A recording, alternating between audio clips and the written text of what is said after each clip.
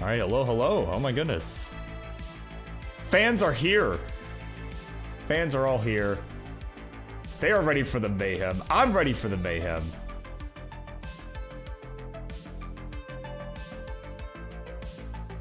Welcome in. Madros is here. Quadrius, or Quadrius. There was an A there that I didn't see there. What's first on YouTube? Skaterdade in the house. Larva, Scooty's grandpa. King as mentioned, and Martz. Because of course, what would a Monday be without Martz here? Well, besides the last one, but you know, we don't talk about that.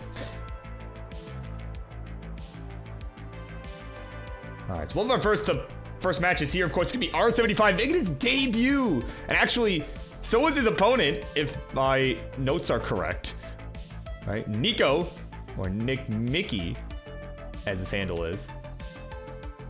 Apparently gonna be doing some floor mode to balance things out, but you know, whatever they've agreed to. I mean, it's Friendlies, who cares? But also, Nick, if you could get on a stencil, your stencil scene, I just noticed that you're actually not on stencil pretty much at all. So, so if you could do me a favor and swap to the stencil scene the next like minute and a half, that would be great. Thank you very much.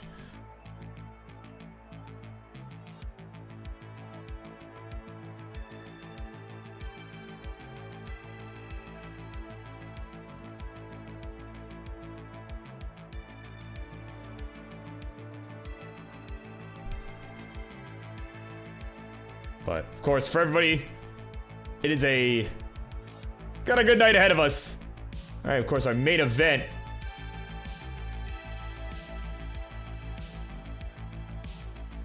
Our main event, of course, Doodle back at it. Our #1 contender for the Phenoms Championship is taking on the Cold Bucket, one of his biggest rivals in all of Classic Tetris. That should be a fun main event this evening. That plus a ton of triple threat matches. It's gonna be. I'm gonna be so tired of calling triple threat matches by the end of the night, but you know, it's fine. It's fine. They're gonna be good matches, right? Of course. Well, other than maybe the next one, but you know, that's okay. Oh my goodness. But yeah, lots of good action to come tonight, and I think I'm about set on my end. So yeah, I'll probably see you in about 20-ish seconds. So yeah, if you're a fan of triple threat matches, you picked the right night to show up.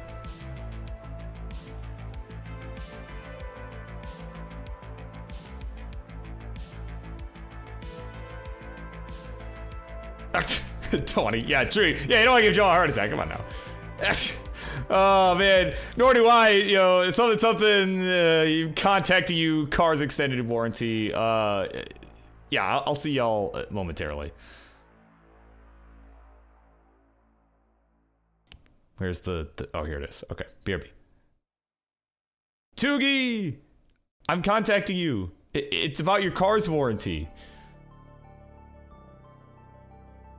The warranty company, they wanted me to leave this message.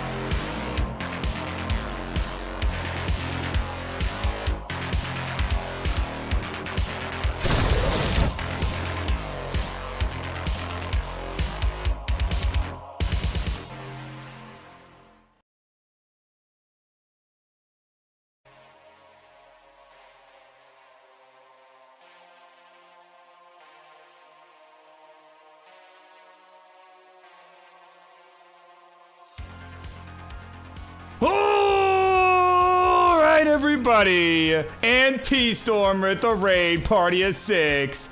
You are just in time. You are just in time for this week's edition of the Monday Night Mayhem. I'm your host, the one, the only, BirbWizard, as per always, for better or for worse. And it is triple threat night.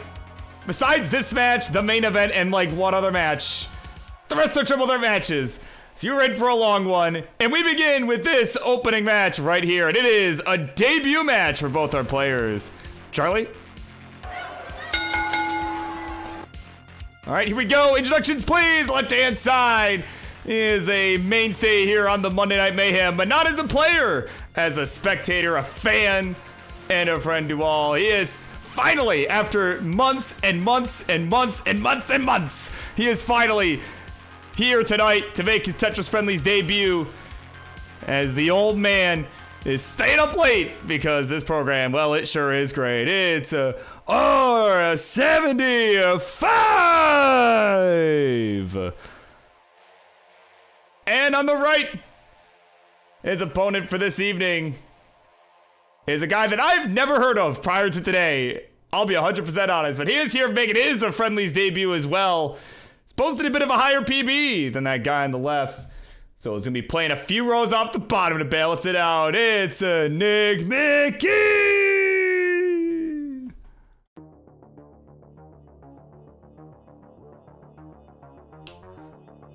All right, so of course, here are the rules. I know Joe on the left there knows them pretty well, but unless the players have agreed, actually, they might have agreed on a best of 3, but the general rule is this is going to be a best of 5, and honestly, we could probably get away with a best of 5, depending on, level selection, all that sort of stuff. Of course, usually it's 15 or 18 starts, but as you know, of course, our guy on the left there, pretty low PB. We could certainly do a lower level selection than that. You guys can work out amongst yourselves how we determine the level selection, because, it's friendlies, there's no elo or anything on the line, so. Yeah. Of course, poopy old hags in the house, yeah. Some more Benfamirs coming out of the woodworks, yeah. I don't know. Benfamir's actually kind of good now. I don't know, he's... Like, I swear, if Sonny is here, he can correct me, but I'm pretty sure he's got like a 900k or maybe not 900, maybe it's like 800, but Oh man, okay. They have agreed to 5 all the way, and that is fine. Yeah, with with R75 having a sub 100k PB, that is perfectly fine. They've agreed. So players, when you are ready to go, if you could just type in a ready in the chat or press select. It looks like you guys are both on gym, so you could always press select as well. Or you can hover over the 3 on the level screen. Either way. Yeah, of course, Tugi. The online facts that I defeated Cheese Fish, which is like defeating, apparently like defeating Oppenheimer at a physics battle. Yeah, certainly. All right, but in any case, we are ready to go for this explosive match. Here we go in 3, 2, 1, Tetris. Yeah, I'm gonna go a little bit of a false start there, but it's all good.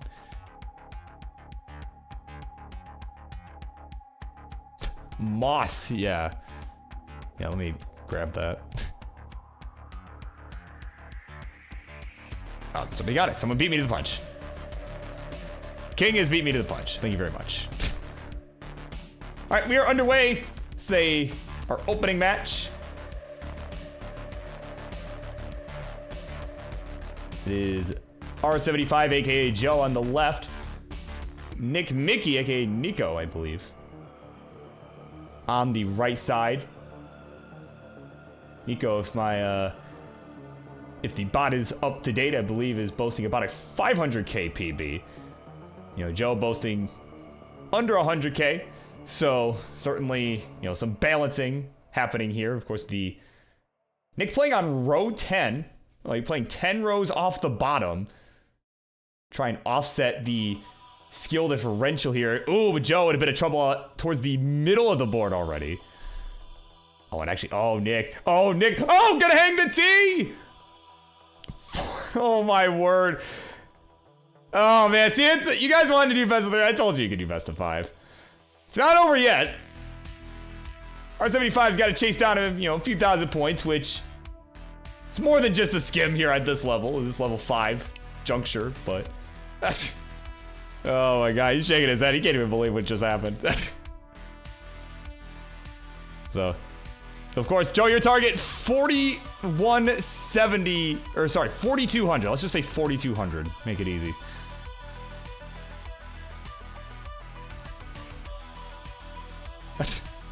Yeah, right? Yeah, could have been better. Oh, man. So this board not clean for Joe here, but got lots of time. He's cleared as many lines as his opponent has. That's...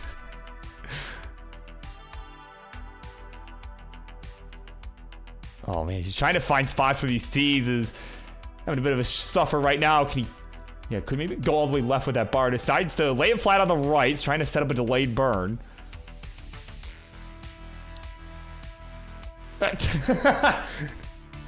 Oh my god. And, oh yeah, you can see he's adjusting it. There we go. Now he's gonna throw that bar to the left side. You saw him was maybe gonna put the Z over, but made the adjustment. He's like, no, not an adjustment, not an adjustment. Look. 2,000 points.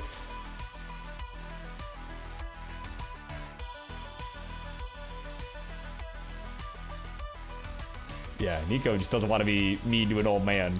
So the nerves, right? The nerves that he might be too mean to the old man. Oh, man.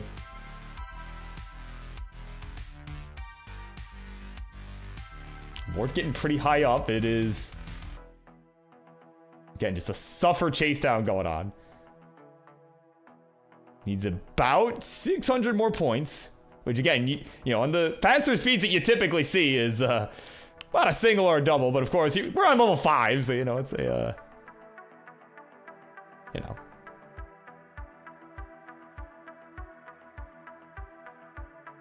Here we go, nice burn with the S on the right side. And there we go, 4,300! That is enough! NR75 will take a game number 1. Checking his watch, like, are we done yet? Oh my word. There you go. That is game number 1 in the books. We get set for game number 2.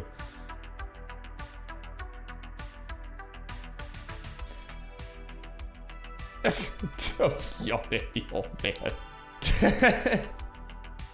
Oh my god.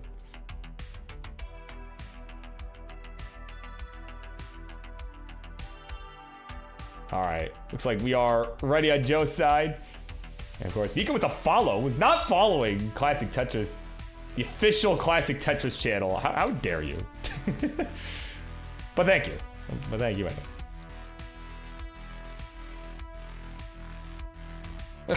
Oh man, alright, we're good to go. And oh, you guys are delayed? Oh, hold on, let me... Yeah, I'll give a refresh real quick for both before we begin, just to make sure we are in good shape. Yeah, okay, there we go. Alright, so hopefully that will fix it for my end. So here we go. Game number 2! Let us continue on in 3, 2, 1, Tetris. Right, Joe right now is like, wake me up when this gets interesting. Oh, looks like it started on the wrong level. There we go.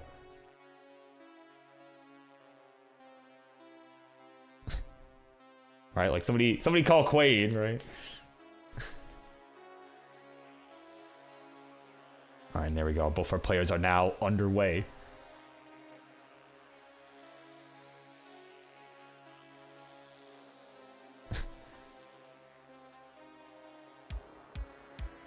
Yeah, right, of course. Equi's in the house. We'll be seeing in just a little bit.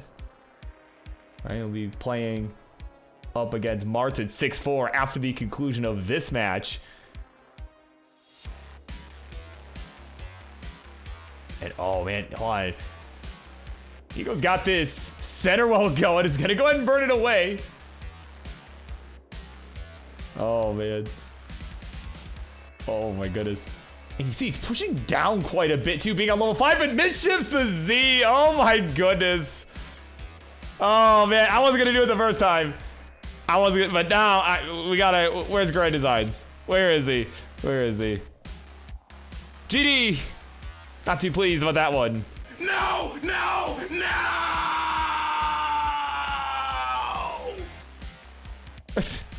There you go. Joe, you've got a chance. See, he's got the hand cam going there. Up towards his face there. He needs about 3,000 points. We need 3,600 points for him to take the 2-0 lead.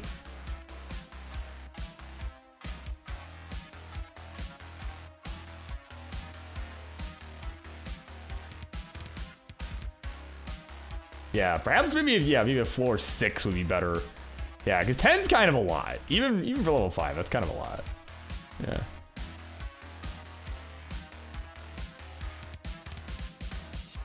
Oh, yeah, thank you. Yeah, thank you for putting that in the chat there.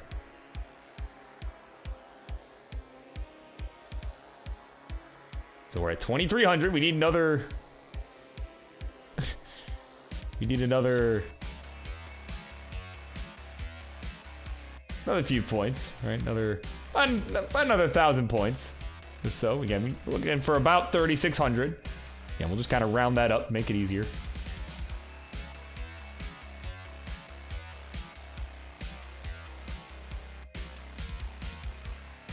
So nice, I guess. Oh my god.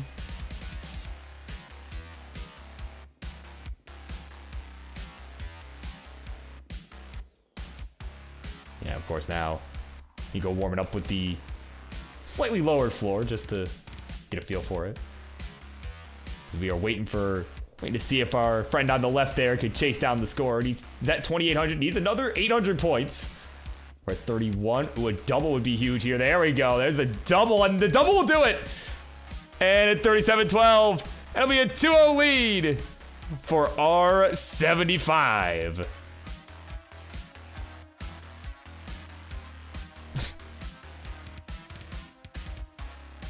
There we go. We're at game point here.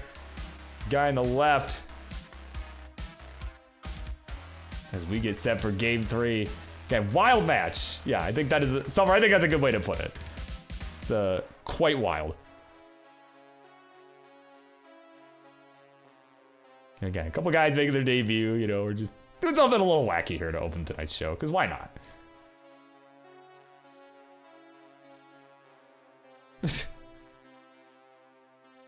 Hey, these games have gone quick. We'll be fine. We'll be fine. Look, Joe, all you can do, you win this game, and we're not here all night, so all right, don't put this on me. It's on you. Oh, man. All right, we got a ready, Joe. Once we got a ready from Nick Mickey, we will begin. Here we go. We're good to go. Let's count them down. Game number 3. It is game point in 3, 2, 1. Tetris.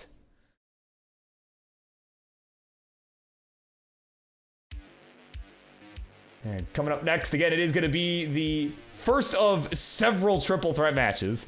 All right, we're doing more triple threat action than even WWE would do.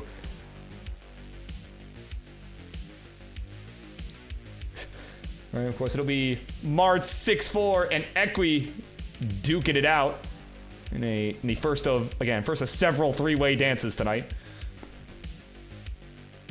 In what should be a historic matchup. Whether because it's amazing or because it's a bunch of caca. Well, we'll see. No, it should be a fun match. It should be a fun match. I'm not gonna be too mean. At least not yet. Not until it's warranted. Oh man. Alright, R75. Oh man. And facepalm there, like, what did I just do? What kind of 8-dimensional chess play am I trying to go for here? I don't know, like, what is happening? Oh man, but a good burn on the right side. It's gonna help out. There's a good tee to the left. Yeah, and I think the I think the height 9 from Nico, certainly a good play, right? I think height 10 just a little too much.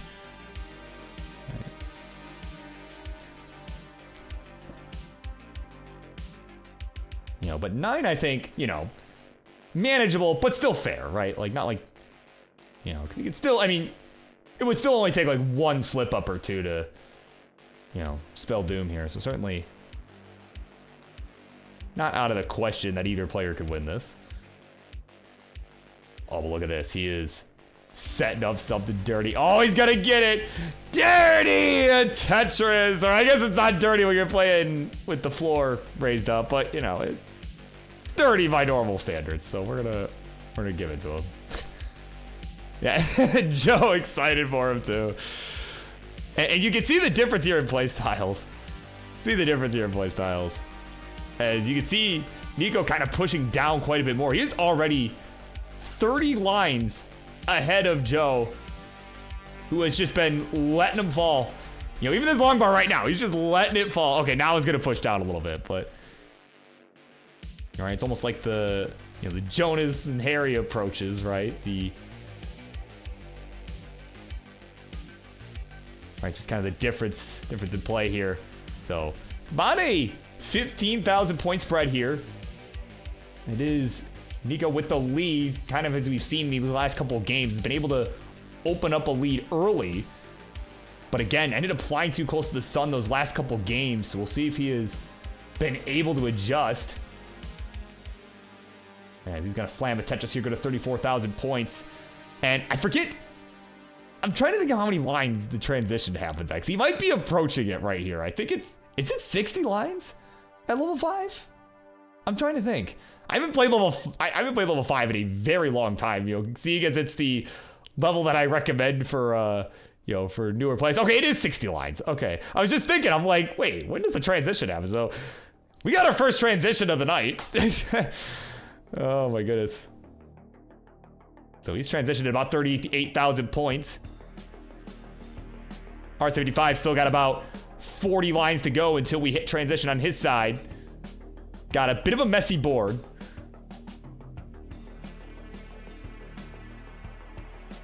And, oh man, you can see he's trying to maybe set up some sort of burn here, but oh, that T, you can see he was just trying not to cover up the right side with the S piece, but now is starting to get a little dicey. Can he?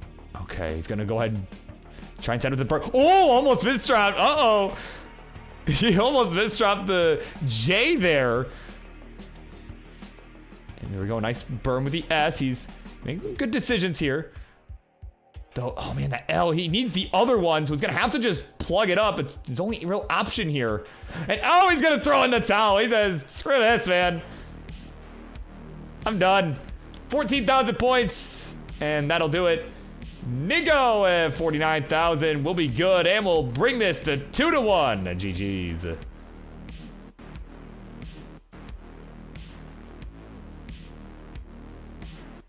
Yeah, of course, welcome into Ben W here on YouTube. Welcome in. And Bland is here. Colin's in the house. Apparently he's just made some filet, right? Some filet and some lobster tail, right? And some seafood, right? He and I are both on that seafood diet, right? Like, I see food and I eat it, right? We're on that same diet. All right, we are ready to go. Let us count down for game number 4.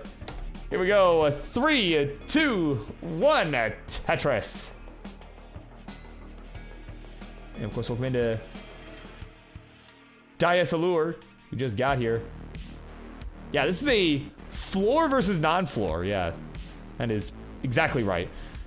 And of course, both players are making their Friendlies debut tonight.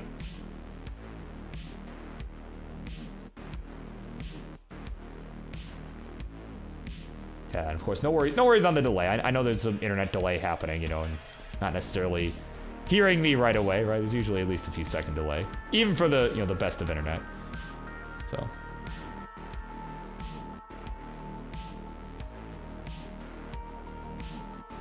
Yeah, of course, Gilded Lizard is here.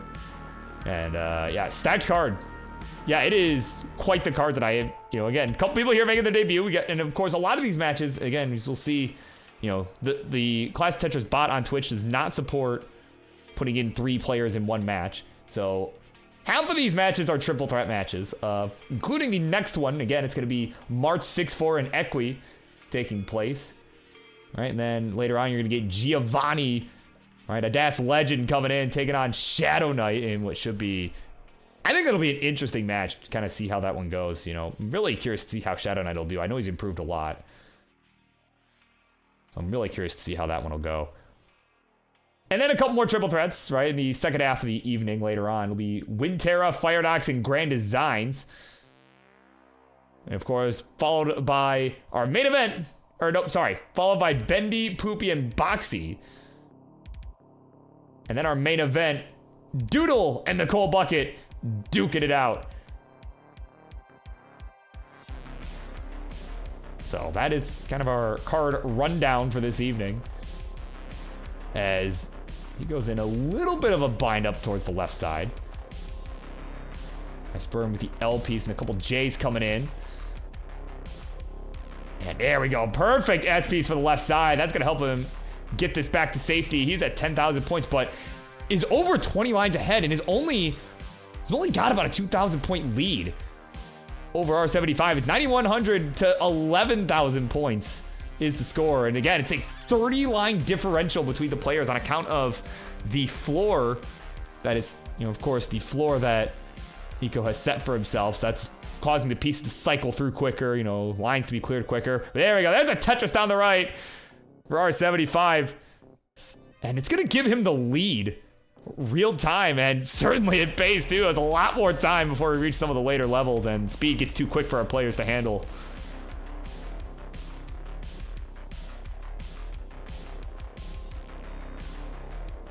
Yeah, 6-4. Yeah, some of those later matches are gonna be crazy too. Yeah, we might be up all night, and that's okay. I signed up for this, so it's all good. Right, as long as it's, because everyone's playing amazing, I will never have an issue with being up all night. So, just generally having a good time, not because I'm like waiting on somebody for 20 minutes, But oh, there's a bar, kind of a king bar in the middle there from Nico as he transitions to level 6 here at 18,000 points.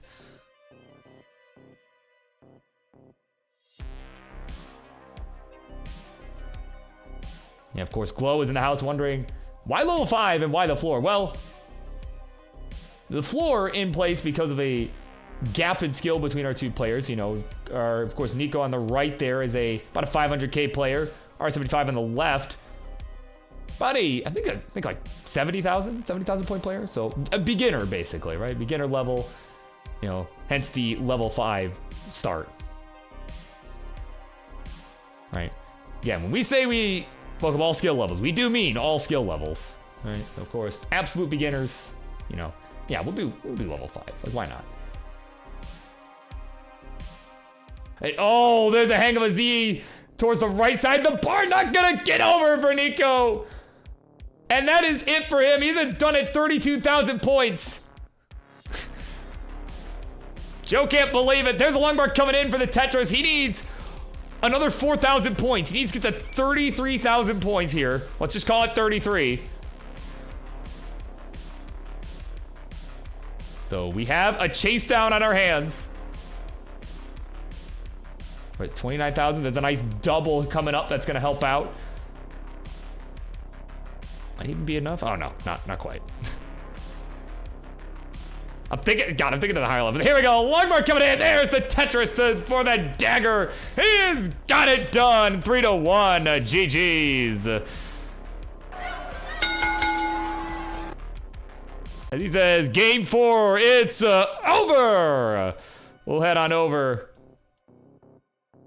to the winner seed. And there he is. Let me recenter this dude, right? He's like all the way off to the left because I gotta, right? Okay, now he's tiny. We've made him centered, but also tiny. There we go. It is R75 winning it in his Friendlies debut. GG's. Of course, to you and to Nico as well. GG's. I hope we'll see the both of you back Yep. Oh, yep. Pause DQ. Oh, that's, but no, he's got it. Very nicely done.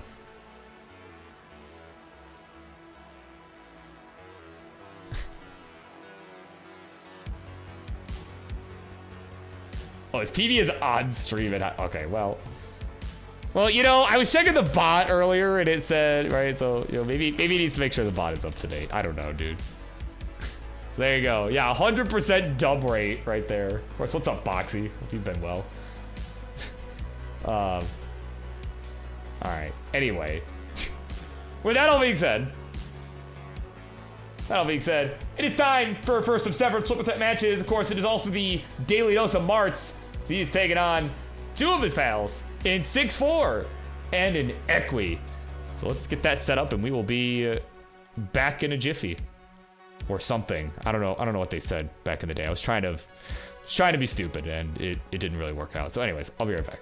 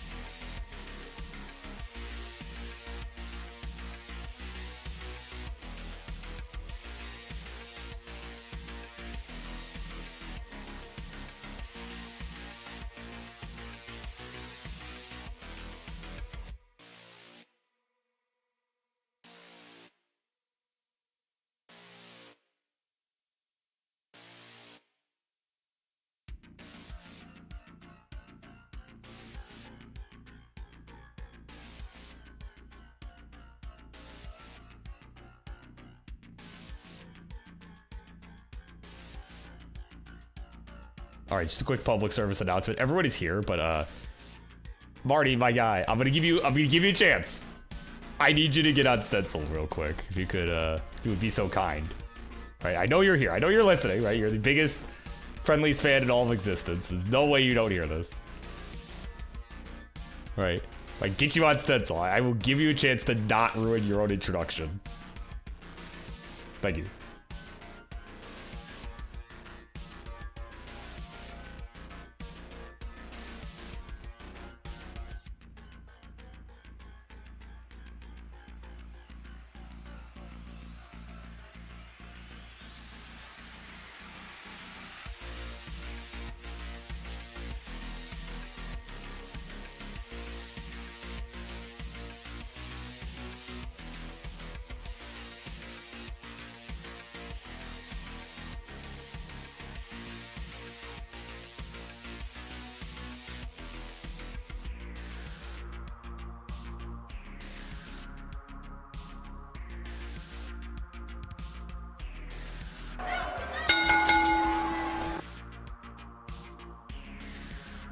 There we go. If I could click the unmute button, that'd be awesome. All right, here we go. Introductions, please. And it's time for the next matchup on the Monday Night Mayhem as we begin part 1 of Triple Threat Night. On the left-hand side is the guy that I just warned.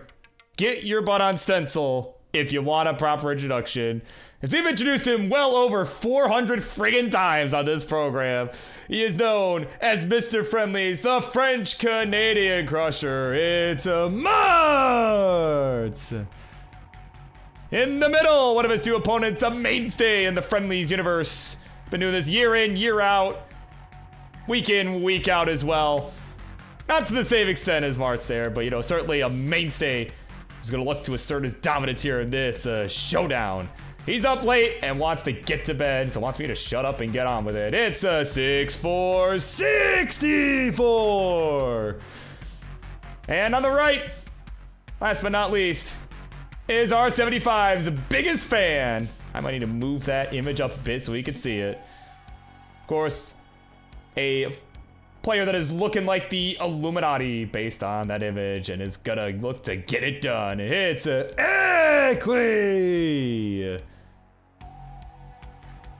All right. So players, and for our fans here, there might be some people wondering, what on earth is a triple threat match? How does this work? How do you get 3 people to do this? Well, let me show you. Let me just give you the rundown real quick. All right, it should be a hot one. So here are the rules of the triple threat match.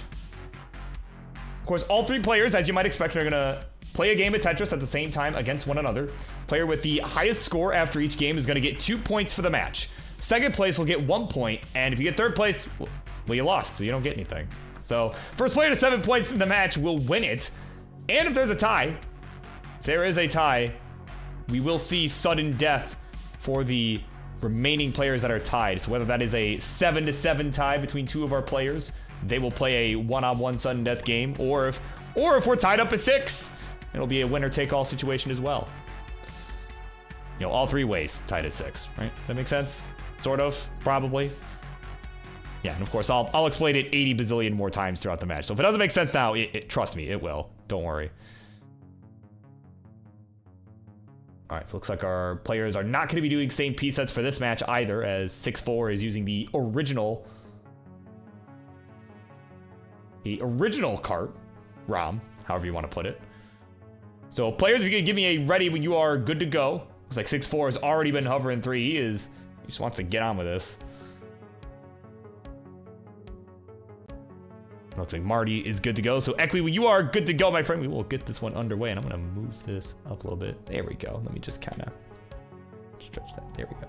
Right there. That'll do. Okay. All right, we are good to go. So let's count them down. Game number 1 of this triple threat match. We begin in 3, 2, 1. Tetris.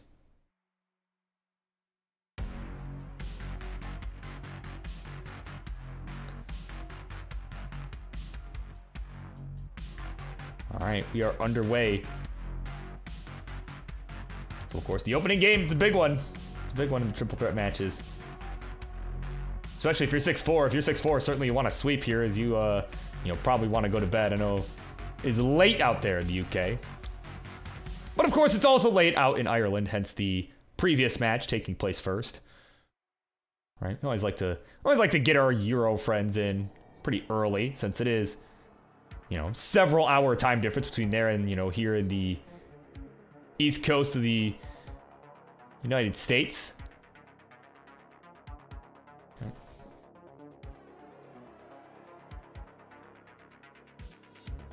All right, of course, welcome in with Terra, who we will be seeing later on tonight, taking on Firedox and Grand Designs.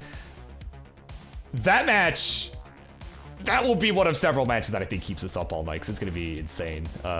Some more top upstarts going at it. Of course, Terra has been in a 7-7 and a 6-6 situation.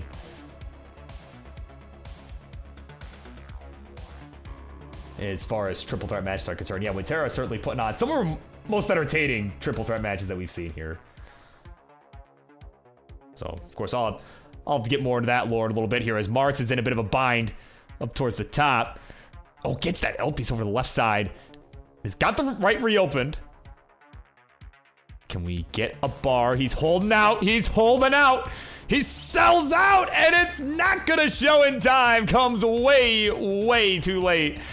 You know, we finished at just 100K, and both players on the right side have already surpassed that. So that'll be no points going to Martz here in the opener. So not out of it yet, but certainly not a good start. And of course, I'm gonna do us a oh wait, do I have the soundbite on this scene? Hold on, I gotta add the soundbite in this scene. Hang on a minute. We gotta mic him up real quick. We're gonna do the shorter one though. Okay. Here we go. All right. Oh no, I'm going to let it go, man. It's going to come out. Oh no, Kingsman. There we go. Okay. I had to add it to the scene. I'm like, wait a minute, I don't have it on the scene.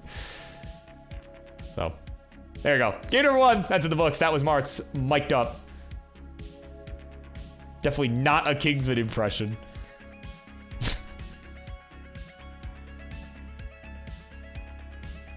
Right? Right, Ryan Ambergy? It's definitely not a Kingsman impression.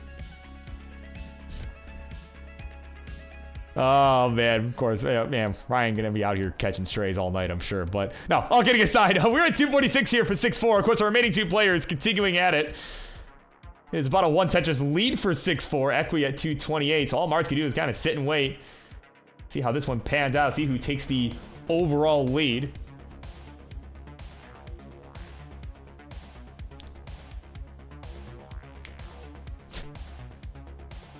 Of course, R75, like, wow. I could probably get that. 100K? I could get that. Oh, man. Yeah, of course, Charles Hamilton in the house saying, like, you know, I'd give Martz 0.5. Because even when he loses, right? Even when he loses. Yeah. Makes it look good. Well, not always. He doesn't always make it look good. He's had some rough ones. Let me just put it that way. You know, I was just reminded, you know, the other night I was hanging out with a friend, you know, who was here on watching the April Fool's episode of this show where we had Martz play himself. And that was a pretty rough match for the Martz that was there in real time. Yeah. So doesn't always make it look good. But in that particular case, yeah, it didn't look too bad.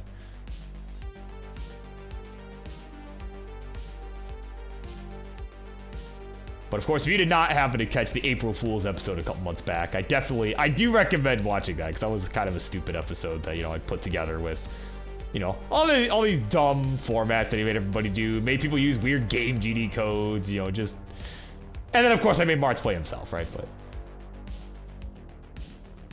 definitely, I think that was one of my favorite episodes that I've done. Like I think it went like 6 hours or something, because of a certain level 0 best of 1 that happened. Oh man. 345 here for 6-4. We're getting set to transition here in this opening game. 452 for Equi, who has built up pretty substantial lead.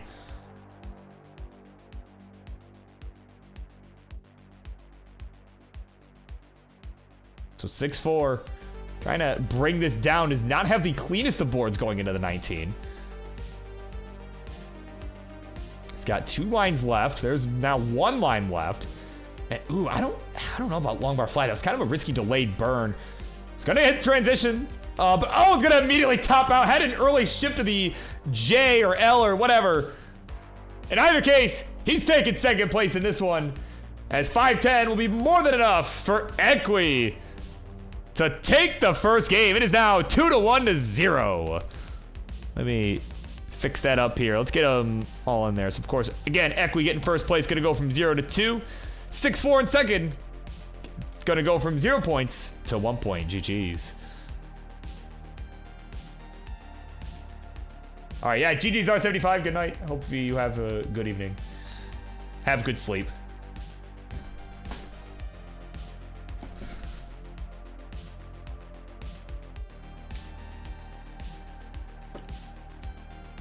I just need to hydrate real quick. Of course, our players are ready to go. Birb's not ready to go, so let's do it.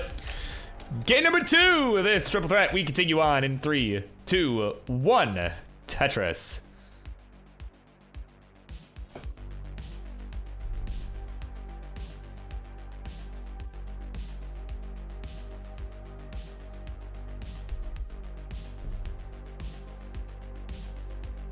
Alright, just adjusting a quick mic setting on my end, adjusting my monitor here. Let me just quiet that down a little bit. There we go. Okay.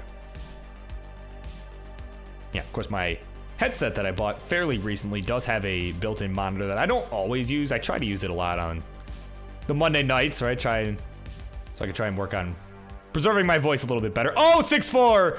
Oh, come on, man. No, I'm gonna hang the bar on the left.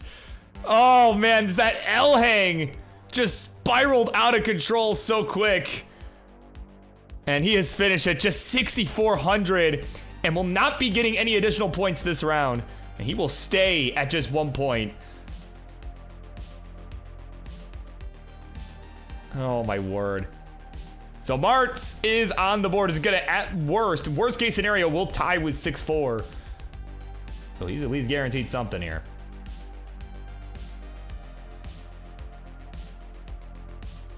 All right, yeah, 6,400. Yeah, it's like his name. Yeah, it's his namesake. Well, maybe he would have preferred 640,000 points, you know.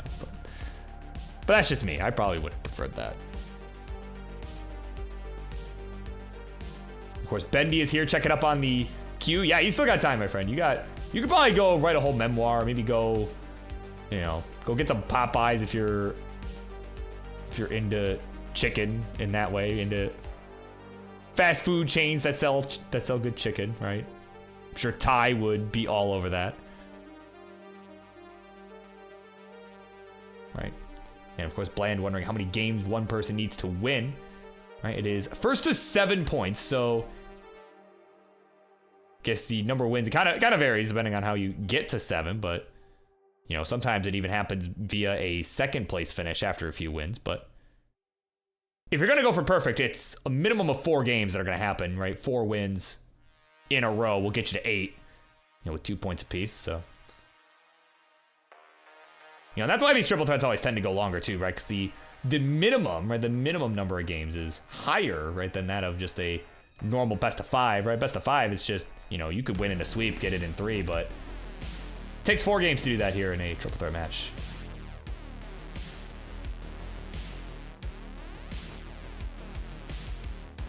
Uh, 186 here for Martz, 208 here for Equi.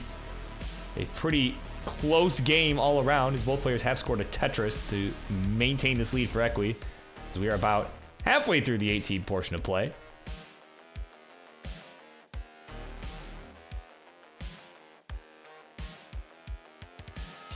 Yeah, right? Yeah, wouldn't we all prefer 640,000 points over 6,400? Yeah. Of course, DJ Mr. Burrow believing in Martz, right? Was able to... He just watched him get out of that dig, and certainly, I'm sure Martz feeling pretty good. He has not yet had to bust out the cheat code hat, right? Of course, his famous Kaka hat. He has yet to have to bust that out. You know, as he tends to do when he gets into a pinch. No pun intended. Yeah, 273 for Martz, 287 for Equi. As we are about 85 lines apiece here. It is getting close to that transition, about 45 lines. But again, if Martz wins this, he could really make a statement here and try and keep the set pretty even. Right, because basically the 2 possible scenarios at this point at the end of this game would be a 3-2-1, right, with Equi with the lead. Or if Martz is not able to overtake Equi, it would be a 4-1-1 situation. Right, and either way, regardless of the outcome of this game at this point, again, with 6-4 already being out of it, you know, Equi will have the lead going into game 3 regardless. And, you know, if you're 6-4, you got to be pulling for Martz here. And maybe that's not a good thing, but but no, in either case, you know, that's kind of what you're looking for. You're looking for a Mart's win, and actually, you might get your wish as Equi's in trouble. Oh, that left side is inaccessible. 327, the final score. Oh my God, I just jinxed it. And at 359, Marty will take it, and we'll go from 0 points to 2 points. But Equi in second place will maintain the lead. They will go from 2 points to 3. If I could, there we go. There we go. Score is now 1 to 2 to 3, and it is Equi, Martz, and 6-4. Is the order of rank at the moment. So there you go. GG's. That is game number 2 in the books.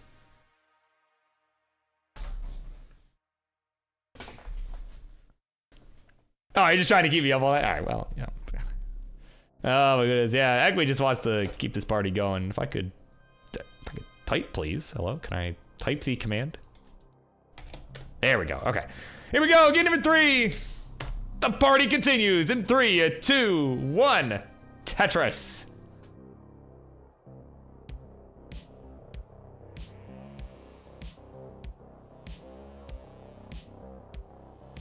No, really the strat is just they're trying to keep 6-4 up all night. So they get more tired, right? And then lose due to exhaustion. Or due to, or maybe not exhaustion, but fatigue, I think would be the more appropriate word there. Yeah, that's right, the Marty party.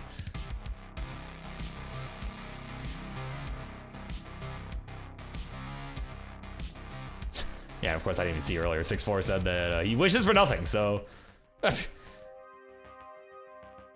So was not necessarily wishing for the Mart's win. He's like, nah, I didn't need it. I could have come back. But I'm sure at least appreciates Mart's making it easier on him, so... But, ooh, Mart's in a bit of trouble here up at the top right now. It's got this... He's got this L tuck set up on the right side, but unfortunately not going to get the L to resolve it until he covered it up. But a nice long bar flat. The Kingsman special. He knows King's probably here. Right, he's got a... oh, the Kingsman. I got the long bar flat. I know it's your favorite. Ho, ho, ho. Right, it's King's favorite placement of, both in Tetris and elsewhere. There we go. Nice burn there from Martz with the L piece. Oh, didn't fill the dependency with the subsequent L piece that came in.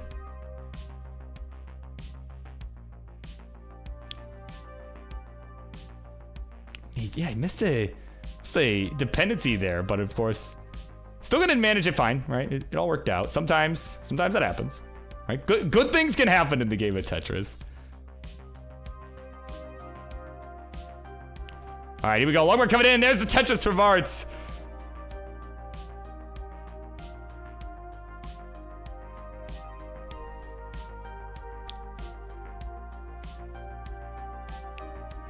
I don't know, Rhino. You're gonna have to ask King on that one. You're gonna have to ask King on that one.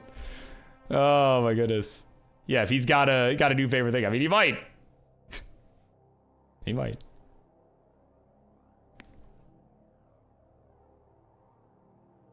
Oh my word. Mars, ooh, almost lost dash there on the edge. He's like, kiss the bar for the touches. He'll go to 130, 202, 64, 209 for Equi.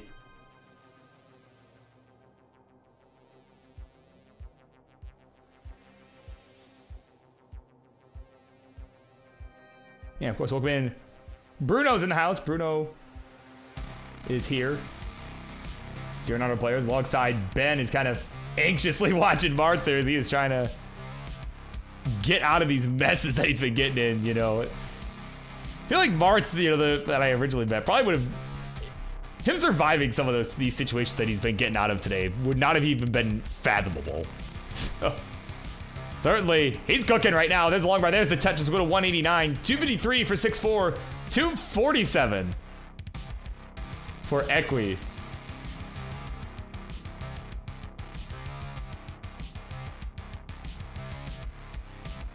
So again, Equi with the win will end up on game point if they can get the win here. Because again, It is 7 points to win. It is 2 points for a win.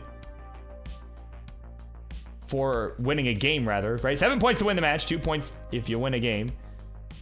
So, of course, a win here would put them at 5, getting them on game point. And, of course, a win for 6-4. Now, if you're 6-4, well, he says he wishes for nothing. However, the best... Okay, let me rephrase this here, just for 6-4. The best case scenario for 6-4 is that not only does he win, but Equi doesn't score any points, as in Martz gets second place, because that would tie all our players up at 3 points apiece. And that would be... Yeah, again, that'd be a pretty ideal scenario for 6-4, you know, going from last place to tied up throughout, you know, for the whole series. Right, certainly would be a good position.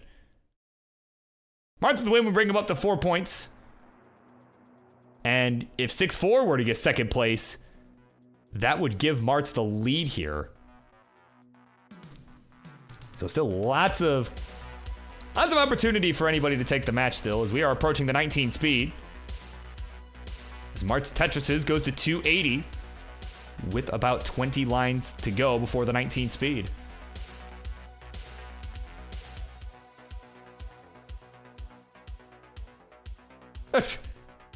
Yeah, true. Yeah, I mean, you sure winning is his goal, yeah.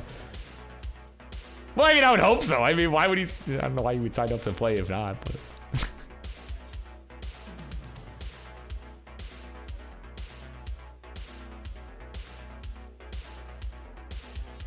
Right?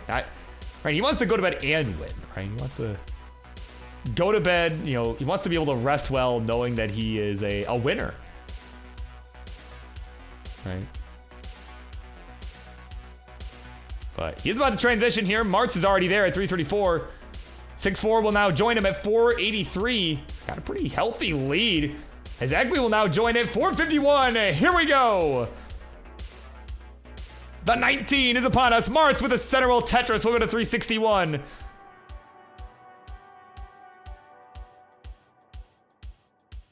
We're on level 20s all around. 6-4 trying to burn out this little delayed burn setup towards the middle of the board. And there, oh, nice double from 6-4. As Martz is looking like he's on his way to Top House City in the meantime, he'll be finished at 366 and no points going to Martz there. As both of our other players have well surpassed that. 366, not gonna cut it here. As our remaining two players continue on. 492 for Equi, 509 for 6-4. 6-4 with the messier of boards. Had an early shift. Gonna make this dig a little more difficult. Oh man, okay, has to, yeah, he didn't really have a choice. Had to throw those squares to the left side to get some padding there towards the left, but he's not gonna get some good pieces. He needed an L piece and didn't get it.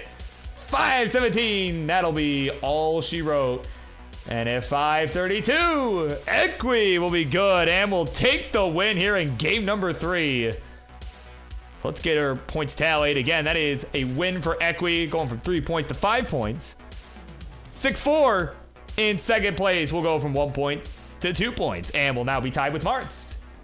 GG's.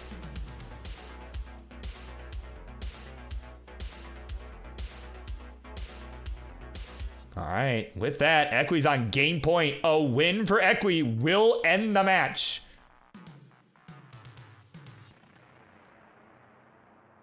Apparently topped out naturally there. Would have died regardless, so that's... All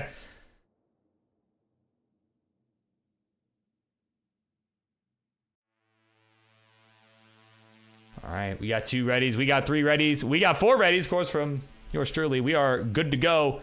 Let's count them down. Game number 4. Right? 4? Yeah, something like that.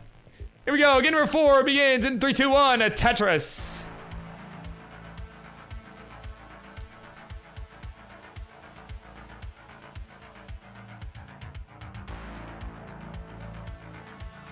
All right. So here are the stakes for the match. Equi is on game point.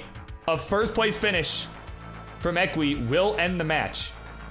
If anybody else gets first place, we will have a 5th game.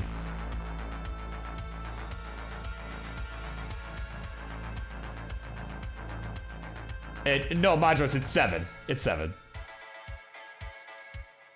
Yeah, I was just saying earlier that if you happen to get 8, right? If you happen to win 4 games in a row and got 8, right? Like that would also count as a win. Right? It's not like blackjack, right? Where you got to get, 21 and not go over, right? Like, you could go over and still win. That was what I was. Yeah, I see where the confusion came in. Yeah, that's what I was getting at earlier.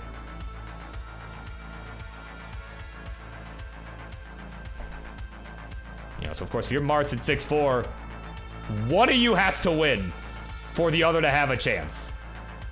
Right? It's definitely not over, right? We could see a few more games and we could, see one of these two folks on the left get it done. But gonna have to have, they just got to be on their A game, right? That's really what it boils down to.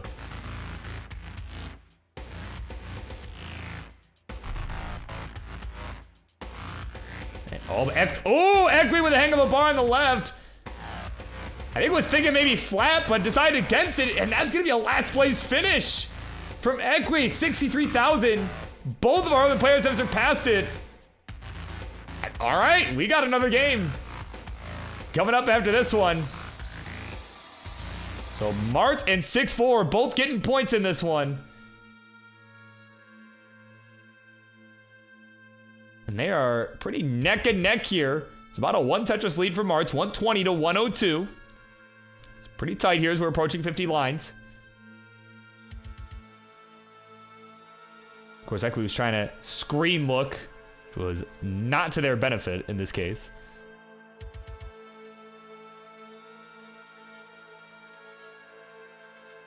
Right, but again, either way, Martz is in a bit of a bind, but the series has been prolonged. He does still have a chance regardless. He's getting some points. So the winner between these two is going to end up at 4 points. The second place finisher at 3. So yeah, we are looking at a 3 to 4 to 5 scenario regardless of the outcome. Oh, Martz. Oh, didn't go for the burn with the S. Oh, missed the L drop. Oh my goodness. Had the perfect piece and just missed it. And with that Tetris from 6-4, I think that's enough. Oh, there we go. We got another one. Okay, yeah, now that's enough. And it'll be 3 to 4 to 5 from left to right. Martz at 3, 6-4 at 4, Ekwe at 5 as the Kaka hat comes out. All bets are off. So that is 3 for Martz, 4 from 6-4. As we get set for game number 5, GG's.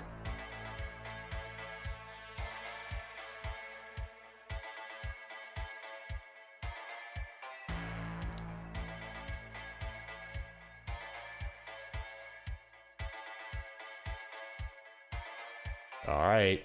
Yeah, true. Yeah, the panic. Yeah, is that a burrito dad top? Nah, I don't know about that. Not quite burrito dad level, I don't think, but here we go. Game 5. Game 5. Let us do this thing. In 3, 2, 1, Tetris.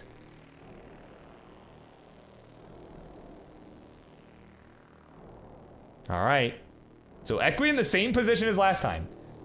If they can pull out a win here, they will take the match regardless of how the other two players do.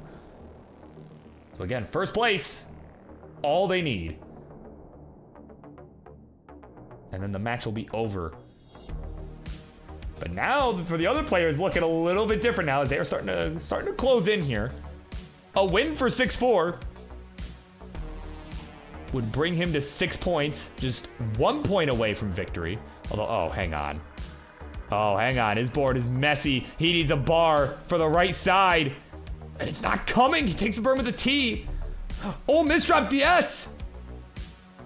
Oh, Martin, 6-4 are both done at under 10,000 points. Oh my God. A simul tap out between our players on the left. In an anticlimactic turn of events. Yeah, I don't know why I'm still being like that, but yeah. Ekwe's got it. 7 to... Who had the higher score? Martz did. Okay.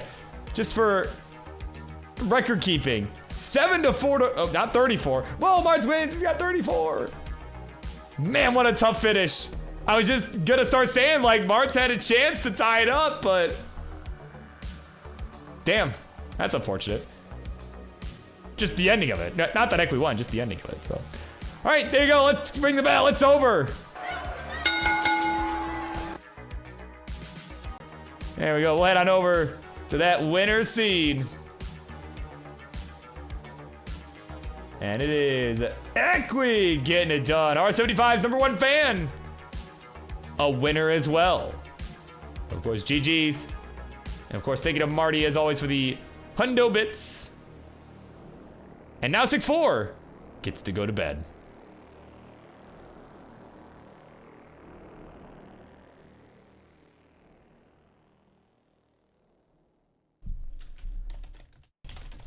All right. All right, I didn't even get a chance to talk about the next match. Well, I'm sure both our players are here, so it's fine.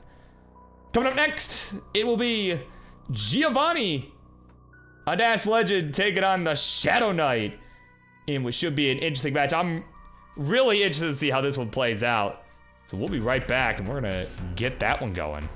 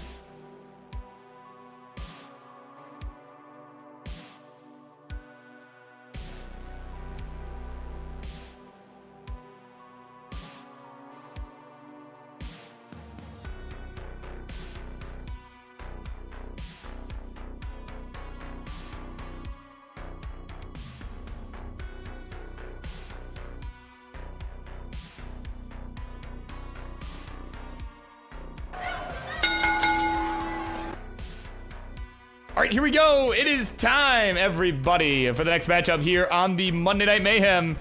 Introductions, please. The left-hand side is a guy that recently, in the last couple months, made his return to the world of classic Tetris and has been absolutely on a tear, taking names with the DAS technique, has been putting on an absolute clinic as to what DAS is all about. He is gonna look to take down another victim. Well, not literally another victim, but, you know, another victim. In the sense of another opponent. It's Giovanni! And on the right, a player whose nickname is not another victim. A guy that has been quickly improving as well in the rolling realm. He's gonna look to make this interesting and really put on a clinic here himself. Show you, look man, you ain't winning without no 29. It's the Shadow Knight. All right. So Shadow Knight offering up same piece sets. We'll see if Giovanni agrees. I'm sure he will, but.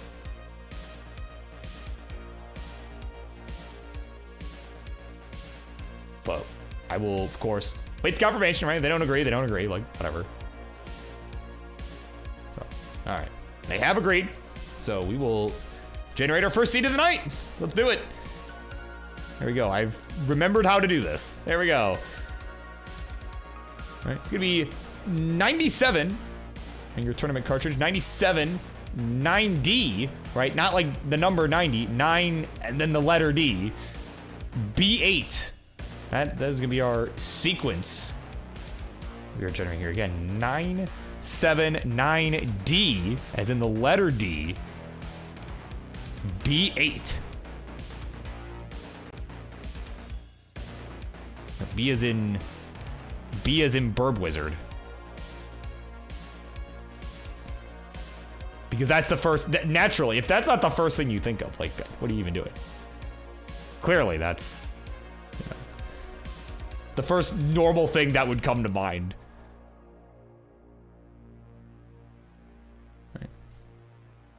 All right, looks like our players have got the seed put in there. Looks like they are ready to go.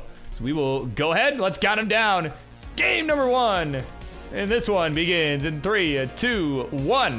Tetris.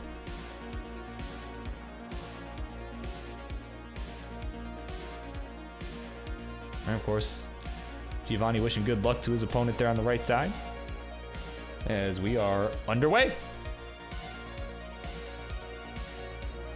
Yeah, true, Ronco. Yeah, B as in 1.1 is would be the next most logical thing. Yeah. Yeah, with Tara in the house, checking out on the queue. Oh, I should start warming up. Well, perhaps you should. Of course, we'll be seeing Wintera in the next match after this one. Again, this is going to be our final match of the first half of the show. So we got this match, then 3 subsequent matches to follow. Right, which includes 2 more triple threat matches, and then and then our main event again. This tonight's show headlined by Doodle and Cole going one-on-one. We were supposed to have the Phenoms Championship match, but then you know, our champ had to cancel. And he's like, oh, guys, I forgot that I had things to do tonight. I have to host an event in a different server. Like, bro, what server could be more important, right, than Tetris Friendlies? Like, I forgot. Actually, that's not even really what he sounds like, but that's...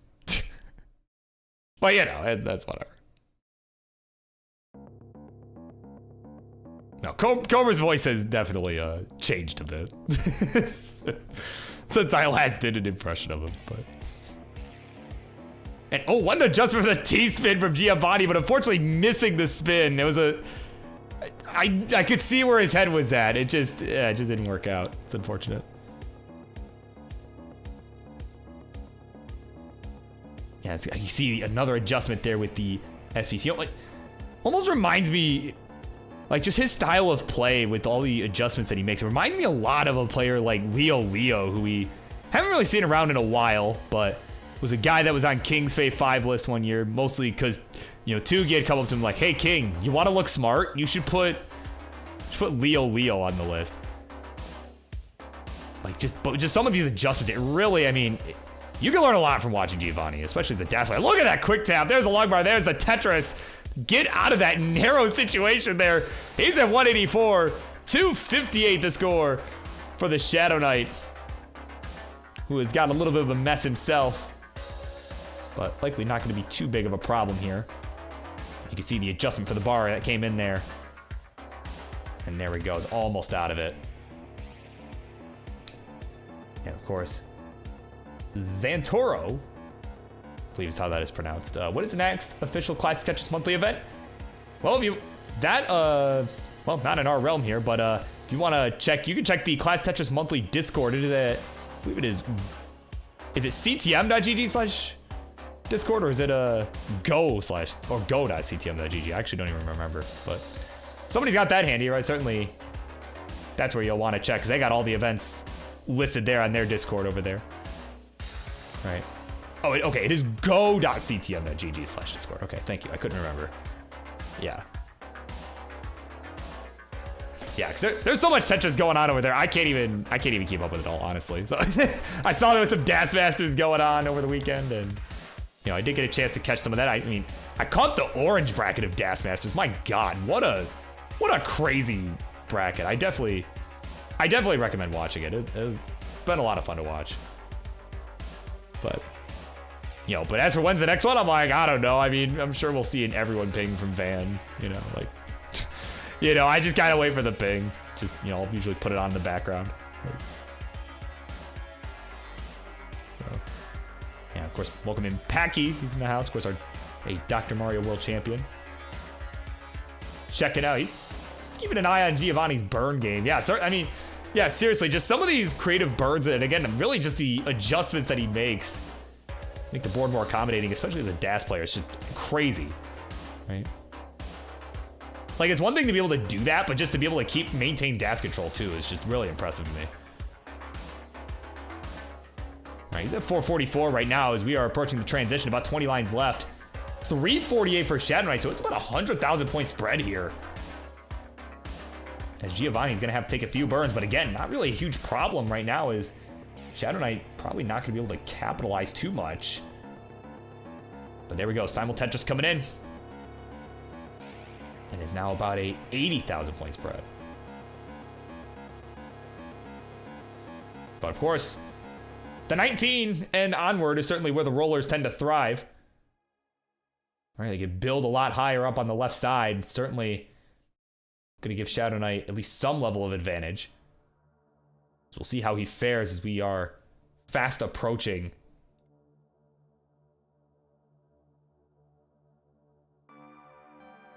There we go. Okay, I thought the music died, and it did not, fortunately, so there we go. All right, we have transitioned to 19 here on Giovanni's side. He's at 524. Shadow Knight about to join him here. He's just waiting on this final bar. We'll get it. There's the Tetris at 449, but Giovanni, you saw he hit a quick tap earlier, but he's going to misdrop the next few pieces. Another bar did not show up. And he is finished at 527. Can't believe it. Oh, but Shadow Knight had a slip up too. Oh my goodness. Oh, come on, man. Didn't even get a chance to tell him what the score was he needed. Gonna slip it up. Little burrito dad top out right there. Oh my God. Giovanni breathing a sigh of relief. He'll take game number 1. GG's. Oh my word, just a nasty sequence that neither player was able to handle. Oh my word, as we increment our seed, we get set for game number 2. My God, what what a finish there. That was a little anticlimactic, but whatever. Oh man, warm-up's done as we get set for game number 2. Let's continue on in 3, 2, 1, Tetris. Whereas Grand Designs and Robin have arrived. Welcome in. Powerhouse has been hanging out all night. Don't think I ever got a chance to say hello, so hello. Yeah, pretty much. Yeah, same sequence. Yeah. Yeah, because I mean, for Giovanni specifically, because I was kind of, I was talking about something else, but I saw out of the corner of my eye, he hit this crazy quick tap of a bar on the left side because he did not have the right side opened up. It was just. And then, a few beats later, another bar didn't, kind of just had to bank on the bar showing up because there really wasn't another spot for that, the one that he got to go.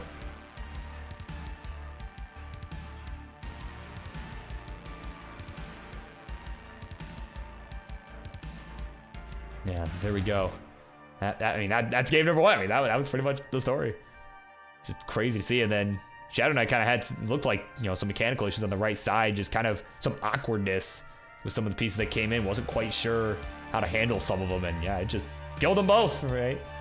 So that 18, I mean, sometimes, I was kind of starting to talk at the transition how, really the 19 is where a lot of the rollers and, even the tappers too, of course, have the advantage over a DAS player, but sometimes the 18, ends up being the difference maker, and that's what we saw in that first game. Oh, there you go. Grand Designs is here. He is letting you know the quest has begun to finally achieve the elusive belt. All right, of course, referring to the Upstarts Championship belt. Came so close to winning the Twitch TV Championship. Man, if you missed the Friday night fights of this past week, man, I watched the Twitch TV Championship live. You know, I watched everything else later on VOD because I had stuff to do, but I had to watch the Twitch TV Championship live, and oh my, it was just a nail biter all the way through.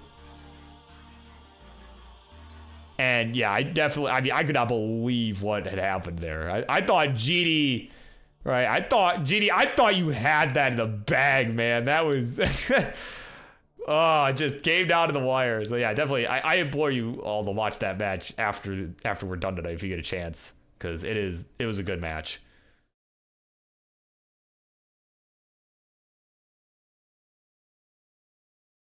But yeah, but of course, Grand Designs, though, you know, he's been chasing after the Upstarts title for a while, and we'll talk about that. You know, again, we'll be seeing him in a little bit in action. I think the music did stop this time. There we go.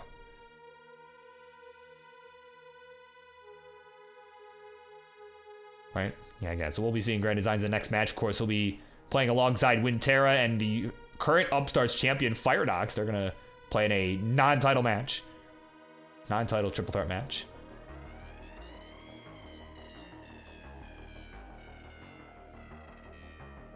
And of course, speaking of Winterra, says that she's got to do something real quick. So please don't early top out 4 times. Or really, Shadow Knight, don't early top 2 times, please. I'm guessing is the real intent behind that request. Speaking of Shadow, I could have fill in a long bar dependency and not go for the Tetris there, trying to make sure that the board is cleaned up. We'll get another bar for the score. We'll go to 288. 369. Hey now for Giovanni. Is a rather nice score.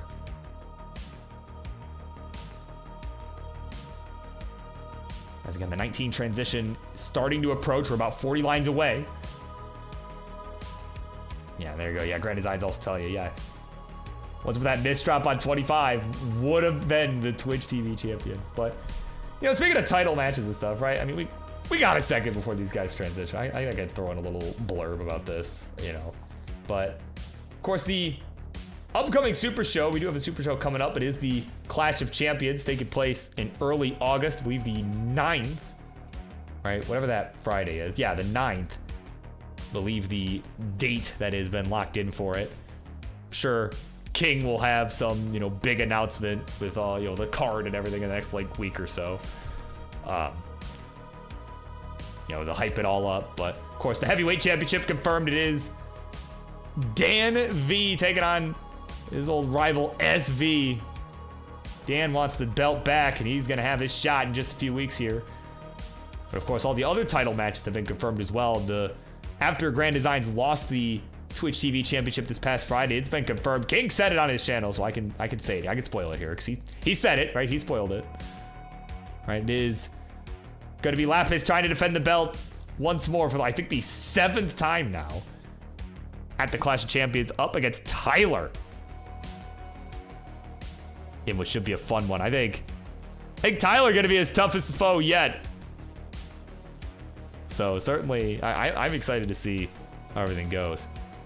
Hopefully I'll be able to watch some of that too, because I might be traveling. I might be traveling for a regional, but we're also traveling to the 19 speed. We're at 45 for Shadow Knight, 629 for Giovanni. So I need to give, oh, never mind, we're good. Shadow Knight stream has returned. So here we go. We're on level 2515 for Shadow Knight, 656 for Giovanni. Certainly a much better start to the 19 speed from both of our players. Nothing too awkward happening this time. But Shadow Knight is really going to have to try and step on the gas here as we start getting to those later levels. Though did have a misdrop of a T. Okay, there we go. A couple burns later, he is reopened for business. All right, we're on 21 again. Just some clean play all around. And you got to remember too, like if you're Shadow Knight, certainly you have the advantage here on these faster speeds. You can see him just whip that long bar over to the left side and to the right there too. Almost missed the rotation on that, but can afford to play a bit more aggressive here as he tries to catch up with Giovanni. But certainly, I mean, again, with over 100,000 point deficit, not going to be an easy feat. But let's see what he can do here. Oh, hang of it, SPs. Hang on. Uh-oh. Oh, man. Oh, man. We got a bar dependency. Gets the bar a piece too late. Oh, he is fighting for his life now up towards the top. Getting bars at the worst possible time. Oh, man. Okay, some good rolls here. Nice long bar flat. Oh, but misshifted the T. Oh, man. Oh, it's getting the wrong pieces in the wrong order. Oh, my God. Oh, misdrops the J. But could still get something over to the left. Can he get a J over? No, he missed the roll on that one. 648. He'll be finished. And Giovanni cooking with fire right now. You can play this out if you wish. And 987. There's the max out at 26. He'll take the 2-0 lead in commanding fashion. Sheesh. So there you go. We'll let him take his victory lap there on that one. All right, it's a hot one going on here. My goodness.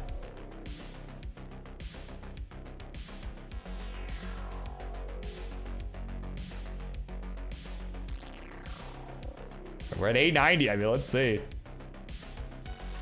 Come on, Gabe. Come on, Gabe. Don't be mean. Don't be mean.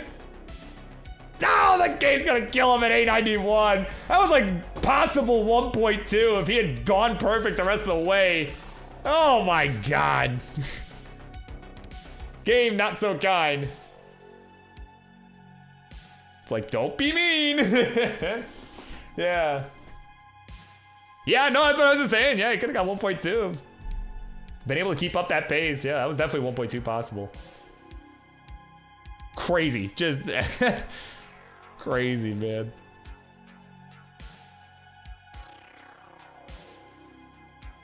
All right, we are ready at his side.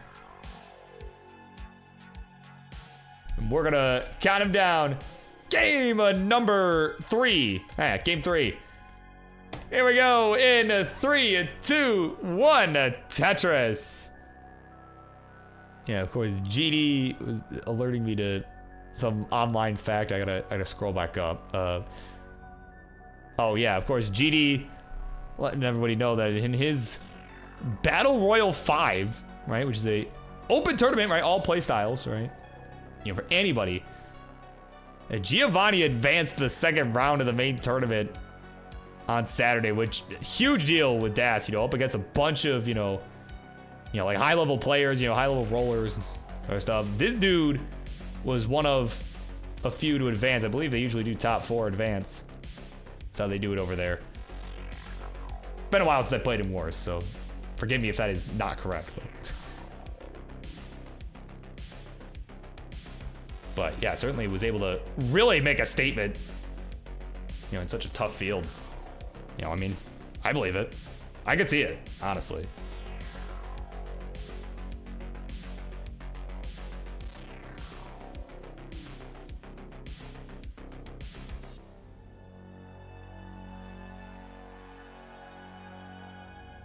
Yeah, of course, people are like, dude, he might be the best DAS main player. I mean, I think this dude would stand a pretty good chance at, say like the CTWC DAS or the Jonas Cup. Right, like I could see him putting on a really good show out there out in Portland, man. That'd be really fun to see.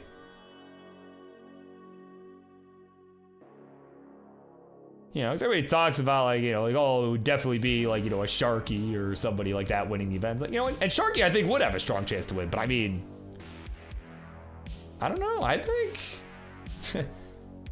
all right, I'm just saying, I think Giovanni would stand a pretty good chance. Okay, is going, okay, someone's pretty sure that he is going to at least CTWC DAS out in Germany, so okay, certainly, yeah, I mean, I would hope so, right, like, right?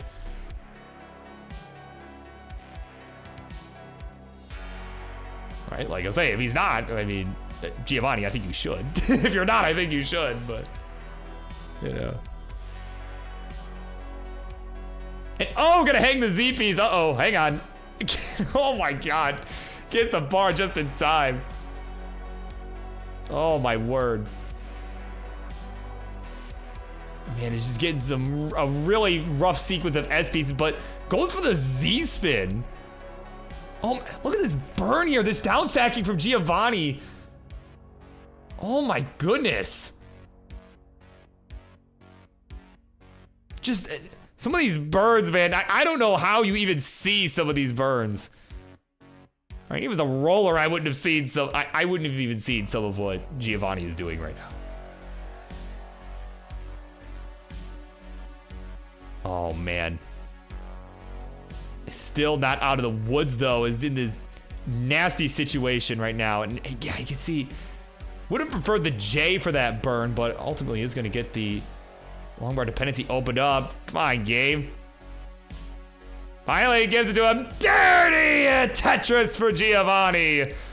He will go to 280. Still has the lead over Shadow Knight, who's at 266. Oh my goodness, just kept that open for so long. And was able to convert it. And he's, oh, look at this. He's got another one here.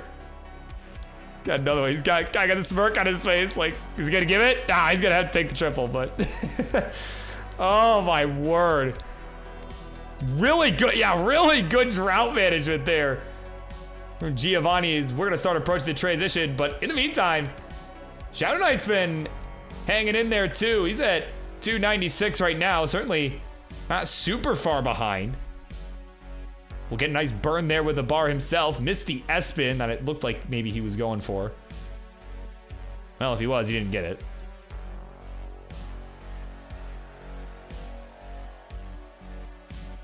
Man. Yeah, Neil's impressed. Neil likes what he's seeing. Along with everybody else. My goodness. 306 for Shadow Knight 3 is 69. Hey now. For Giovanni, as we are just about 20 lines away from transition. And again, Shadow Knight still trying to get out of this mess here. It's just not been able to keep the cleanest of boards throughout the 18.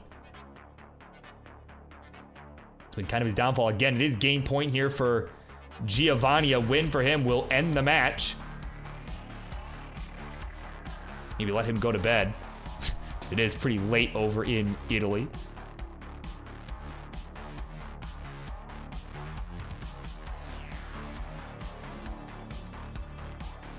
As Shadow Knight, oh my God, this S burst. There we go, gonna get a Tetris, but had to, you can see, was kind of waiting for a Z or a T. Neither really felt like showing up, so had to make a hole towards the left side. Now is just gonna try and get set up for the transition, at least have a clean board. And there we go, he's there, 357, 508 the score for Giovanni. It is do or die for Shadow Knight. Time to see what he can do. There's a Tetris right away to reopen the right side.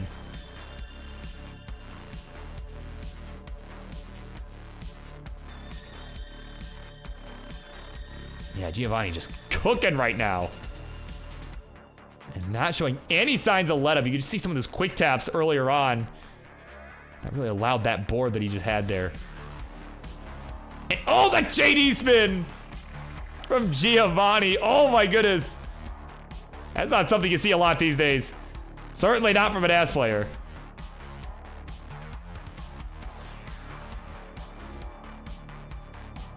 Shadow Knight in another dig in the meantime.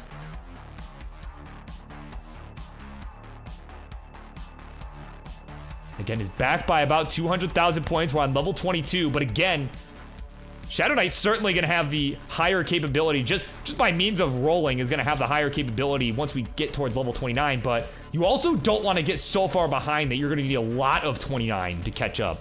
You know, we don't have a line cap here like we do at the World Championship or some of the other more competitive events, right? Like, you know, CTM, CTL, any of that stuff, but That doesn't mean you necessarily want to have to try and go all friggin' night to try and chase this down.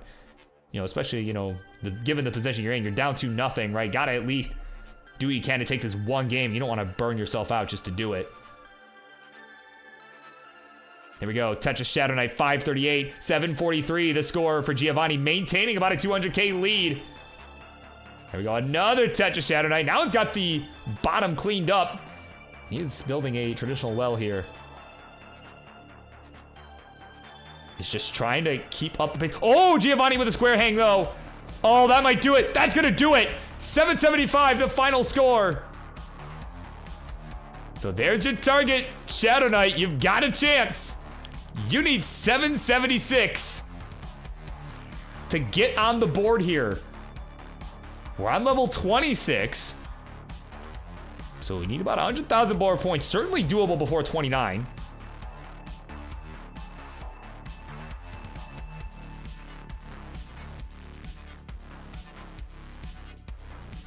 All right.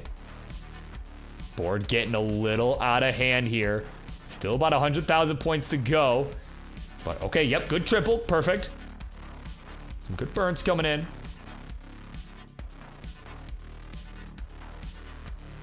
Jonah just trying to stay composed. And there we go. That was a really good burn with the SPs. All right, we're on level 28. 10 lines to go. Couple Tetrises should do it. I think we can get, certainly if we can get all three of these. It's got a line to give as well. Okay, yep, there's the burn. Okay, there's a Tetris, 729. And he's gonna have to burn, so we're gonna need some 29 most likely. There's one by there. There's the Tetris, 769. We need 5,000 more points. 2,000 points. And that'll do it. 777. We've reached level 30. And Shadow Knight will narrowly complete the chase down. And the score is now a 2-1. GG's.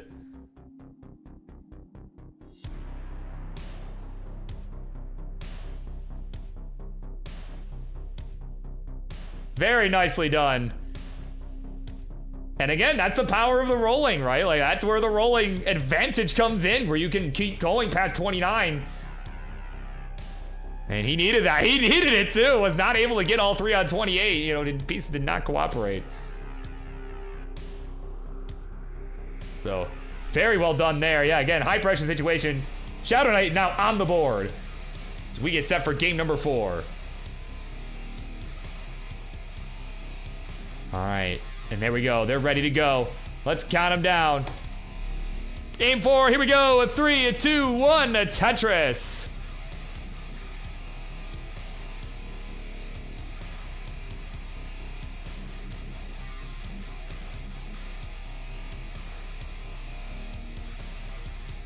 Yeah, this phone's been blowing up. I'm gonna make sure it's not something like some emergency or something. Jeez. Okay. No, just a group chat popping off. Oh, goodness gracious. Like, don't these people know, right? These are people that should know better than to spam my phone on a Monday night, too. They're like good friends of mine that know I do this every Monday night. Goodness gracious.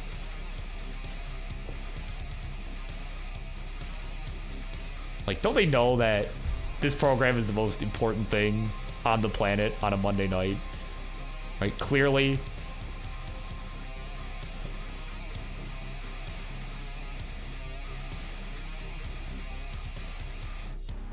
But at any rate, we're going to see you out here. Game number 4.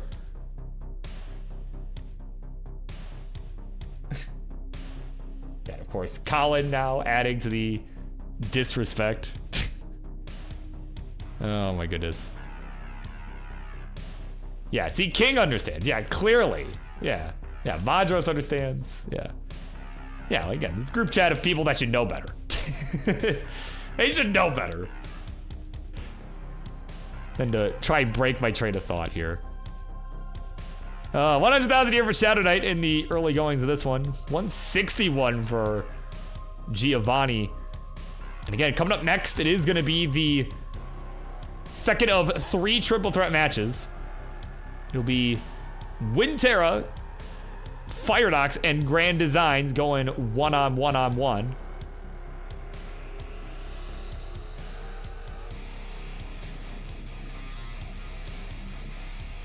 What should be a fun match between a bunch of upstarts. All right, a bunch of our strongest in the upstarts division. Of course, Firedox the champ.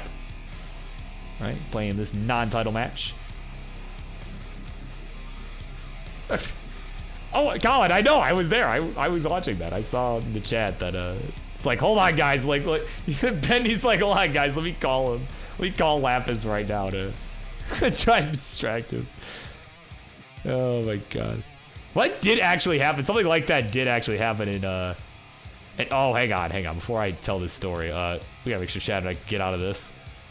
It's a little bit dicey, even for a roller. It's a little dicey. And, oh, the T can hang on the left. And now gonna misdrop a few subsequent T's. And at 285, Giovanni is good. He'll take it 3-1, and he will get it done. GG's.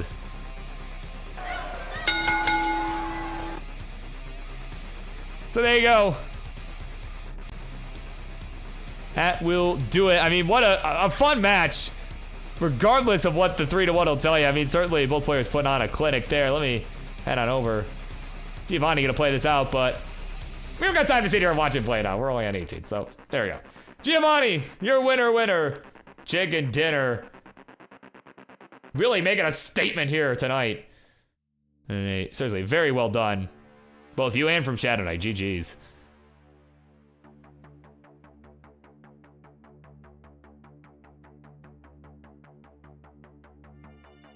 Yeah, I was really excited to see how that match would go. It did not disappoint. You know, I knew both of those guys have been getting a lot better recently, and you know, it showed. It really showed. So, at any rate, coming up next, it will be a triple threat match. We'll start our second half of the show. But before that, I want to quickly, right, and of course, well, also might give Winterra a minute to get situated, right, because I know she said she needed a moment. But yeah, I wanted to just remind everybody about the Best of 5 series that was recently put out on YouTube. I'll just go ahead and show the slide for now. Let me fade it on over there. There we go. Look at that. Look at that handsome devil there, Mr. Harry Hong, right on your screen. But of course, as a reminder for folks, you know, the Chris Higgins documentary, Best of 5, the Classic Tetris Champions, a 5-episode documentary about the 2014 Classic Tetris World Championship, right? And it is now available to watch, all of it for free, at youtube.com/Chris Higgins Films. You can make sure to check that out. I saw it early. I've seen it now twice. You know, I watched along with the some of the live streaming that they did of the episodes this week, you know, or this past week rather. But yeah, it's now available for free. youtube.com/Chris Higgins Films. Make sure to check it out.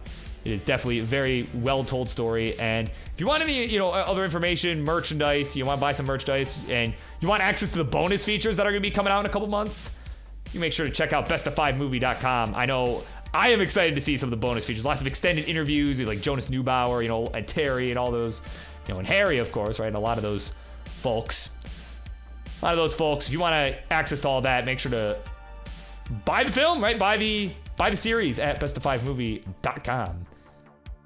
And of course, they get a Toad of the 22,484 variety with 19 people. Welcome in.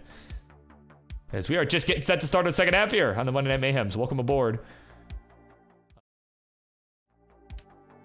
Sorry, that was not what I meant to do. I clicked the wrong. I accidentally right-clicked on a scene and it transitioned to it. So my apologies. But yeah, with that, that all being said about the Best of 5 series, again, the shameless plug out of the way, we're gonna get set up for our second half. Again, it'll be headlined by Doodle and Cold Bucket. But first, we got a couple triple threat matches to get through. And of course, this one, Winterra, Firedox, and Grand Designs. And we will be right back as we get that all set up and squared away. So we will BRB. And again, thank you again to Toad for the raid. Hope you guys will stick around and enjoy a good show.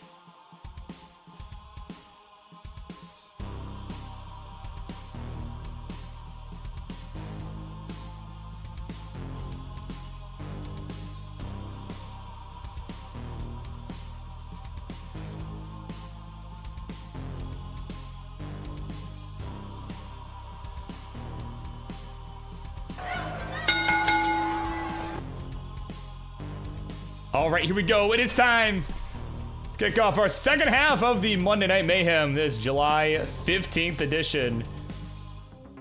Here on Triple Threat Night, because that's what this show has kind of inadvertently turned into. Introductions, please. On the left-hand side is your current #1 contender for the Upstarts Championship. As she is looking to get her reps in. As she is perhaps looking to get all ready to go for the upcoming Clash of Champions show. One of the most prolific triple threat matchers in all of Friendlies history. It's a Winatera! In the middle, one of her two opponents for this evening is the current reigning undisputed Upstarts champion. Looking to lay down the law here in this a non-title match. As he is looking to become one of the toughest champs that the division has seen yet. It's the one, the only, Fire Ducks! And last but not least, on the right-hand side is the man that Fire Ducks last successfully defended the belt against on this very program, the Monday Night Show, just a couple weeks ago. And guy who put on a clinic. He is a Mr. Hell Yes. He's mad. He's looking to get back in the ring. He wants that friggin' belt. It's a Grand Designs. Hell yeah. All right, it looks like our players have agreed to same piece, so we'll let them get that put in there. I will go ahead and pin that in chat on Twitch for the players. So C6-8C13. While I go ahead and explain the rules of the triple threat match. For those who might not have seen the one earlier, and or for those who might be new around here or may have forgot. So we will go ahead and just give a quick refresher here on the rules. Right, so of course, all three players, again, they're going to go play some Tetris at the same time against each other. Player with the highest score after each game, they're going to get 2 points. Second place going to get 1 point. Third place isn't going to get anything. because they got 3rd place, and that's, well, unfortunately kind of how that goes. So, kind of par for the course. And of course, first player to 7 points will win the match. And if there's a tie, well, we'll have a sudden death game to determine the winner. So, there you go. Pretty good timing as Wintera has just finished her McDonald's. So, there you go. All right. We got a ready Wintera. We got a ready Grand Designs. Looks like Firedox wrapping up a warm-up game here. It's on the 19 speed, so we'll let him wrap this up. And once he is ready to go, we will begin. And, you know, while he's doing that, let me grab his belt, right? He is the champ. He is the current champ. He's not defending the belt right now. However, gotta let him flex it a bit, right? Where is it? There we go. Upstarts Championship belt. There's his PNG image that he has so rightfully earned, right? He's earned the right to flex that belt. So there you go. We're gonna let him wear that, right? Again, this is a non-title match, so he will retain the belt regardless of the outcome, even if Grand Designs or Wintera wins it. This is a non-title match. So that being said, we're gonna begin game number 1. Let's do it in 3, 2, 1. Tetris. And I have a feeling this one might keep us up all night. This one might keep us up all night. I could just tell this will probably be a good one. But also, let me, you know, I don't like that GD's kind of looking that way. Yeah, GD, I don't like the way you've arranged your room that you're looking that way, so I'm gonna have you look the other way, and then I'm gonna adjust this a little bit. Let me just scooch you over, maybe like right about, like, hang on, like, there. Wait, right? No? There. There we go.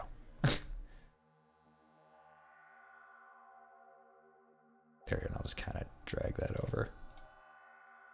Okay. Yeah, that's a little better. I think that is more aesthetically pleasing. So yeah, GD, you should have considered this very triple threat match when you were arranging your game room down there. Oh man, no, all kidding aside, we are underway, of course. You know, again, 3 prolific players, you know, of course, in the upstarts division. All right, you know, again, Wintera, the current #1 contender, you know, so those 2 players on the left, I would imagine, right, will likely be duking it out at the Clash of Champions coming up this August. Right, given the state of things. Again, Grand Designs did have a chance to face Firedox for the title here on the Monday show just a few weeks back. I think it was just 2 weeks ago. Yeah, where he was able to take a game, but Firedox just proves too strong. But this past Friday, right, he went up again, was like, okay, not gonna get the upstarts belt. Okay, fine. Lapis, let's fight. I want the Twitch TV belt. And he almost won it, man. He almost won it this past Friday. It was like right at the skin of his teeth. It's game 5. He has the lead at the end of the game. But Lapis just somehow, some way, found a way, even after making so many mistakes at the end of the game, was able to pull it together just in the nick of time and was able to get those last few points on 29 that he needed to take the win. It was just a nail-biter, kind of a heartbreaker. If you were pulling for Grand Design, certainly a heartbreaker right there.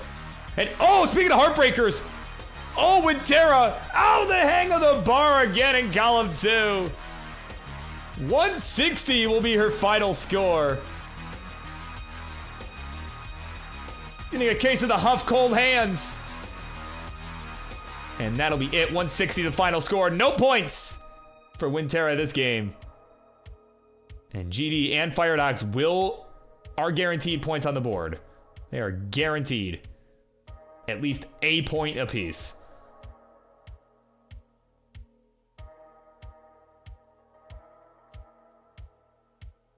Yeah, I may actually move. So I saw the follow there from Azurade. Thank you very much. Let me... Yeah, I realize I don't quite have the... And oh, Firedox! Oh my god! I'm like... checking my OBS layout and everything, and then I look away for 2 seconds, and Firedox made some sort of mistake and tops out at 201. Grand Designs at 270. Believe it or not, that's good enough. That's good enough for you to take the first game here. There you go. GD going from 0 to 2. Firedox going from 0 to 1. Oh my God. What in the... Okay. Martz, your thoughts, please. Oh no, I'm going to let it go, man. It's going to come out. Oh no, kiss man. There you go. Oh man. All right, let me actually do the OBS thing I was about to do, and I'm gonna just throw it like here, and I'm gonna do that. Okay, hopefully that looks a little better next time somebody follows. All right, so players getting all set to go here. They are now all set. Certainly a rough seed. We're gonna pretend that let's just pretend that Colin generated that, okay? Can we blame Colin? Oh man, get him a 2. Let us continue on in a 3, a 2, 1, a Tetris. Yeah, Bendy was playing along and was like, yeah, dude, that seed sucked, man. So yeah, we're gonna just pretend that Colin generated that seed. So that way it's not my fault. Burrito Dad maxed it. Yeah. In only 2 minutes, he got the speed run. Right. Someone get summoning salt. Get summoning salt right now. We got a new category here for Tetris World Records.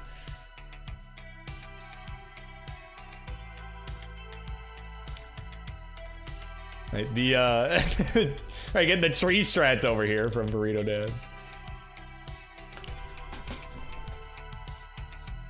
Yeah, and of course, Ben certainly not pleased with what he saw in that first game. They're like, whoa, everybody just stopped. Like, the wide eyes, all right?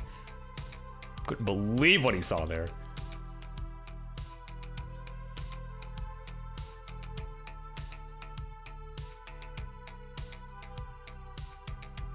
But, hey, if you're GD, you take those. You certainly take those.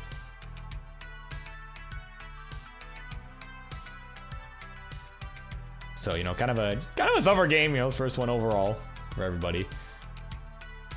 But of course, it is GD with the lead at the moment. You know, certainly a win for him would propel him to a pretty substantial lead. I give him the thumbs up like, yeah, dude, we take those. You know, and of course, your Firedox certainly looking for a win as well, and would look for GD to get last place here, you know, in an ideal world, as, you know, again, that would give Firedox the lead. If he wins and GD gets last place, well, that'll put Firedox at 3 and Grand Designs will stay at 2, so. And of course, Wintera just kind of wanting to win at all costs, wanting to, or at the very least, get on the board in some capacity, whether that's through a first place or a second place finish. So yeah, again, still very early, still anybody's game. But it is certainly, you know, these triple threats, as we know, they start to get really interesting the later we get. It kind of starts to get down to the wire and, you know, kind of some last-ditch efforts from people that are way behind sometimes, or, you know, or there be, you know, 2 players kind of having to make sure that the third doesn't get any points, they can still play, right? They can still keep going, you know. So the dynamic always gets really interesting with these triple threats. You know, and everybody loves doing the triple threat set here at Burbs, so, you know, I've had the pleasure of calling a lot of these. All right, so 153 here for Wintera to begin, 142 for Firedox. Grand Designs in a pretty tough predicament here. It's at 210, though, does have the lead. He's trying to fight his way down. Yeah, had to go for that delayed burn with the L, and there we go. Nice long bar flat. Kingsman special in full effect. Can we get the J? Or even a T would work. Nope, gonna have to plug it up with the square. You can see it was waiting for the J for that double, and it just did not want to show. And there we go. Long run gauge. There's the Tetris and the fist bump for Grand Designs. We'll go to 245. Maintain the lead. Firedox 236. Winterra at 192. Very nice dig there from Grand Designs. The fans enjoying it too. Gilded Lizard here. Of course, welcome into J3 hanging out. I mean, I'm doing pretty good. Hopefully you are having a good day yourself. Good evening. Whatever time of day it is for you. But, you know, we're just going to call it evening because it is evening here. Hence, Monday Night Mayhem. But in the meantime, Firedock's doing pretty good here as he is taking the lead. We'll take the Tetris here to go to 328. 299 Grand Designs, 262 for Winterra. So kind of a fairly low scoring game, I think, for these players. We are starting to approach the transition. You know, I'm sure, certainly, they would have liked to see a little bit higher going into it. But again, our two players on the right kind of neck and neck. But Winterra not far behind.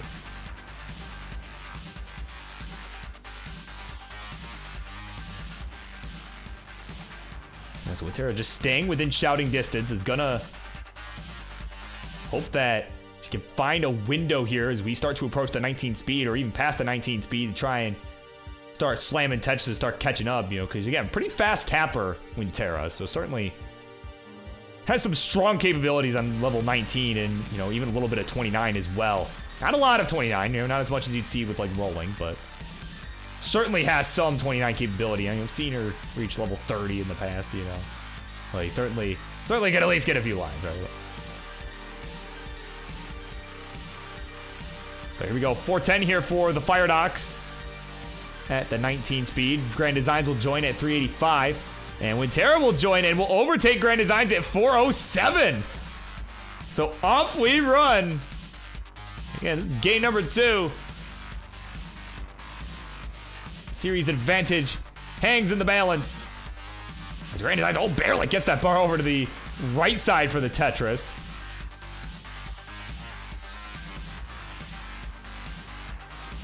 There we go, GD with some good burning happening right now. He's at 422, 473 here for Firedox, 481 for Winterra. And there's a simul Tetris for our players on the right. As they have reached level 21, Winterra a few lines back, as she was the last player to reach the transition. So is likely going to end up being a couple lines behind throughout the 19 speed, which may serve to her benefit as she does actually have the real-time lead as Firedox tops out at 507. And Grand Designs of that Tetris at 509 will overtake him. So the champ, the upstarts champ, not getting anything here. He will remain at 1 point overall in the match.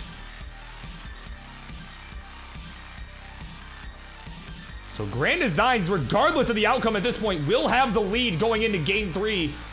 But he's going to try and push it here, try and go up to 4 points rather than 3. Really build a cushion for himself. Well, let's see what he can do. These squares not so kind for his board or for Winterra's. Gonna make some really weird setups here, both of them. But it is Winterra with a pretty healthy lead. Again, right up until the transition was so far behind. But it's just really just snowballed here. Oh, hang on. This right side looking a little dicey.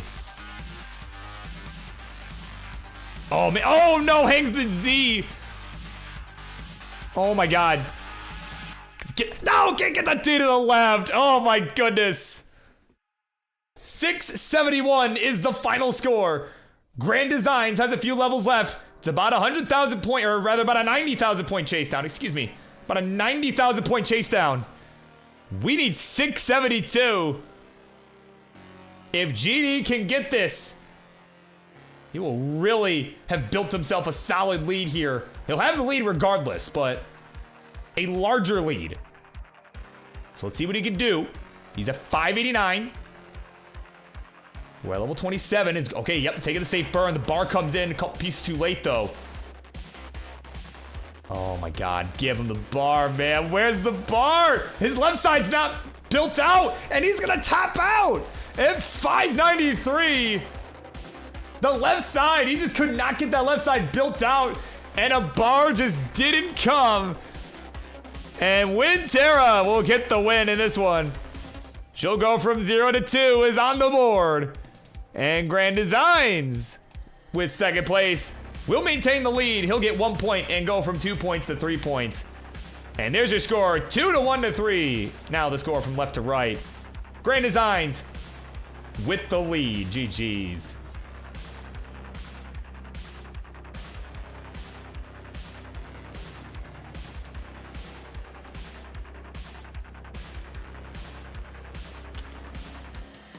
Of course, Bendy played along. Like, can we re-roll this, please? Can we re-roll the scene? Nah, man. It's Colin's fault. It's Colin's fault. Don't let anybody else tell you otherwise. It was Colin's fault. Oh man. All right, we are ready to go. Let's do it. Game number 3. Let us carry on here in 3, 2, 1. Tetris.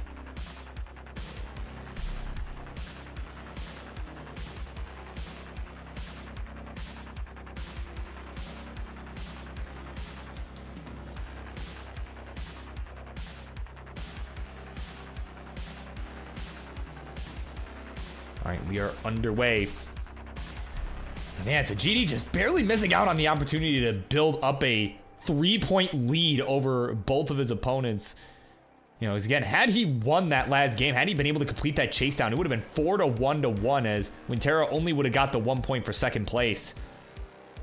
But Winterra winning that certainly makes things a bit more even here. So, of course, both of our players on the sides of your screen there, right? The Winterra and Grand Designs both with a win in the books. Firedock still looking for his first, but is on the board with that second place performance in the first game. In what was kind of an anticlimactic turn of events, but of course it's game 3. Grand Designs with a win here, kind of like we saw with the other triple threat match earlier on. You know, it was Equi that was able to get the win when they were at 3 points and were able to get to game point. Because again, 7 to win. If you get to 5, all you need is 1 more win. So if Grand Designs can get 2 more wins outright, that's the end of the match right there. Certainly would be a big win for him too. You know, against some of the Upstart's division's toughest players, right? Including the champ, right? Again, non-title match either way, right? Regardless. Firedox, again, well, as a reminder for folks, this is not for the title, so Firedox will retain that Upstart's belt regardless of the outcome of this match. Even if he gets last place overall, he'll still be the champ. But of course, you know, as again, he will retain the belt until the Super Show that is coming up. But again, if Grand Designs can win this, I mean, that again, it'd be a statement win for sure. And I think he'll have a really good case. I think regardless, I think he'll have a really good case as a guy that could potentially win the belt in the next go-around, you know? I think certainly guy that's always kind of been in the hunt, you know? He's been there for a while. Of course, Winterra also a really strong player, you know, the #1 contender at the moment.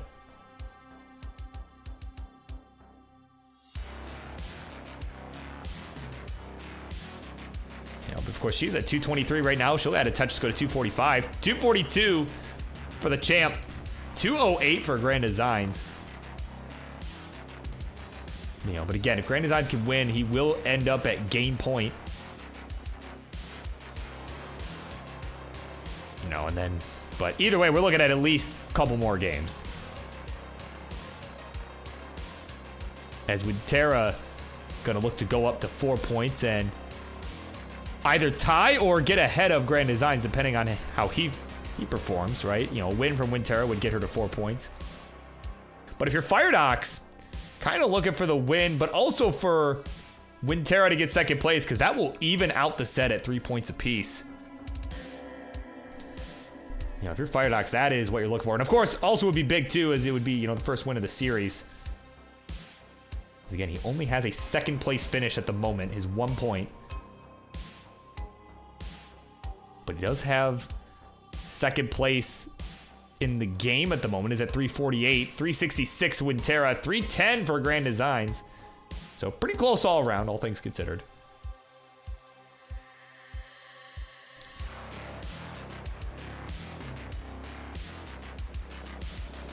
Of course, the Ninja of Ninjas in the house. And that he wants that Upstarts title one day.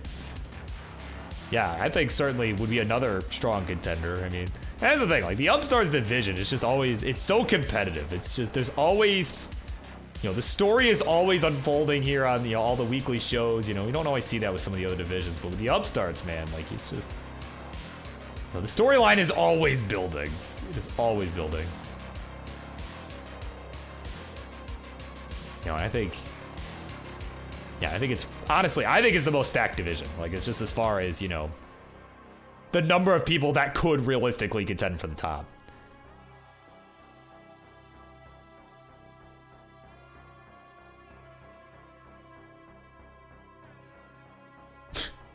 Yeah, Phi Red Docs. Phi Red Ox.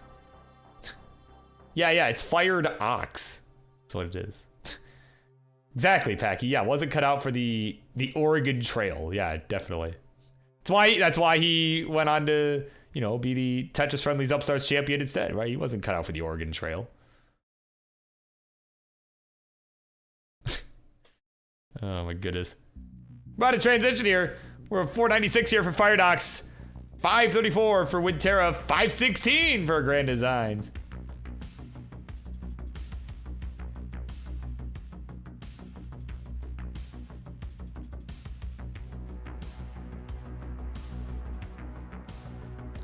All right, we have transition here on Winterra side is at 559. 544 a transition for Fire Docs. Is getting high up here. No bar in sight. No bar in sight. It's not going to show up. And could not get the left built out. 544 the final score. Grand Designs has hit transition as well at 569. Hey now, hey now, hey now, hey now, hey now. 595 Winterra, 572 Grand Designs. Both players have surpassed the score of the Fire Docs. The 19 just doing them in.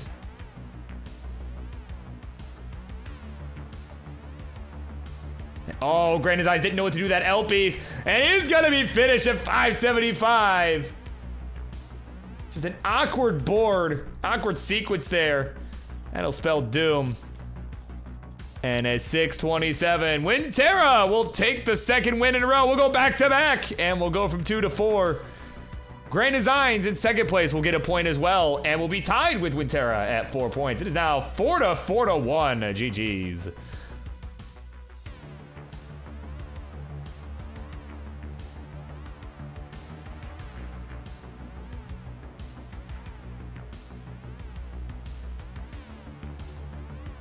All right, yeah, there you go. Yeah, of course, GD is like, you know me, guys. I either top out in like 10 lines or I hit kill screen every single time. There's no in between. You will never see Grand Designs top out at level 25. Just doesn't happen. All right.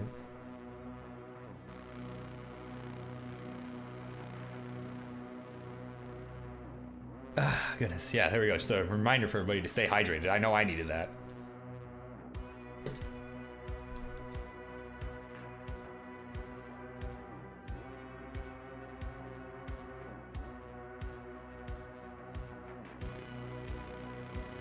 All right, we are ready to go. So we will count them down. Game number 4, right? Yeah, 4, something like that. Here we go. 3, 2, 1. Tetris, let's go.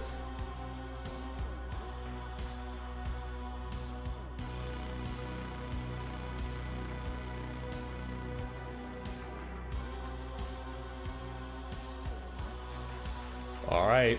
This is a big game here for Fire Docs, and actually, I just realized he's kind of still cut off on the left side there. I should probably move it. Maybe get a little bit, like, maybe like this, or maybe up a little more, and then just kind of. Yeah, problem is I just gotta. Yeah, that'll work. That'll work. All right.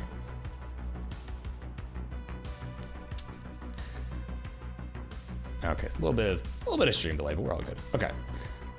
So, again, big game here for Firedox there in the middle. Again, I fixed up his camera a little bit. I think it's a little better. But of course, he needs to start winning here to have a chance, right? Again, we got both Grand Designs and Winterra just a couple wins away from winning here. Winning the entire series. Again, if either one of those two... Oh, Firedox.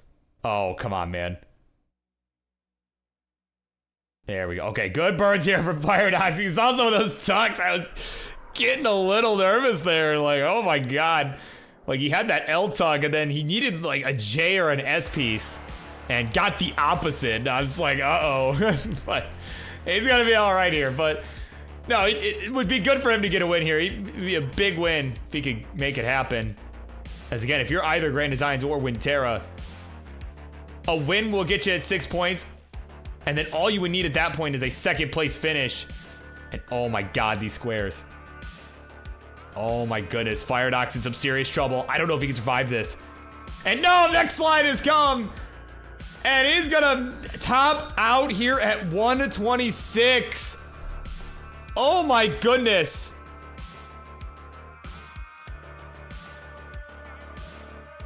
Oh my god, just set up a tuck and he just got out of control so quick.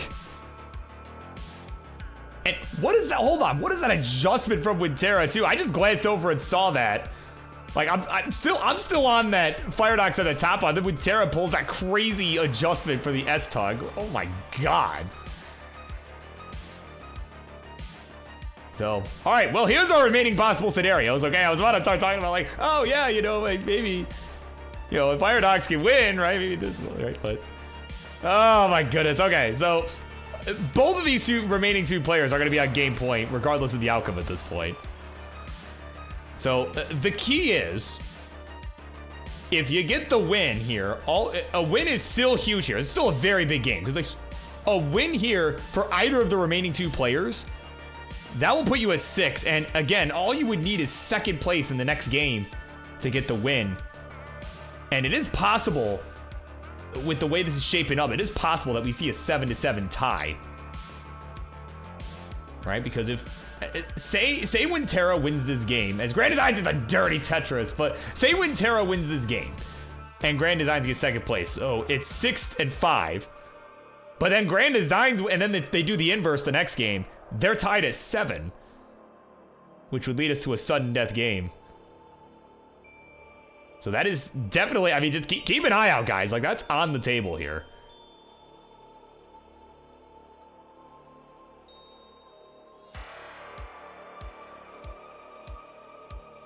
And I'm trying to think mathematically if it's still possible for Firedox to do it with his 1 point. I think...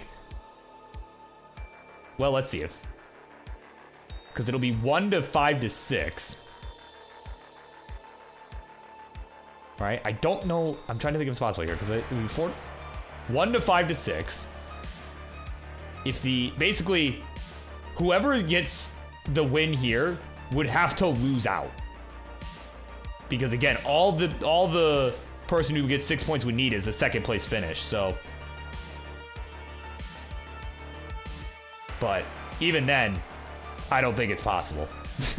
Even then, I don't think it's possible, mathematically speaking. I'm trying to do the math mentally, and it's just, you know, somebody's got some like paper or something, but right? They don't pay me enough to do math around here, okay?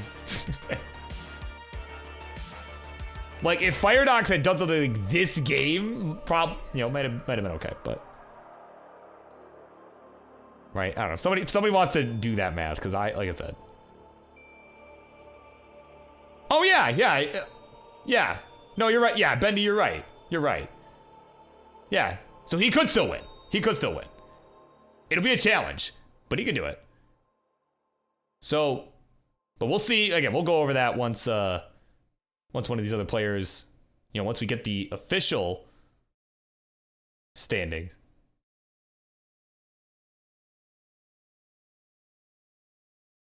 All right, oh, wait, yeah, I know. Yeah, you are right. Okay, well, again. Whatever. Anyway. Like I said, they don't pay me enough to do math around here, so. Yeah, right, is Bendy practicing his math over summer break? Oh, man. We transitioned on Grand Design side. He's at 547. Oh, my God. If I could... Can we get the next song, please? Yeesh. Of course, now Wintera has joined at 504. So it is about a 50,000 point spread. Again, it's still a big game here for our remaining two players.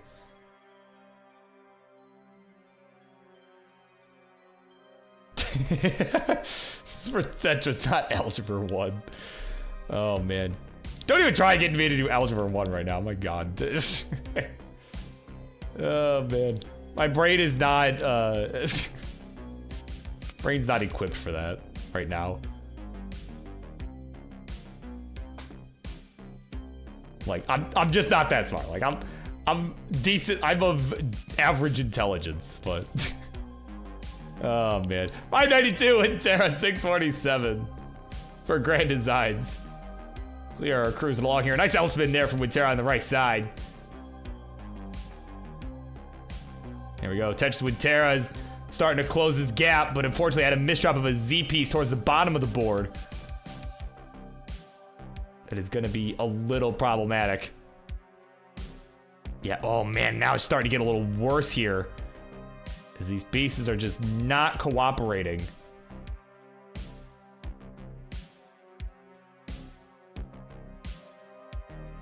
All right, some good burns.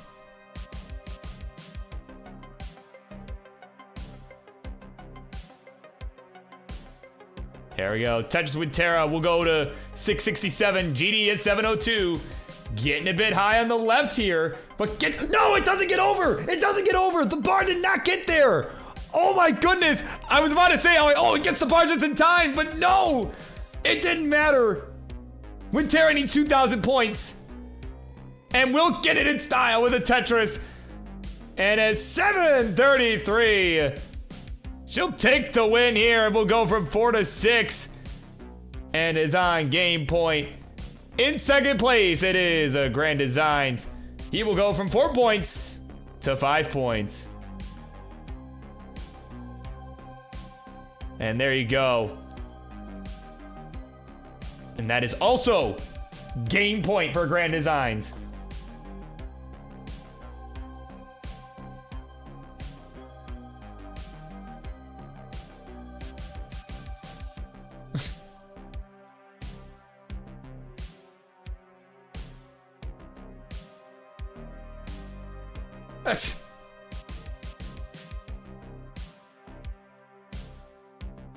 Yeah, Grand Designs didn't top out at 25. Yeah. I wasn't wrong. I wasn't wrong about what I said. He did not top out at level 25. I said we don't see him top out at 25. We didn't see him top out at 25.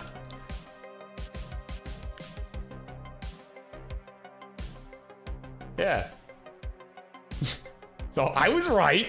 All right, don't tell me I was wrong here. I'm not wrong about that.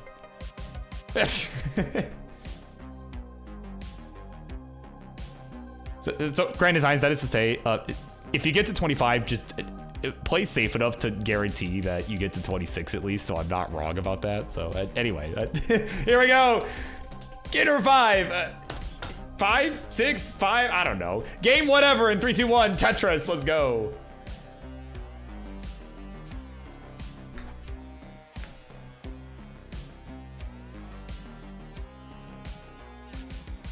All right, we are underway. Oh, look. Oh, hold on. Oh, no. Wintera did a tuck setup of the square. Never mind. I thought maybe we were going to see a triple clone Tris, but no, we're not going to see it. These are now 3 completely different boards. And of course, coming up next. It will be another triple threat match. It will be Bendy, who's been hanging out, who's been playing along with this series. Alongside the poopy old hag and the return of Boxy. Actually, really all 3 players making a big return here. So that's going to be a really, that's going to be a really fun match too.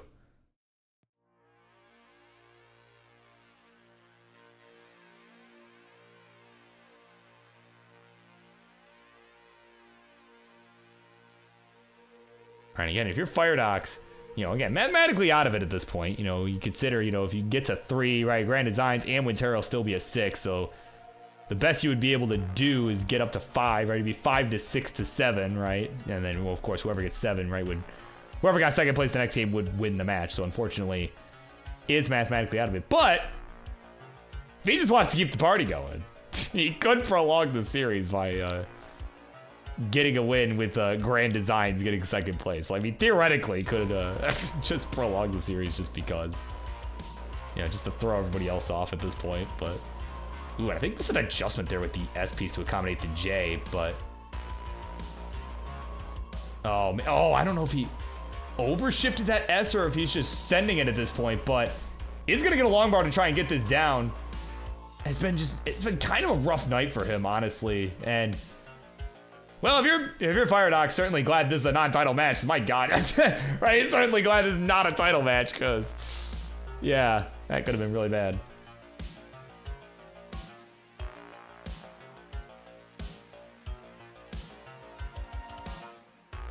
There we go. He's gonna get all the way back down to the bottom. He's at 151.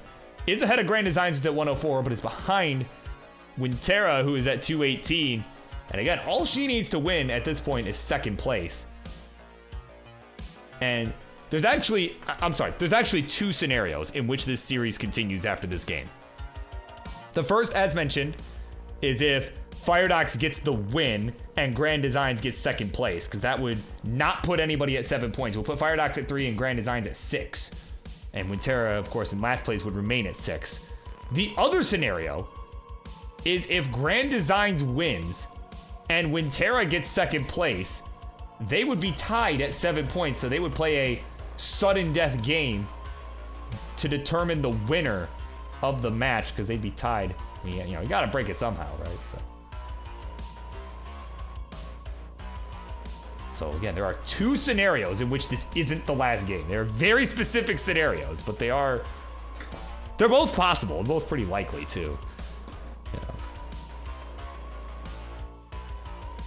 Both definitely are viable. Oh, excuse me. Yeah, definitely both viable possibilities.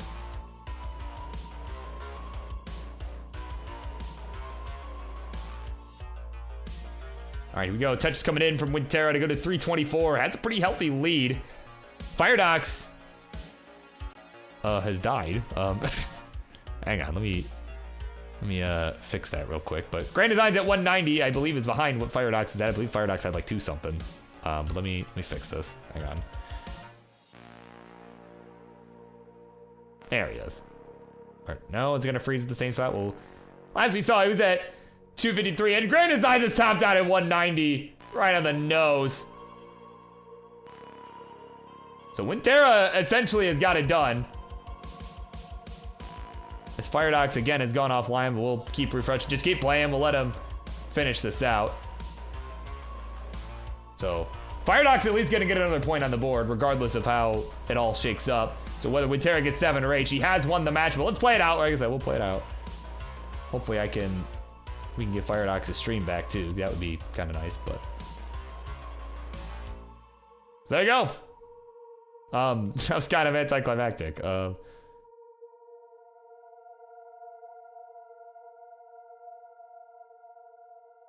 of course. Yeah, of course. Again, Wintera at 430. Again, just keep playing. Just, you know, I'm assuming it was just an internet issue. You know, because again, Wintera has won the match regardless, so we'll just. But I want to make sure we get the final score right here, whether it's 7-2 or if it's 8-1, or sorry, 8-2 or 7-3, right? And again, just stream down. I don't know if his internet went out or if it was just OBS deciding to crash, but made it all the more anticlimactic. So, of course, Wintera at 483. Again, last we saw, it was like 81 lines and about 250 for Firedox. But again, just keep playing. If you can hear me, keep playing. Yeah. And we'll get the final score in a minute here. So unfortunately, that just happens sometimes. The internet's not always nice. Doesn't always play nice.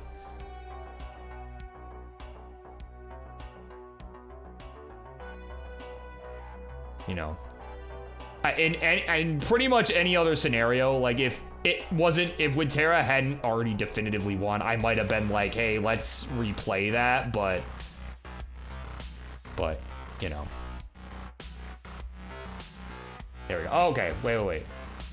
Okay, Firedox is back, but ended up pausing the game. Oh my goodness. I said keep playing, man. Oh, this is what I get. What I get. But it's good. It looks like he's back. So I mean,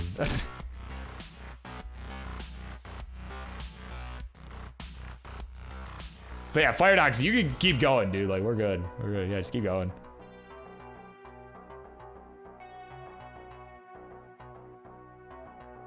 Oh, the power went out.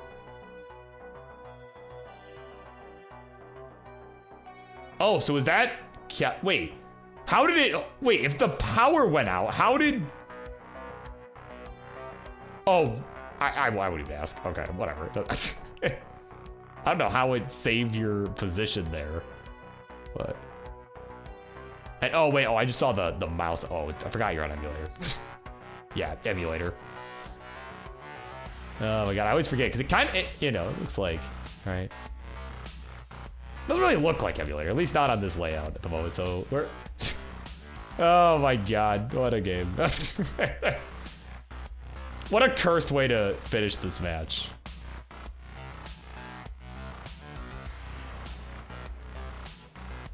Winterra on level 26 here is at 801. This is like...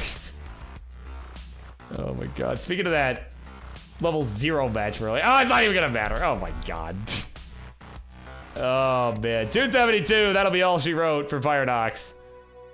You know, I mean, again, it wouldn't have mattered, but power went out again. In any other scenario, I probably would have replayed that, but given that Winterra won regardless, like if Grand Designs hadn't topped out, I would have replayed that, but so it happens.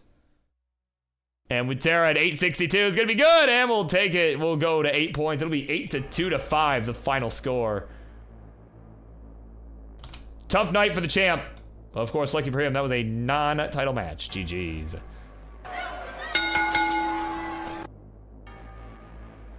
Yeah, of course, we'll let her do her victory lap. Because why not, right? We're at post 29 here.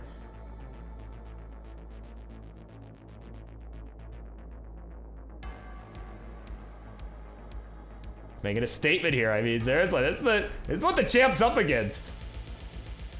Coming up here. Yeah, this match in particular, not for the title, but.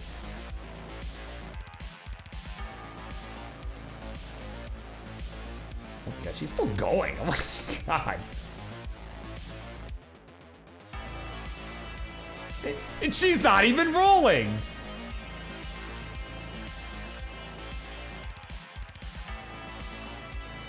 Oh, can't get the square over to the left. Oh, man. Well, that over.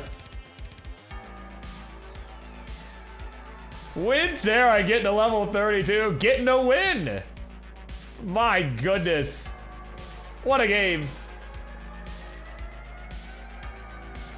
What a game. And just, again, a statement win from the #1 contender for the Upstarts Championship in this non-title match. GG's.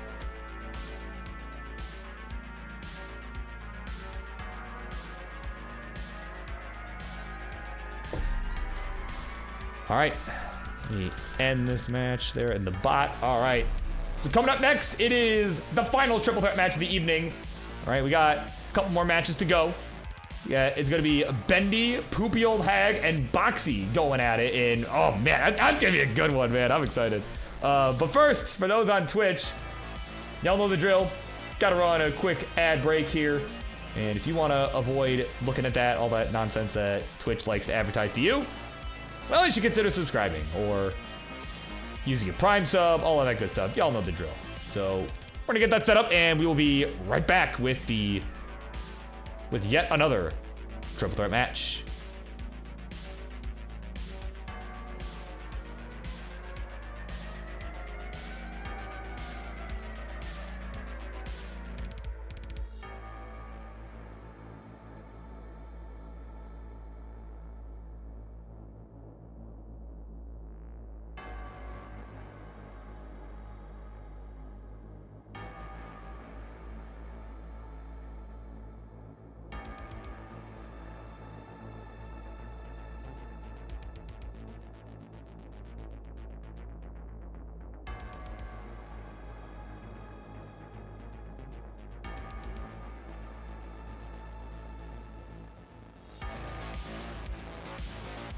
Okay, while we're still on this ad break, when did I get corporate? What in the world are you talking about?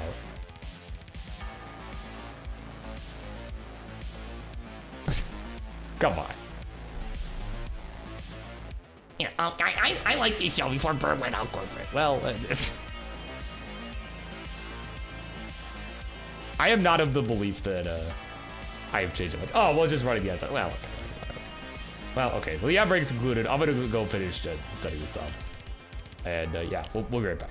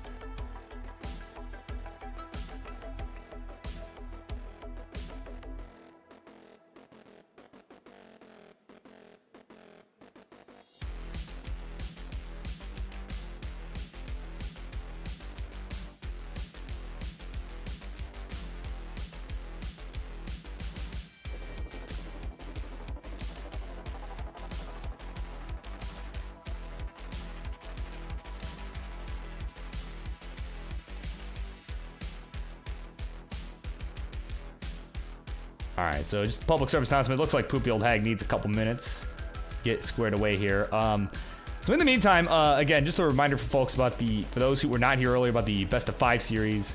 YouTube, I'm gonna go ahead and just show the trailer for those who may not have seen it. Might be new around here and wonder, what that's all about. Probably seen the messages that the bot has sent about the Best of 5 series. It is a documentary about the 2014 World Championship. There you go. You can see some of the information on that slide there. But I'll just show the trailer real quick, just for those who might not have seen it. And yeah, just to buy Poopy some time. So we'll be right back. This is a story about people who play Tetris on the original Nintendo console. A game so hard, it took 15 years for anyone to get videotape of a million-point game. A game so tough, you lose every time. You know, I didn't know if I was ever going to have a chance to win. I was getting my butt kicked every day at Tetris. I think universally people have that feeling where they're like, I'm done with this game.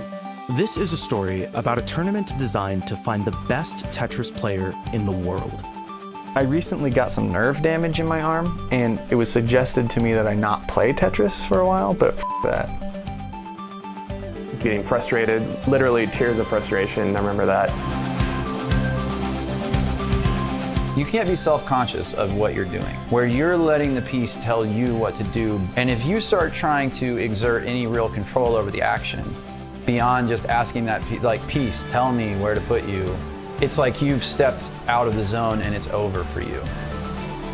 A competition to decide once and for all whose skills, whose talents, whose performance under pressure could defeat anyone.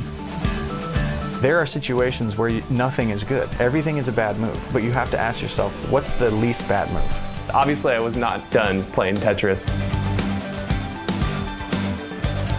If I face Bo, I'll kill him, and I'll feel really bad about it again. Let's get into our first match here. I'm excited. Let's do some commentary for some classic Tetris matches. Oh no, and then just a bad drop right there. But this isn't a story just about victory. This is a story about not giving up.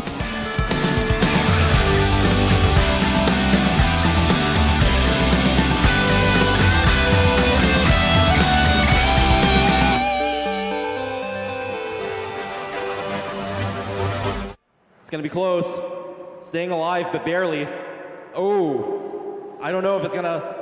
It looks like we have a champion! It's a Tetris World Champion 2014.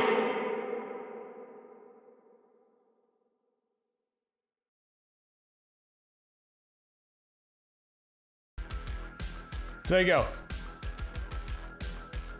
There you go. That is, again, the Best of 5 documentary. It is a 5-episode documentary about the 2014 Classic Tetris World Championship. Again, by our good friend Chris Higgins. Very well done.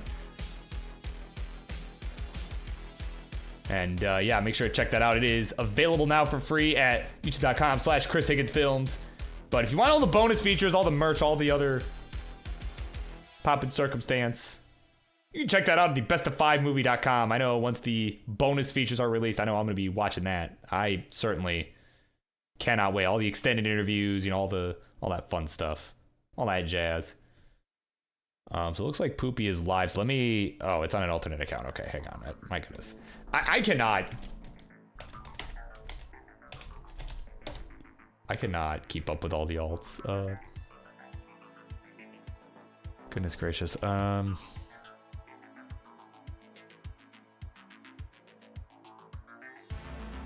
Yeah. Oh, okay. Oh, so you're still live on your... Okay, got it. I got you, Bendy.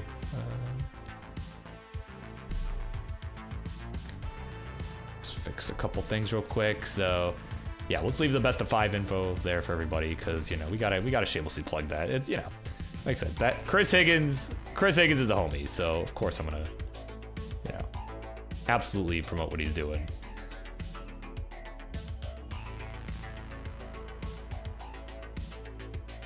Okay.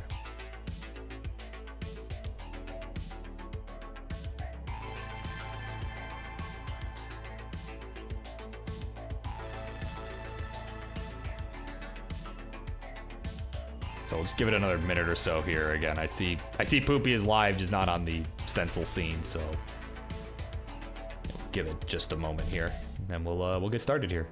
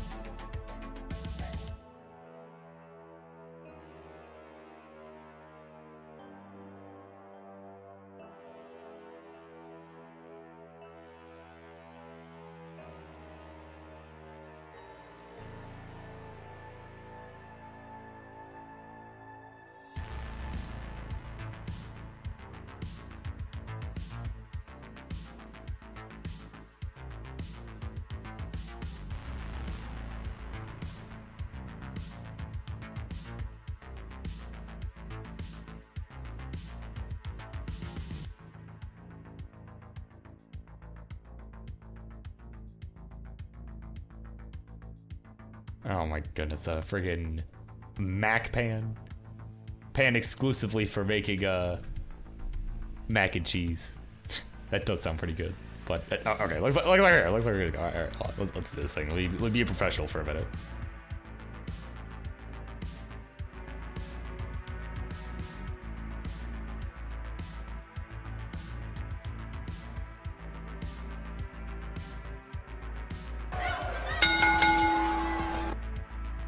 All right, here we go. It is time, everybody, for the next matchup here on the Monday Night Mayhem.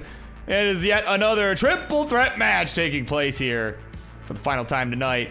Instructions plays left-hand side is a friggin' stud of a DAS player who is the first ever to complete 19.5 B-type with DAS. Certainly a formidable player is going to look to get it done. It's a Bandy Streams. In the middle, one of his two opponents for this evening is a player making a triumphant return to the Monday Night Mayhem. As she is, of course, the queen of the flower petals everyone all knows and loves. It's the poopy old hag. And on the right, another player making a big of here. Was on camera, but decided, you know what? Nah, I gotta show the OG image right here. Of course, that cute looking dog. He is, of course, a prolific DAS player as well, and he is back in action, perhaps sooner than later, as the host of Who Wants to Be a Max Outer game show. It'd be fun to see that come back. It's a Boxy! All right. So, players, are we doing SPS? If we're doing SPS, please let me know. Oh, you do have cam. Do you? Do you though? Because I mean, oh my god. Okay. Anyway, are the channels? No, I think they're just hidden to non-mods. I think they're still there. But anyway, at any rate, if you guys can let me know if we're doing SPS, or if not, if you can just give me a ready when you are good to go. Again, we are running a little bit behind here. And, what a shock, right? But let me just briefly, while you guys are getting squared away here real quick, I'm going to try to do this quickly. I'm going to quickly go over the rules here of a triple threat match. Again, I know we just had one, so most of you probably saw this, but some of you might not have been here or may have just forgot because you have short-term memory loss. But no, all kidding aside, all three players are going to duke it out against one another. They're going to duke it out at the same time. Player with the highest score after each game is going to get 2 points. Second place will get 1, and third place isn't going to get anything because, well, they lost. First player to 7 points will win the match, and if there's a tie, we will have a sudden death game between those players that are tied. Pretty straightforward, but again, I will probably explain it another 8 bazillion times that, everybody understands throughout the series, because it is kind of a weird format.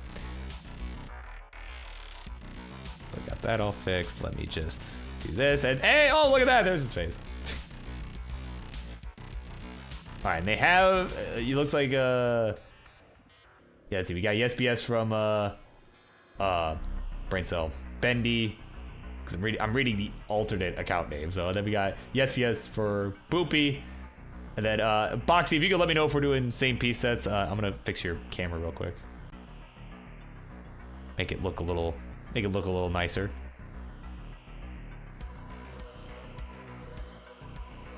Just kinda scooch it down a little more. There we go. That's a little better. Okay, Box says yes. All right, let's do it. Let's generate a seed. I'm gonna do it before Colin does. There we go. No, I don't know. Mine was pretty bad earlier too, Colin's was pretty bad earlier. All right. So players, we can get this going here. It's gonna be 4FA1D7 for our seed. This is gonna be 4FA1D7. And I will go ahead and, again, just making some final adjustments here to this cam, make this look all nice. You guys get to kind of see the behind the scenes of what I got to deal with on a weekly basis. Just kind of crop you, bring you over, extend you back over on this side. Make that look a little nicer. All right. So we have ourselves a ready bendy. Once Boxy and Poopy are good to go as well, we will get this thing going. And again, if we could get this going sooner than later. Certainly, again, we are running a bit behind schedule, so certainly would like to keep it moving here. All right, so we got ready Boxy as well. So once Poopy's good to go, we'll get this party started. Yeah, oh, the glare. Oh yeah, the glare coming from the window. Oh my goodness.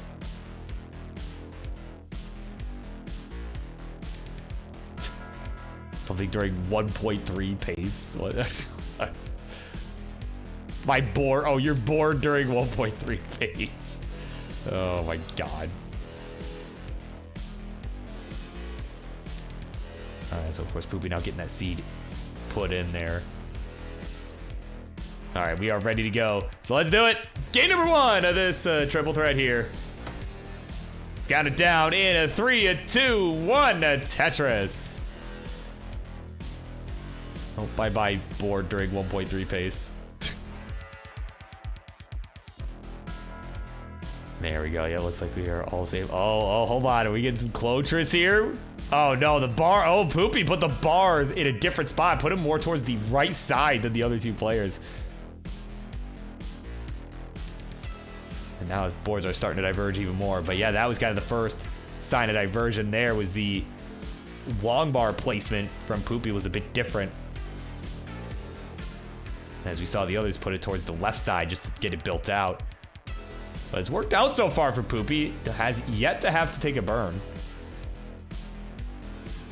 Whereas the other two have taken at least a couple burns. So it's always interesting to see, you know, kind of the openers that you get with the same piece sets. You know, every once in a while, right? Every once in a while you'll get the Clotris action going on.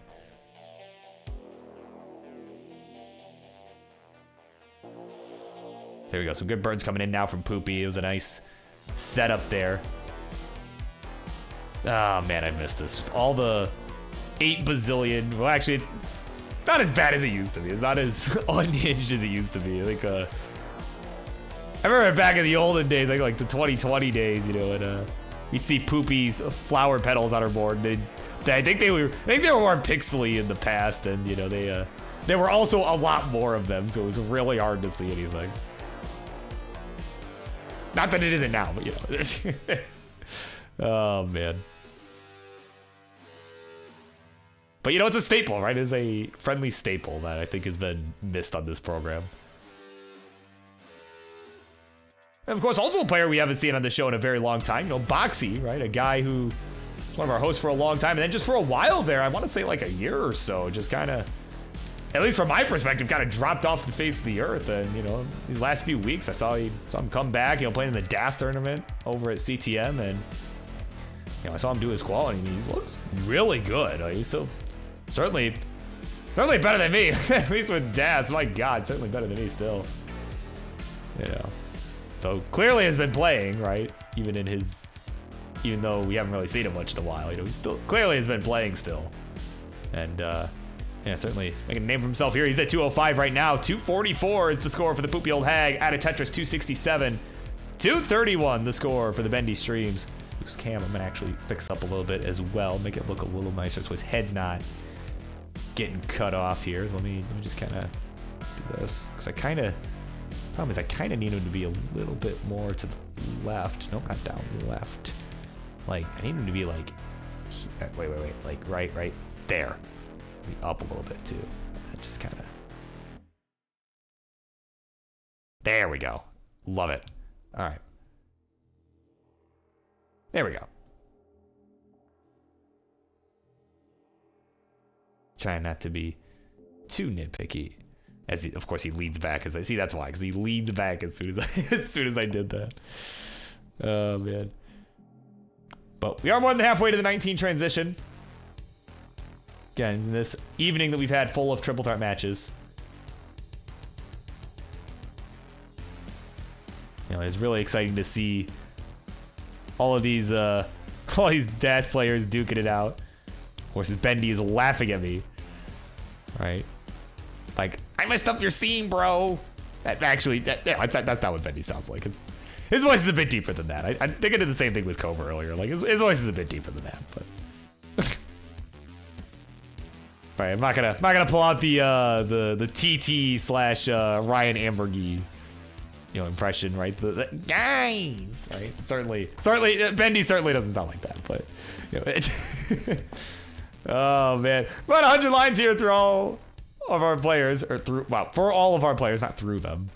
I don't think we want to put 100 lines through our players, but we're at 409 for Bendy, who is just trolling like crazy right now. 437 for the poopy old hag. 404 for Boxy. Add attention for him. He will go to 427. So it's a pretty tight opening game here, in spite of some of the trolling going on. Right. Bendy also trying to deal with some glare that you can see. That's how you can tell he lives west of me, because there's actually still daylight. There's actually enough daylight for there to be glare, perhaps blocking his vision a bit. Right? Because here in the East Coast, right, or close to the East Coast, at least in Eastern time zone, it is about 9:30. So certainly earlier than that, wherever the heck he is. So yeah. All right, he's gonna slam a Tetris here either way. Yeah, it's still again trying to squint through the glare there. It's at 504, 573 for the poopy old hag.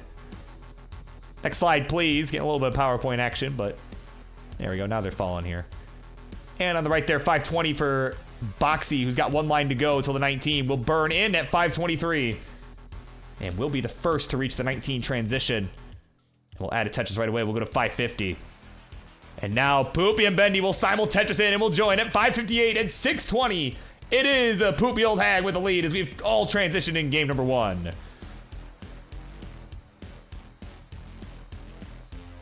Man, it's a tight first game here.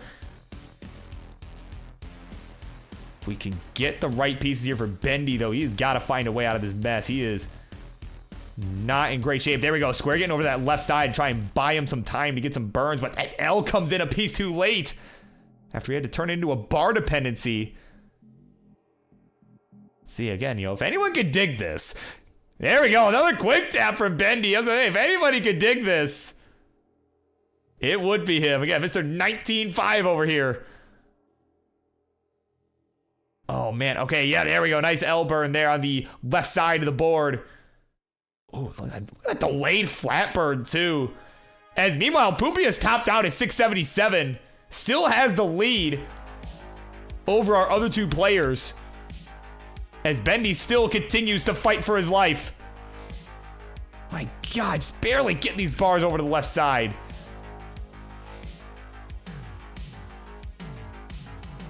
The time for trolling is over. You can see it in his face. He is giving it everything. And all these bars are just hitting him over the head at the worst possible time. Meanwhile, Boxy has taken the lead. Is now at 713.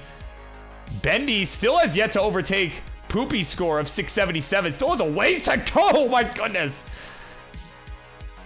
Getting that L over to the left. Man, it's just been this, what Jonas would call an archaeological dig over here. All of 19, pretty much. That's like 4 levels. Oh my God, can he get this down? Almost there. We're on level 25, so he's gonna have to step on it once he gets out of this.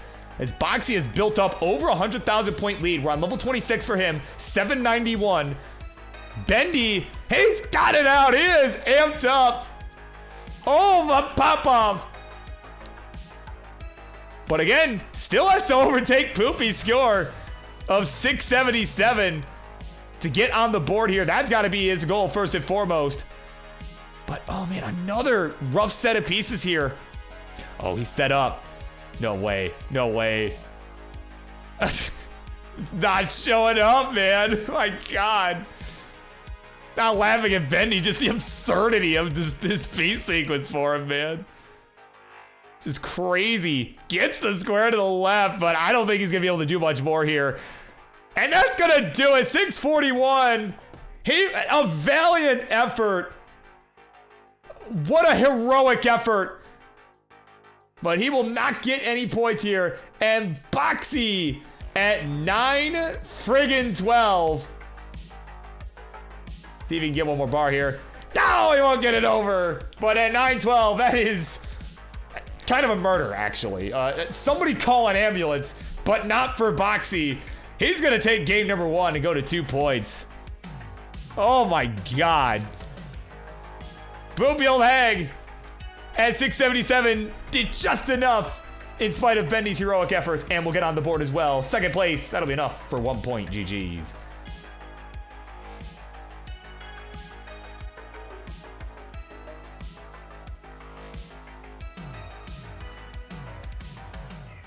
Yeah, Bendy can't believe it. He is in hysterics over there.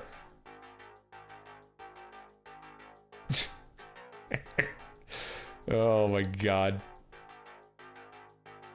All right, we got a ready Poopy and a ready Boxy.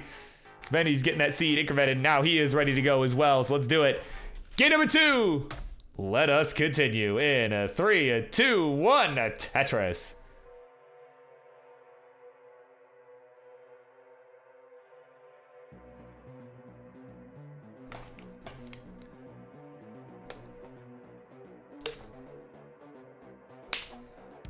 There we go. Some hydration, of course, just a reminder. You know, stay hydrated, everybody. It's good for your well-being, generally speaking. Not even generally speaking, it just is. Yeah. Right, Birb's semi-hourly reminder.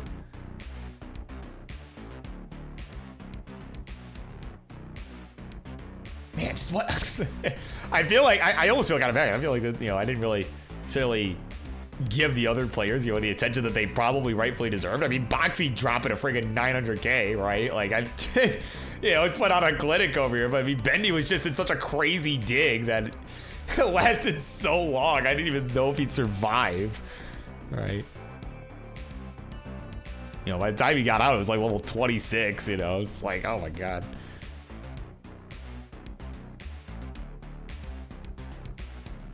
And of course, I gotta shout out Poopy in that last game too. I mean, gee, again, had the earliest tap out right at level 21, but just had such an efficient game on the 18 and even the early 19, right? She was able to keep at least build up such a massive lead over the others that that Boxy ended up chasing it down. But Bendy, again, in spite of making it all the way to level 27, wasn't able to chase it down. That's certainly commendable. And look at a dirty Tetris coming in on her side. And is now in a bit of a bind herself.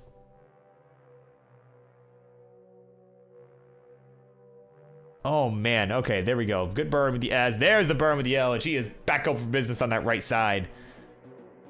And is at 114. It's kind of a slow start here, but 168 the score for Bendy. 152 the score for Boxy. So it's still decently tight, right? It is early on. Again, as a reminder, we do have one match taking place after this one, right? We're getting close to that main event. It is going to be Doodle and the Coal Bucket duking it out. And oh, Boxy! Oh, come on, man! Oh my God. The early shift is gonna do him in. GD. Sorry, Boxy, I know it's been a while, but I gotta do it. You know how it be. Oh no! No! No! There you go. Hey, oh, Bendy popping off, knowing that he's getting on the board in this one. Oh my goodness. Oh my word. 252 the score for him. 237 for Booby Old Hag. Again, both are gonna get some points on the board in this one as Boxy is topped out. And again, it's gotta be music to their ears as oh, Poopy! Oh, the square hang! Oh no, I don't think she can get anything over that. I don't think it's possible. Not with Das anyway. No, not gonna happen. Oh my God, 238. Oh my God, the final score gonna be 238. And we're gonna be tied up just like that. 2 points apiece as Bendy gets the win. We're gonna, Booby, I gotta do it to you too. My God, what a. No! No! No! Oops, all squares. Well, you get these scores tallied. Bendy with the win, gonna go from 0 to 2, gonna get 2 points. Poopy, and with a second place performance, will go from 1 point to 2 points, getting 1 point there. And we're tied up. We are back to square one. Yeah, that's right. All square or all O. Perfectly balanced, as all things should be. We are tied up 2 points base as we get set for game number 3. GG's.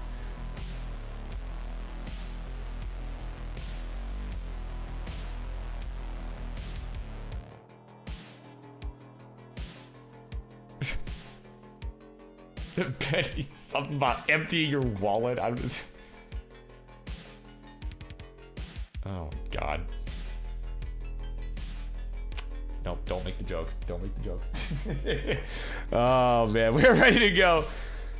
So once Bendy's good to go, once he's done emptying his wallet, he's like, I don't have any money. Pay up. Pay me. Oh, my God. All right, we're gonna go game number 3. Here we go. 3, 2, 1. Tetris.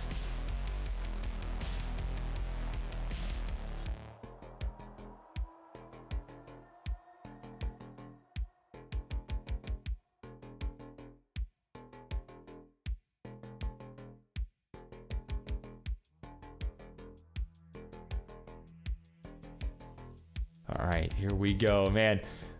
Kind of a, we had a pretty strong game 1 there, right? We had, crazy digs and really efficient games, and then that last one, a little iffy, right? It was a little bit anticlimactic, But hey, we're getting that game out of the way, right? Like, the other 2 triple threat matches, it kind of ended with games like that, right? But where I was just kind of like, oh, I guess that's it, right? Like, so the idea here, right, is that this won't happen in what ends up being the final game of the series.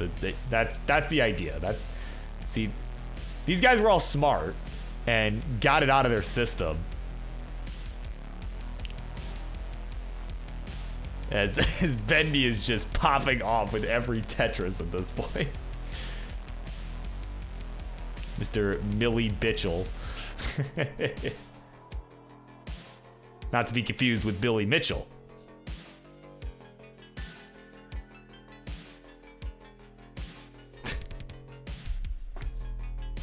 Of course, 98,000 here for Boxy, 121 for the poopy old hag, 140 for Bendy.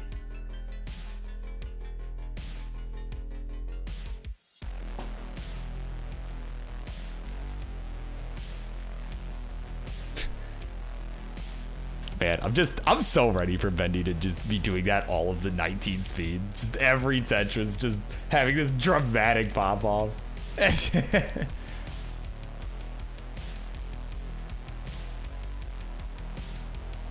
right, if you can keep this up through the 19 speeds, I'd honestly be kind of impressed. See, I was just waiting for that push. Oh my God.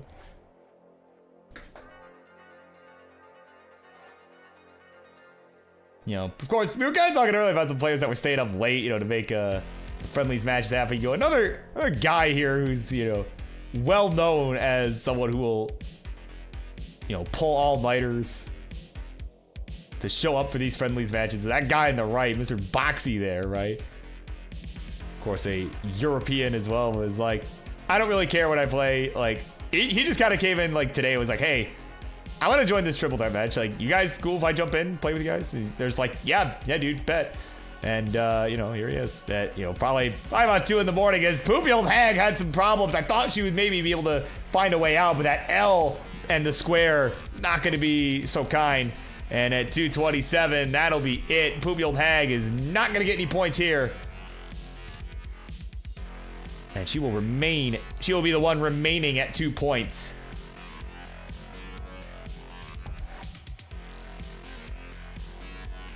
As Boxy is in a bit of a bind up at the top shelf as well. Got to get that ladder here. All right, he's got to have somebody get the ladder from the back. Try and help him get down. You know, one of his fellow employees, right? Kind of moved it on him. So here we go, getting the Z piece to come in. And now we've got that right side open, which will help here. There we go, nice skim. There's the lumber, there's the Tetris for Boxy. We go to 272. The score for Bendy, though, 342.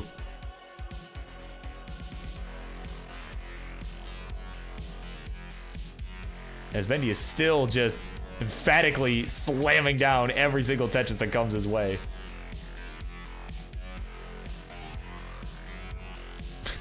Yeah, of course, Coal Bucket suggesting to Poopy that she buy the AnyDAS DLC. Yeah.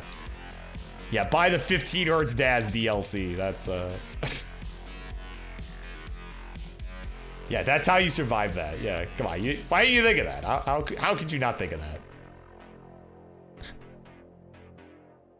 All right, there we go. Nice dirty Tetris on the right side there from Boxy. He is a little sigh of relief there. Or perhaps chuckling at the 15 Hertz DAS DLC joke, but you know. Either way, he's feeling good. We're at 346 to 442. It is Bendy with about a 100,000 point lead, but he's not coming here from Boxy. Oh, can he get something for the left? He might be able to get something. Oh, I think maybe he was trying to go for a spin. Oh, gonna hang the T on the left. He can't believe it. 353, the final score. And at 471, Bendy with another emphatic Tetris. He'll take another win. He'll go from 2 to 4, and Boxy will go from 2 to 3 with the second place finish. We are still pretty even here going into game number 4. GG's. Now 4 to 2 to 3.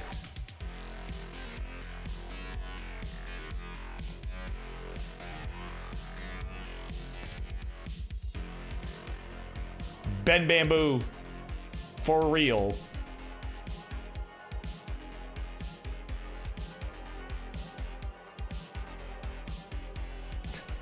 Yeah, certainly not pleased with what he saw there. Yeah, I know, I wanted to see the 19, yeah.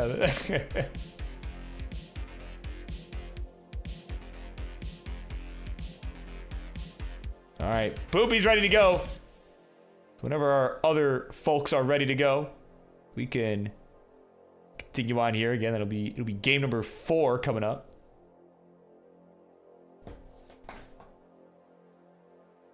So again, still at least a couple more games here.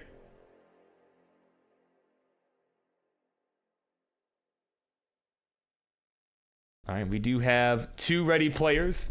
Just waiting on the ready from the Bendy streams, trying to get himself all situated here. He's I don't know, he's writing a death note or something. I don't know. That's right. He's writing down all the cheat codes on his hand or something. He's like, oh, I didn't write it. That's oh my god.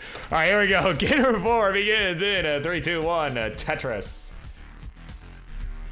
Of course, welcome into OPB is in the house. Of course, the former Upstarts champion is here. Enjoying himself watching this match, watching Bendy there.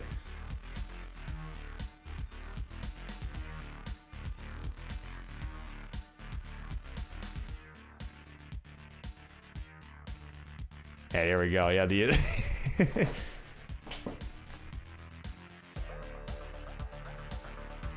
all the crazy hype Tetris is coming in again.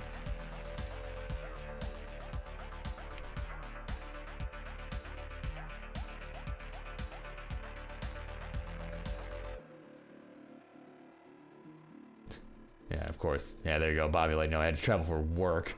Yeah. Well, that's unfortunate. Or, well, I don't know. Maybe, hopefully it's a good trip. Oh, the headphones! The headphones have flown off. Well, he's gonna start screen looking now. Oh my god, he went a little too crazy with that. Oh my god.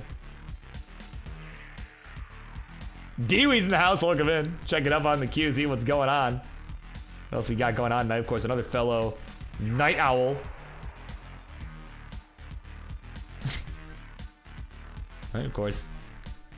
See, as you can see, we got the remainder of this match, of whatever the heck this match is, and of course our main event it is gonna be Doodle and the Cold Bucket. They're gonna be duking it out. Of course, a big rivalry here in the world of classic Tetris. Of course, Doodle, the #1 contender for the Phenoms Championship. You know, again, was originally scheduled to be the title match, right? It was originally scheduled to be Doodle versus Cobra, of course, the current Phenoms champ, but Cobra had to back out. Right? Oh yeah, that's why I was doing a Cobra impression earlier, was because I was making fun of him for backing out of the match. You know, but of course, I mean but like, I'm the host. It's my job to make fun of you for backing out. So. Oh, dude, yeah, like, yeah, he's literally just gonna like slam his head so hard. He's gonna like tip backwards. I mean, I've almost done that. Like, so I like was kind of leaning back in my chair, because I mostly work from home, right? As a software engineer, on the side, right?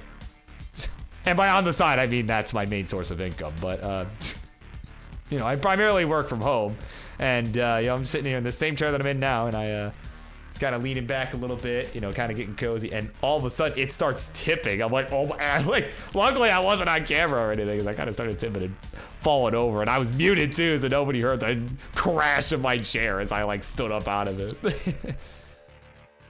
So yeah, certainly. I mean, could see that. We could see that here.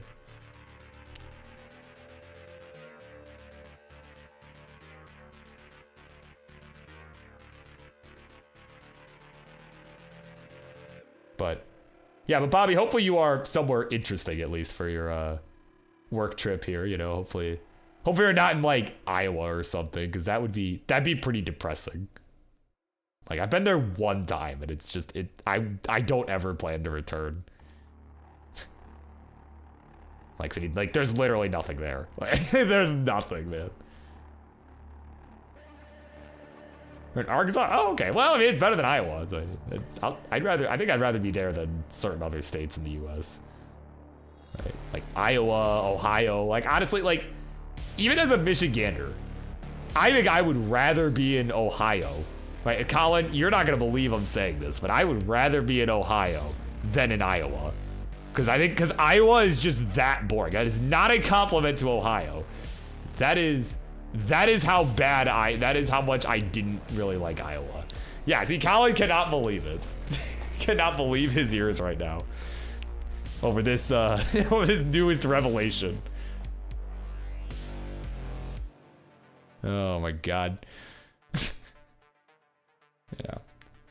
But now, speaking of Ohio though, I mean, I'm still trying to figure out what I want to do if I'm gonna go to the Ohio Regional this year, right? Like, I'm probably gonna go, right? I'm most likely gonna go, but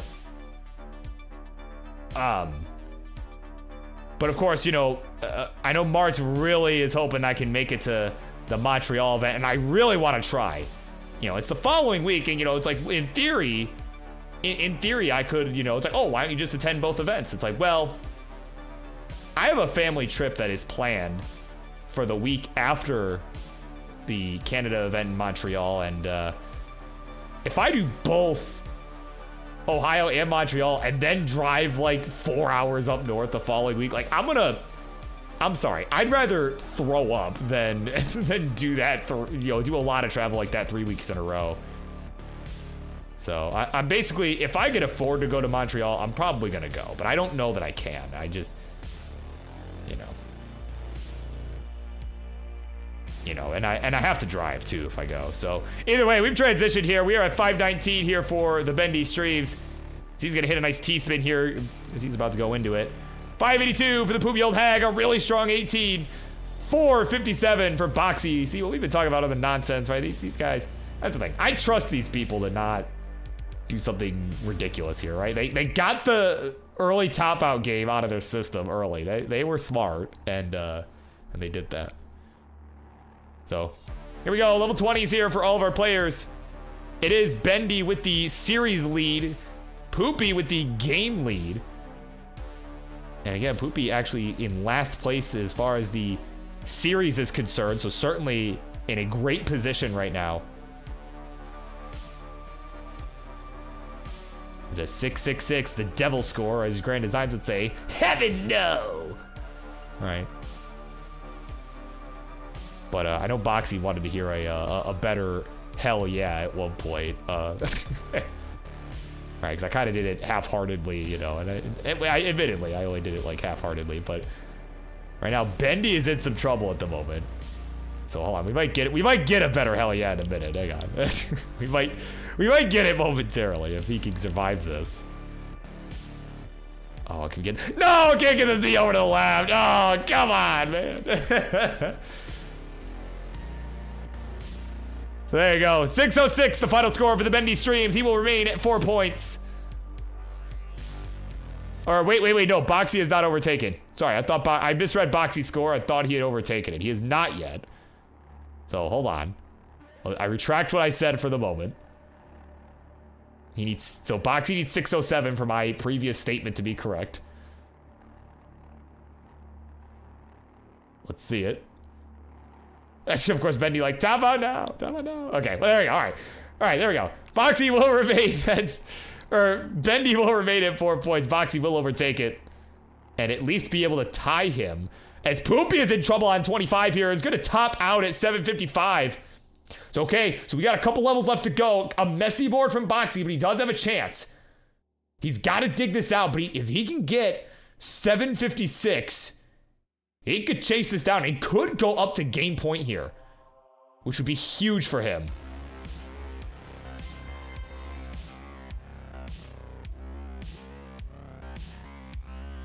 So let's see. We need over 100,000 more points. And yeah, you see Boxy setting up. He knows he has to. Dirty Tetris for Boxy. We'll go to 666. Heavens no. So certainly, oh, that early shift to the long bar. You can see just the frustration here. And again, he knows he has to set this up. Doesn't really have a choice. Only has 9 lines to go, but it's just not giving him the pieces. If he can maybe, man, he's only got one more on the table, and the J is gonna hang. He'll be finished, 688. But a valiant effort, he was at least able to overtake Bendy. He will get on the board and tie it, and actually, we're gonna be all tied up again at 4 points apiece. Poopy with the win at 755, bringing it to 4 points. Boxy with second place will get a point and we'll go to 4 points. There we go. Once again, we're all knotted up. 4 points apiece. GG's. Back to square one.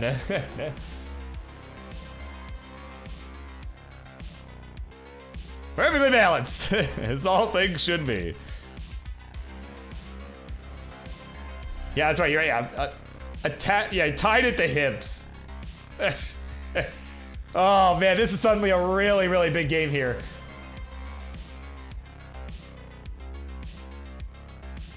As we are getting these new seeds put in for all our players. Got 2 readies.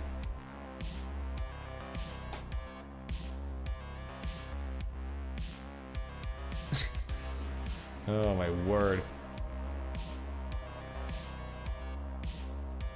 All right, and we do have the ready from Poopy Old Hag. I saw Boxy was ready earlier. Now I think it's just waiting for me to count it down at this point. So here we go. Game number 5. Let us do this thing in a 3, 2, 1. Tetris. Game number 5 comes alive. Hell yeah. There you go. That was for you, Boxy. There you go. The better hell yeah.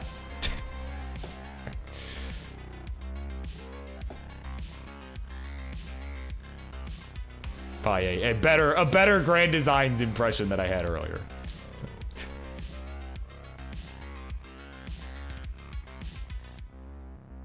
Right, I think that's his thing for Game 5, right? It comes alive.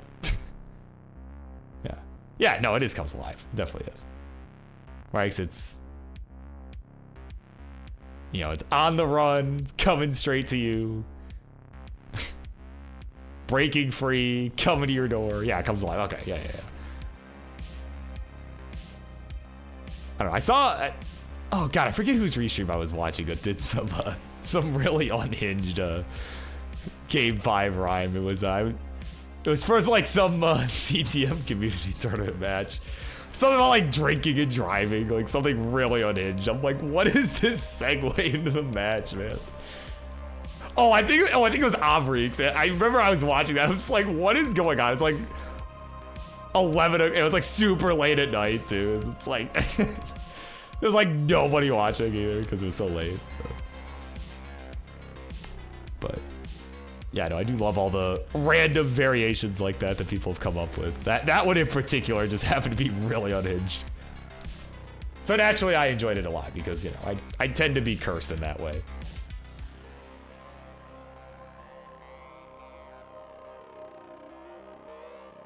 Yeah, of course, we got some left welling going on from Boxy here. Some missed dash charges here.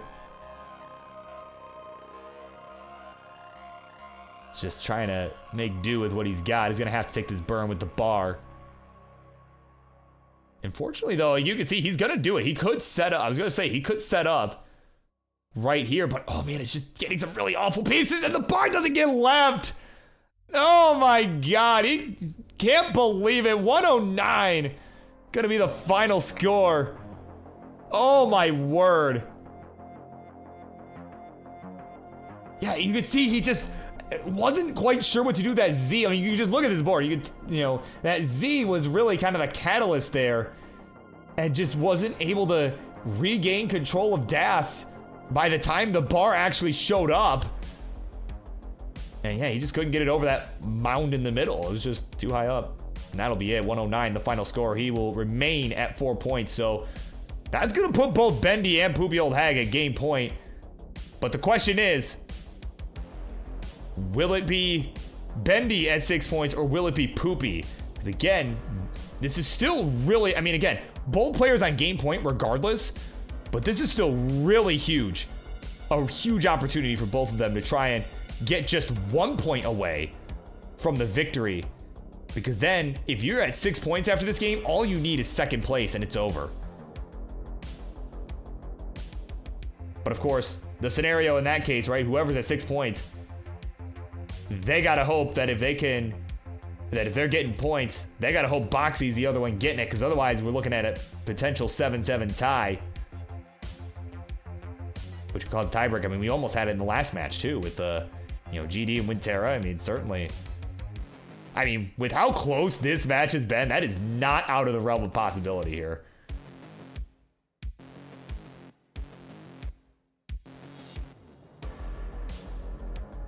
So Poopy kind of building off of row 2 at the moment. She's at 350. 413 is the score for Bendy. You know, Poopy I've seen has just been burning a bit more. Hasn't really been getting into any major trouble. Has just been having to burn quite a bit here. Yeah, you can see like with that Z piece there, just didn't really have a good spot. But fortunately, the next bar came in as the well was open. And another one will come in as well. Why not? Gonna go to 399 here as we are approaching the 19 speed. 465 the score for the Bendy stream. So it is about a 3-ish Tetris lead.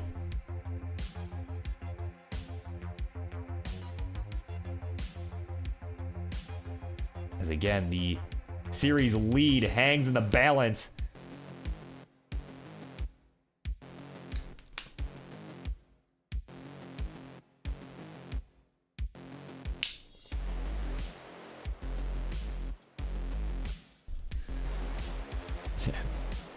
Bendy kind of shaking his head at a misdrop there.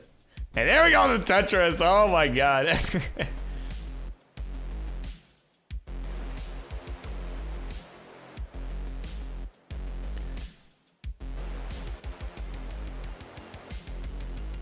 All right, here we go. Transitions coming up. And Bendy ahead by about 10 lines.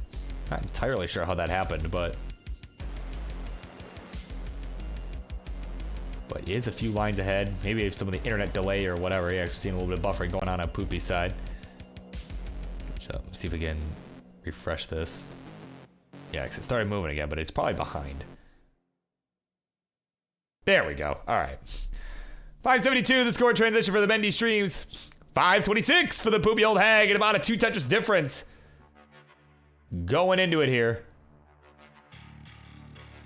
But no bar in sight for the Poopy Old Hag. So she's going to have to burn. This board is not in great shape. Oh man, needs something to the left side. The J couldn't get there, and that's gonna do it. 5:29, the final score. And at 6:25, Bandy Streams will be good. And he will get 2 points. He'll go from 4 to 6. And the Poopy Old Hag will go from 4 to 5. Boxy, who's gonna need a couple minutes apparently. Yeah, try to be quick. Because it is getting late over here, and I gotta work in the morning. So if you could, I mean, so it's fine. Just try to be quick. But he will remain at 4 points. So we got a potentially a final game coming up here, a game 6 situation.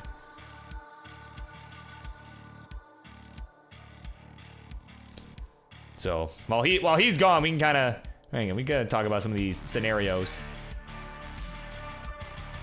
Some of these scenarios, right, that we have coming up again, you know, Bendy just 1 point away from victory. All he needs is a second place finish.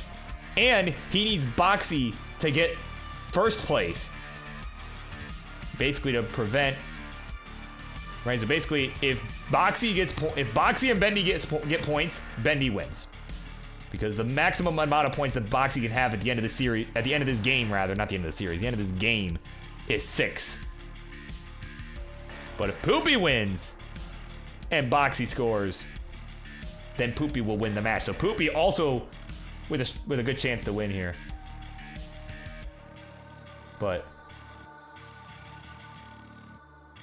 of course, if Boxy wins here, right, again, Boxy, you know, certainly going to want to win, but is going to need Poopy to get second place. You know, as Colin has told you in the chat, then yeah, we'll get that 6 to 6 to 6 tie, and we'll have a game 7 winner take all situation. So, still anyone's game. This is starting to come down to the wire, though, man. That's the thing with these triple threat matches. That's, you know, they go longer, but they get interesting. You know, kind of tells more of a story. You know, that's. And I think that's why people tend to actually really like the triple threat matches, you know, because a lot of times, you know, it's not something you really see elsewhere, right? Like, you know, you don't really see other programs, like you don't see CTM doing triple threat matches, right? Because it wouldn't make sense there, right? It just wouldn't, right? It wouldn't make any sense. You know, it's like Friendlies is pretty much, you know, the only place it would make sense, and you know, people seem to enjoy it, so.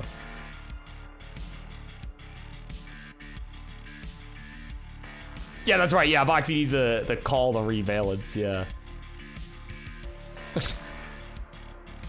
Yeah. Brawl. Oh yeah, that's true. Yeah, Brawl did it. Yeah, back in the day. Yeah, that's true. Yeah, I forgot Brawl did that. I mean, like now, right? Like I don't think they still do that. But okay, Boxy's ready to go. So if Bendy and Poopy, if you guys could give me your readies, and we will get game number 6 underway.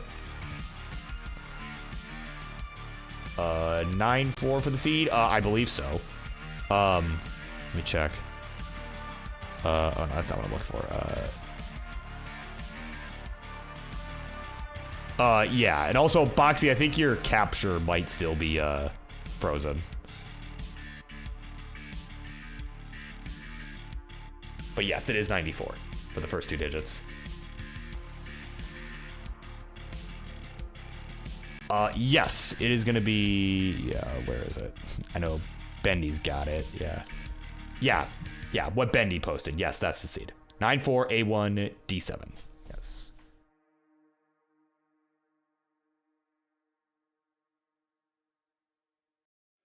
Yeah, I'll just give it a once over.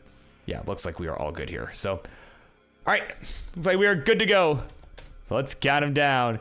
Game number 6. Here we go. A 3, a 2, 1, a Tetris.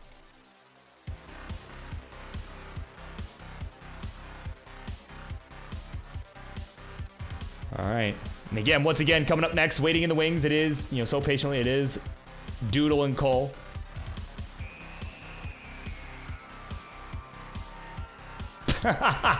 Yeah, true. The game went so long. Yeah, we've gone so long this series that the sun has set at Bendy's house. Yeah, even out west, the sun is starting to go down. Oh my god. Yeah, remember like 40 minutes ago we were and oh, Benny. He's like, nah, fool, the sun's still out. Oh my god. Battery turned on a white, either way.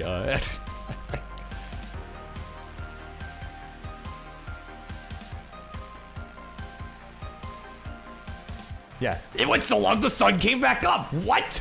We've been here all night. I'm supposed to be at work.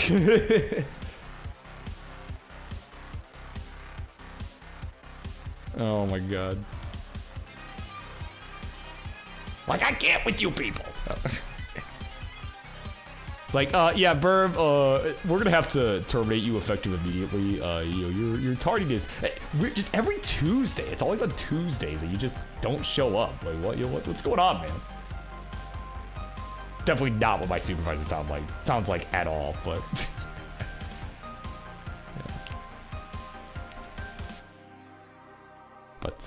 yeah, no, I mean, it'd be wild if I just never show up on Tuesdays. Just use all my PTO to sleep on Tuesday mornings.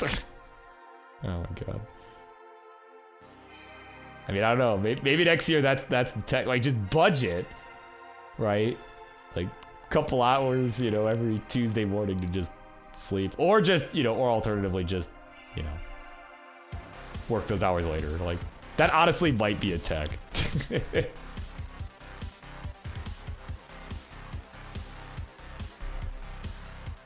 Yeah, of course, Colin let you know he is taking PTO to call a CTL Super Show. Yeah, that sounds about right. Yeah, terminates me based on the impression. Yeah, like, effective immediately. Right? No, he actually sounds. Actually, no, that's not a very good impression either. His voice is not like super deep like that. That's really what it is. His voice is not all that deep. No, I don't know. I actually like my supervisor, so I'm gonna not. By some chance, if he is watching this, I'm gonna not be mean, just because I actually do like working with him and the team a lot. You know, whether he's watching or not, I feel that way. So, yeah. But 311 here for the Bendy streams, 331 for Poopy Old Hag on the right side there, 271 for Boxy. So certainly going to be looking to up the pace a bit as we get towards the 19. Again, he is currently behind in points in the series. He's the one that's at 4 points. And again, he needs to get first place here, and he needs Poopy Old Hag to get second place for him to have a chance. So they kind of, at least if you're Boxy, you kind of want Poopy to work with you here to make sure that Bendy doesn't get any points. Right? You kind of have to, you know, you're kind of, right, you're dependent on other players at this point. But of course, you do still gotta win, right? Like, you still gotta at least win. Like, at least do your own part, but the right person needs to get second place. And that's always a tough spot to be in, but, you know, you never know, right? Like, it does happen, right? It's not like it's unlikely that it could happen. Right? We've seen some really crazy finishes on triple threat matches on this show before. Certainly this could be one of them.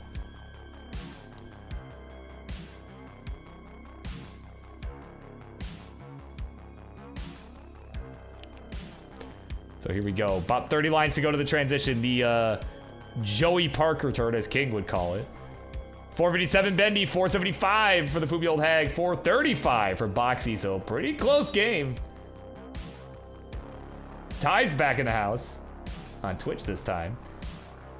Checking out the queue, seeing what's left, as we are fast approaching the main event for this evening.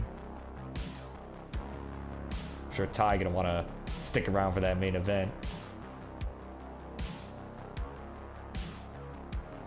Also is wanting to see the tie at 6 points apiece.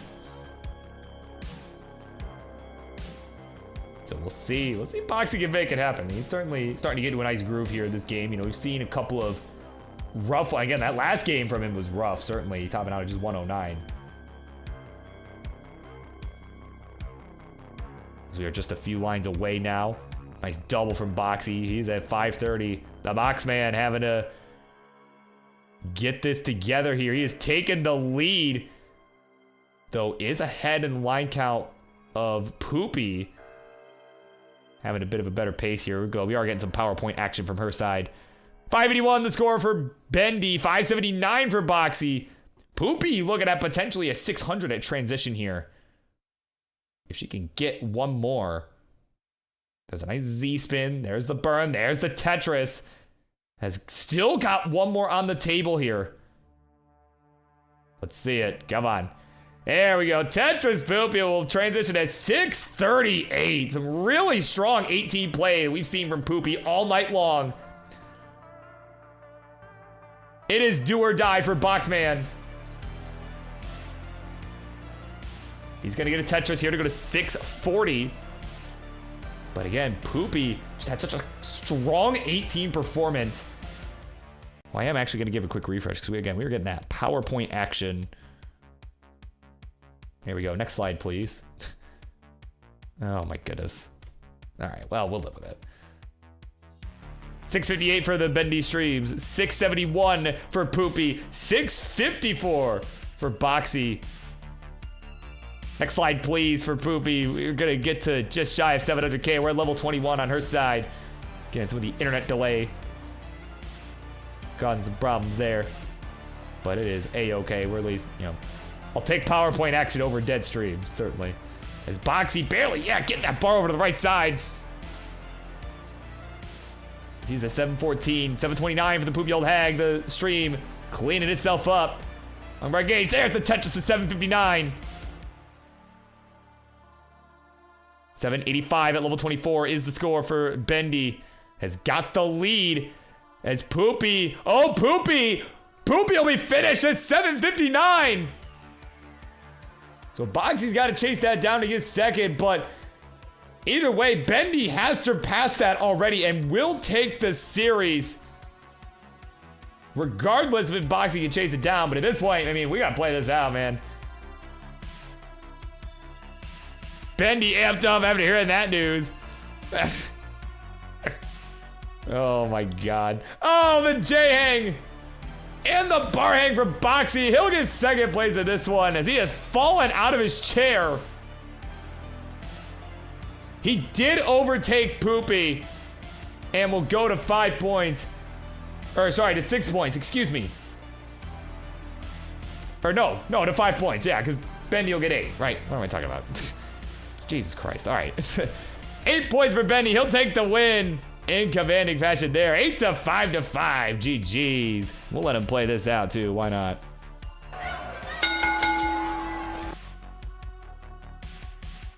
All right, we're approaching the level 29 at 9:45. A strong game. Just needs one more. If he can get this last Tetris. Let's see it right here. They all might be setting up here for a potential level 30 attempt. He's got one line. And he's going to have to burn here. Oh, the 29! The 29 play coming out. And that'll do it. A22, the max out. That'll be enough for the Bendy Streams to get it done. Certainly very well done there by that chair. That, it's not a DX Racer chair, but that kind of style of chair. But, yeah, the chair.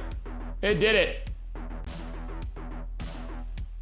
And of course, seriously, what a match. That was a very, very entertaining match. So GG's all around from Bendy, and of course from Poopy, and from Boxy as well. Certainly a very, very entertaining match. GG's.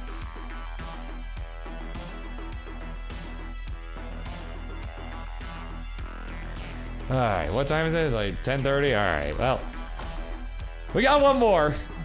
We got one more here. My goodness. It is the main event. Doodle and the Cold Bucket gonna duke it out. And yeah, we'll be right back. I'm gonna get this set up. Hopefully they're good to go. And yeah, we'll try and get this. We're gonna try and get right into it here.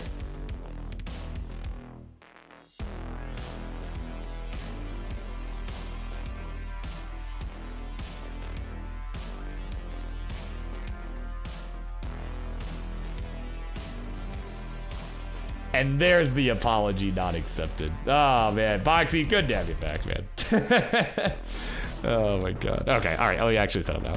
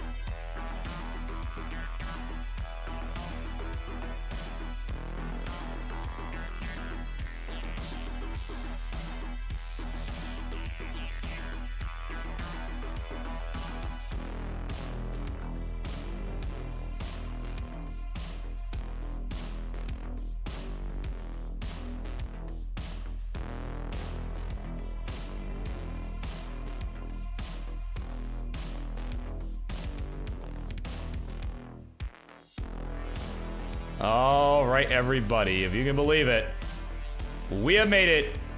It is time for your main event for this Monday evening. Introductions, please. On the left-hand side, there's a guy who made waves at the 2023 Tetris World Championship, making the top 48, having himself a run in the silver bracket, I believe, if memory serves, which it might not at this hour, but the 2024 World Championship. He's looking to come back stronger than ever next time, as now he faces one of his bitter rivals in the world of classic Tetris. It's Doodle! And on the right, his opponent, of course, the regional champion, back at the Motor City Mayhem tournament. It was hosted by yours truly, and then went on to CTWC 2024 and made the top 16, being taken out, spoilers, only by Blue Scooty. It's the Coal Bucket! As the music has died on me. Let me fix that. There we go. All right. So players, when you are ready to go, let me know if we're doing same piece sets. Now would be a good time to let me know because, yeah, like I said, I want to keep this moving here. Of course, good morning to Cole of the Bucket variety.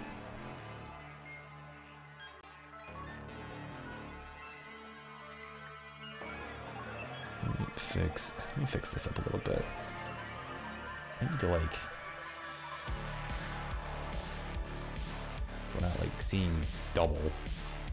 There we go. Yeah, that looks better. Okay.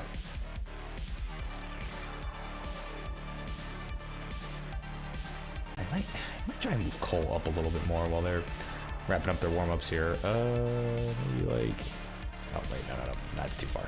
Right about there. Maybe like even here. Yeah, that'll do. Oh, goodness, okay.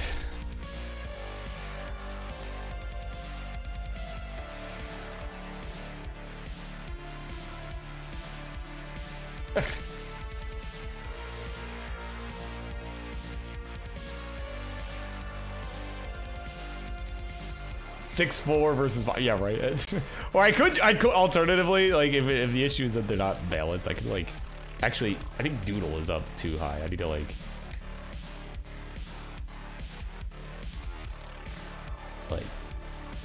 there, I guess. Yeah. Oh, goodness. Okay. Are we doing... So, are we doing same piece sets? That's what I was trying to get there.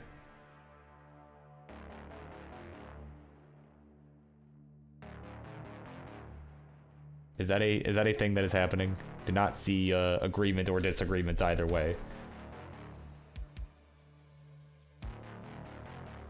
So. And yeah, I see a yes from Doodle. Yeah, if we're good, like that, I'm fine to do it. I'm fine not to do it. Like, whatever. All right, same base sets, no line cap. Okay, standard, perfect. All right. So 1411 6D is the seed. 1411 6D, like the letter D, not like 60, right? Right, 6D, not 60. And, oh, okay. Well, they don't. We don't like that curvy cutoff. Okay, well, let's do this. There you go. Get at least get his little eyeballs.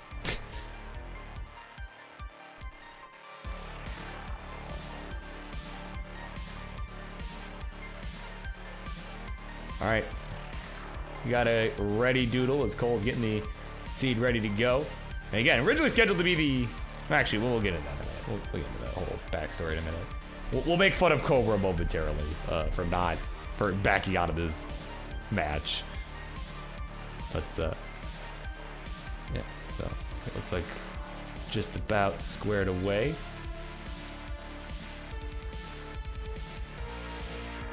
All right. GLHF's coming in all around, and I almost typed the command in twice, and here we go. We are ready to go. Game number 1, it is a main event time. Let's do it in 3, 2, 1, Tetris.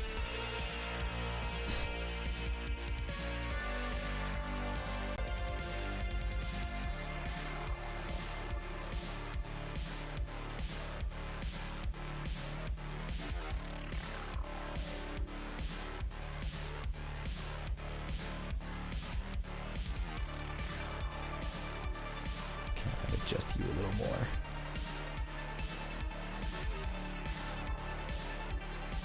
Really fill that space. There we go. Yeah, right.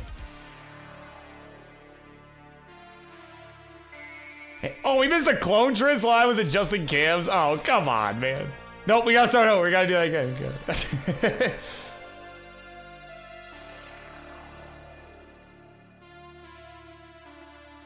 Oh man, Cole in a bit of a bind here early. Oh no. Oh no.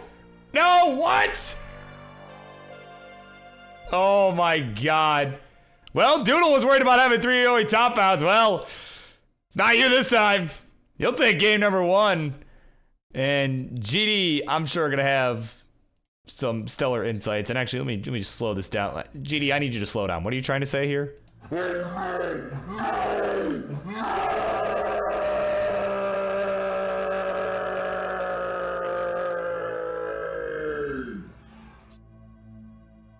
There you go. GD. Not too pleased with that. That is a quick one here. As Doodle will take game number 1. Yeah, that's right. Yeah, that's right. Warm-up's done. It's all good.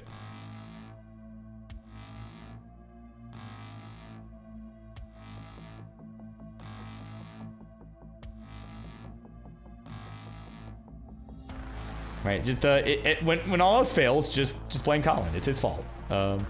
As we are all set for game number 2, let's continue on in 3, 2, 1, Tetris.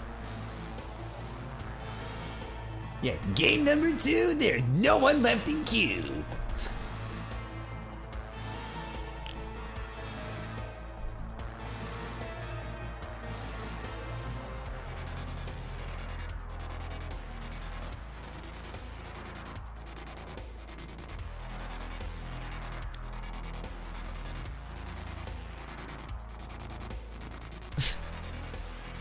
Start charging royalties.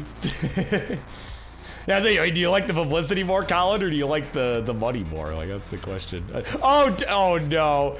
Oh, come on, man.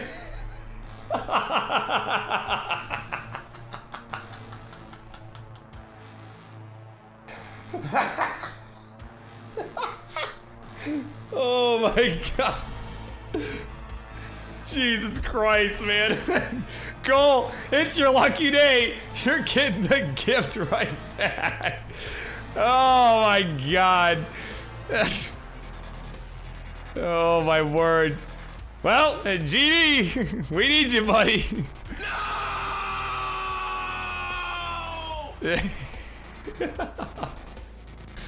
Oh my god. Nah, he's playing best of 3 now. You did this to yourselves. Don't top out if this doesn't happen.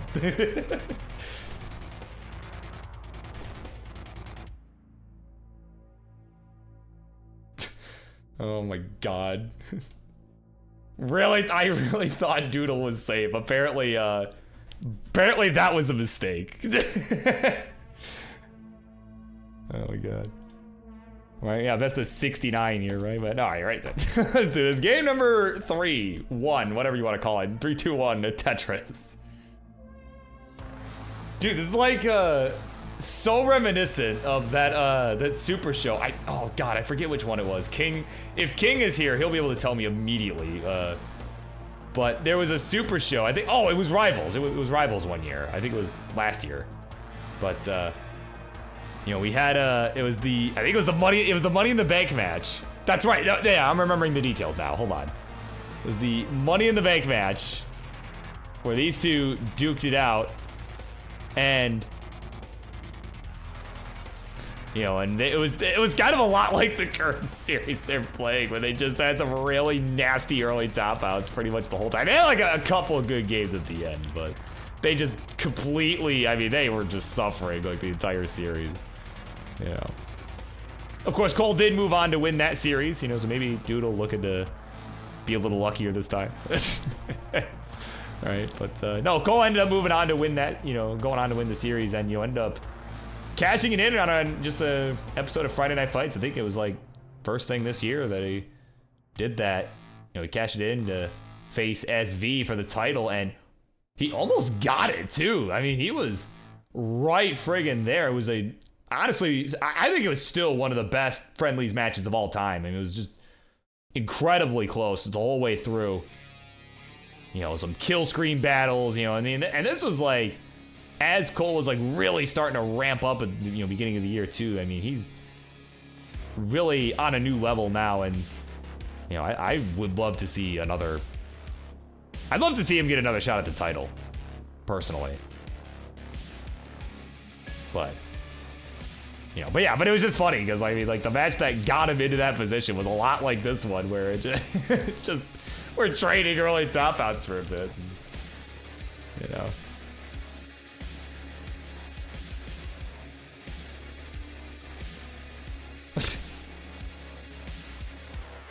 I wonder what bad karma Doodle has that gives him bad controllers eternally. Well, probably you want to know what curses him? Probably skill issue. Probably. But you know. But it's okay. He gave me smirk. I got a smirk out of that. Okay, I'll take it. I'll take a smirk. Yeah, just don't use it wrong. It won't be bad. Yeah, true.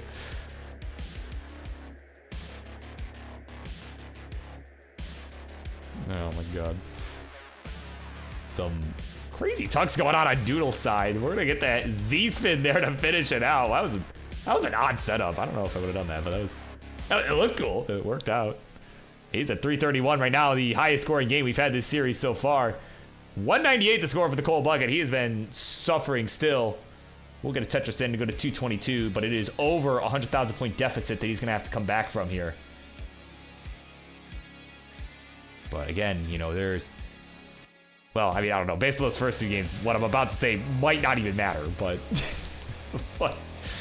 oh man, sorry, I'm being kind of mean, but you know, I know both of these two can take it, you know, I'm just, like I said, it's all in good fun. But what I was about to say, though, was, you know, we aren't doing a line cap, right? So, you know, even if you're behind by a lot, I mean, if your opponent messes up right at 29, you're able to keep going.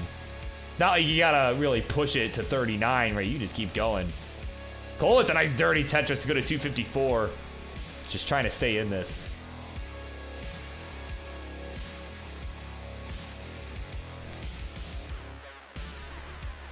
Yeah, see, you know, it's not just unfriendlies. Like, I'm not like just blatantly being mean. Just, I don't know. I feel like I'm always a lot more subtle with that sort of thing. I'm not necessarily like, you know, I liked being part of unfriendlies. You know, last time I did it with Jeff and with Martz, you know, it was a lot of fun. But, you know, it's harder for me to be just like outlandishly mean than it is for me to just, you know, just like the subtle jabs at people, you know, like I don't know. I find that harder.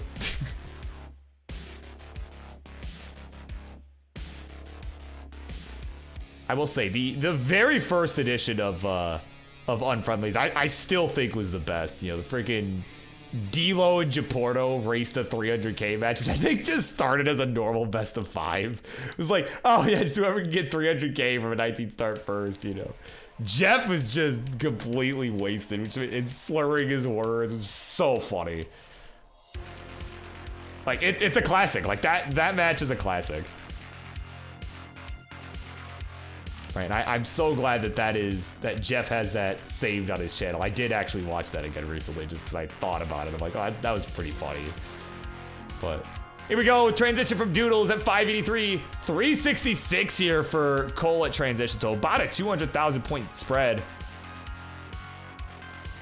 But again, we've seen crazy comebacks here. We've seen some crazy chase downs. You know, it's not out of the realm of possibility for a player of Cole's caliber.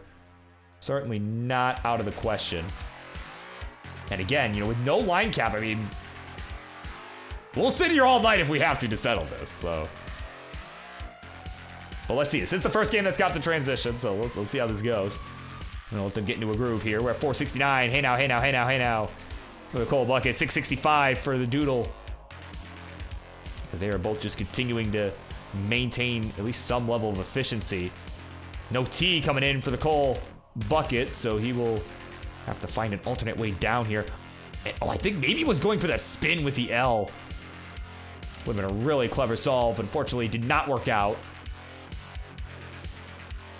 There we go, nice placement there of the J. Is just trying to get a bar for the middle, just to clean this up. Not even for a Tetris, just to clean up, but did not show.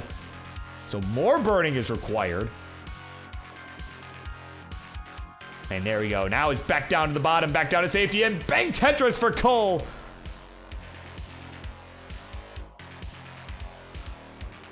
.548 his score, 788 for Doodle. And Cole needing a bar for the left side first, will get it. And there we go, another Tetris for Cole. Yeah, you see, he had to get that bar to the left side to get set up. Oh man, but he's now just and on a J that's refusing to show up. Has to use the bar instead. Now is set up again. Man, it hasn't really been getting any digs. It's just been having to burn quite a bit. Oh my God. Gets the bar for the score. Just whipping it over. Still way behind in points as Doodle has just shown no signs of let up. But my God. Yeah, these droughts and this scene just have not been kind for Cole's boards that he's had, you know, just due to some of the other complications he dealt with on, you know, really just the stuff he dealt with on 18 is, you know, like every decision you make, right, it kind of leads to this one moment.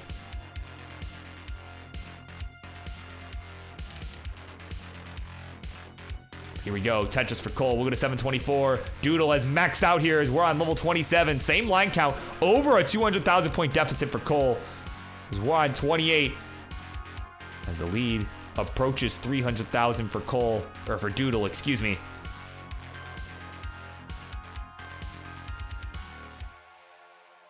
All right, Tetris Cole is at 830. All right, it's going to come down to 29. Let's see what these guys can do. B07 for Doodle going into it. And there we go. Tetris for Cole will get there at 866. So here we go. 29 is upon us. And again, no line cap. So we could go on all friggin' night. Cole certainly going to want to start upping the pace, though, as Doodle has already approached 1.2, has surpassed it, rather. But Cole's board falling apart. Can he get to the bar?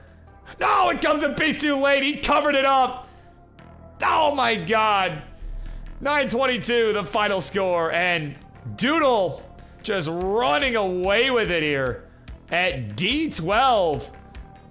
Yeah, he's got it. 2-1 lead. It will be Doodle taking the advantage in the series. It's now on game point. GG's.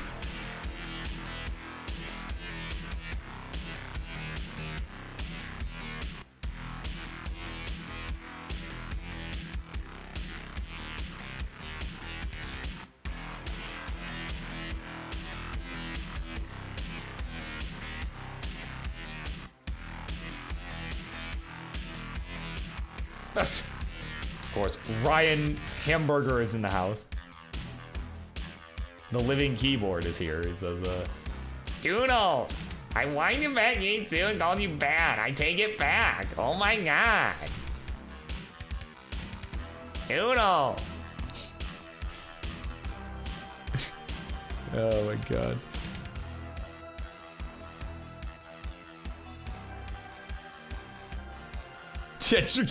Oh, yeah, I commentator blessed him, apparently. Like, my God. That's... Oh, my word.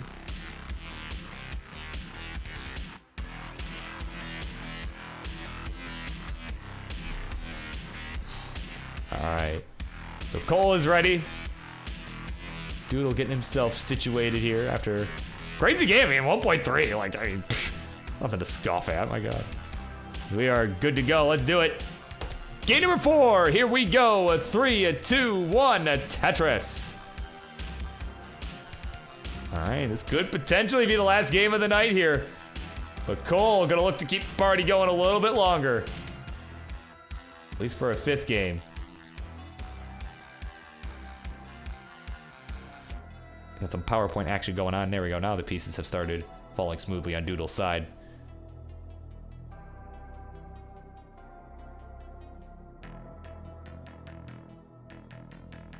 Man, what a night. Just what a night this has been overall. I mean, again, regardless of who wins this game 4 here, whether we have another game or not, I mean, this is a crazy evening all around.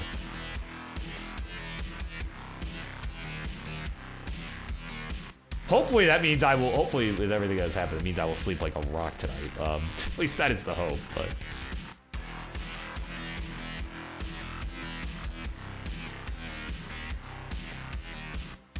Yeah, of course, Doodle hates this game, and he might be hating it more in a minute here if he doesn't get this bar over. Okay, he's gonna be fine. He's gonna be fine. Let's say he might hate this game a lot in a minute here, but gonna survive. Gonna be looking good here. We're at about 95,000 points apiece. Now the difference being a couple burned lines. So a nice neck and neck start.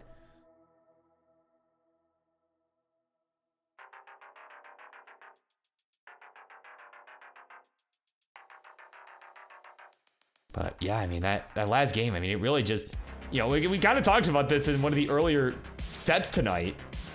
Right? I think I said something along the lines of, you know, like, hey, like, you know, having the advantage on 29 is good, but sometimes it's the 18 that makes all the difference. I mean, that was pretty much the story of that game.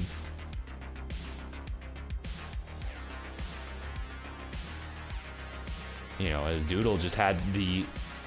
I mean, he pretty much had a 200k lead, pretty much all the way from 19 to, you know, the end of the game. You know, at least a 200k lead, and you know, Cole just was unable to make the comeback. You know, the bar timing just wasn't as good for his board, and just couldn't really get it going. So he's got a shot here, though. Right, he does have a shot.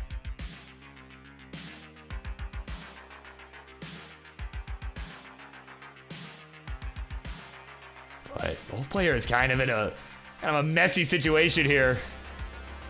Cole's board looking a little cleaner, but there we go. Dirty Tetris for Cole.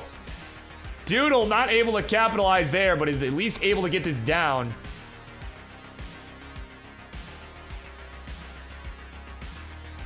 My God.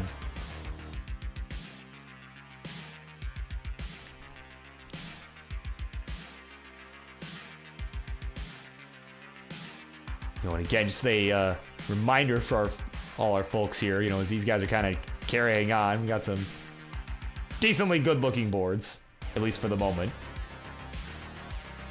Excuse me. We, as a reminder, you know, we do have the Super Show coming up in just a few weeks, taking place on June 9th, I believe. Sorry, June. Wow. What month is it again? Right. August 9th. Oh, my God. Who hired this guy, man? Who hired this guy? Oh, right, King did. But, of course, as far as schedule is concerned, you know, for other shows coming up, you know, again, the Friday Night Fights not happening this week. We'll be getting the basement battles with our good friend Colin. All weekend long, right? This coming week. Of course, this coming Friday. And, of course, next Monday as well, a week from today, I will be... excuse me. I will be on vacation. I will be on the road. Oh, Doodle. Oh, Doodle. On the road to Top Out City. As he'll be finished at 253. And we are going to a decider. Oh, my God. I'm like, oh, we can talk about other stuff. They're fine. And yeah, no, I guess not. So there you go. Cole, you are good. We are going to another one. You have done it.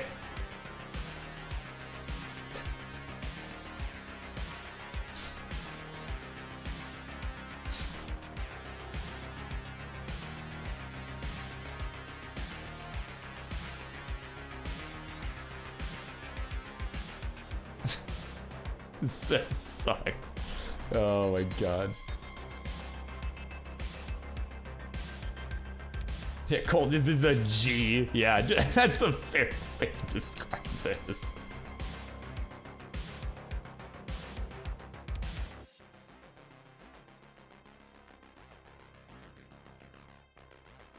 All right.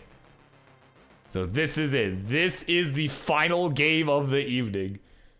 And well, at least the players don't really care that much about the outcome at this point. Like, you know, it's like whatever. We're here to have fun, right? Like whatever. Yeah, winner shaves the yep, exactly. Yeah, it's a bound by contract now that that loser has to shave their head. Oh my God. Oh, is there now doing some balancing here? Cole with the better balance there with the Yoshi than Doodle with the Kirby. Oh my God. All right, here we go. Game number 5. The final game begins in 3, 2, 1. Tetris. Yeah, Cole's like, nah, bruh. Like, what? I'm shaving my head. Exactly. Yeah, you gotta keep being able to flip the hair. Right.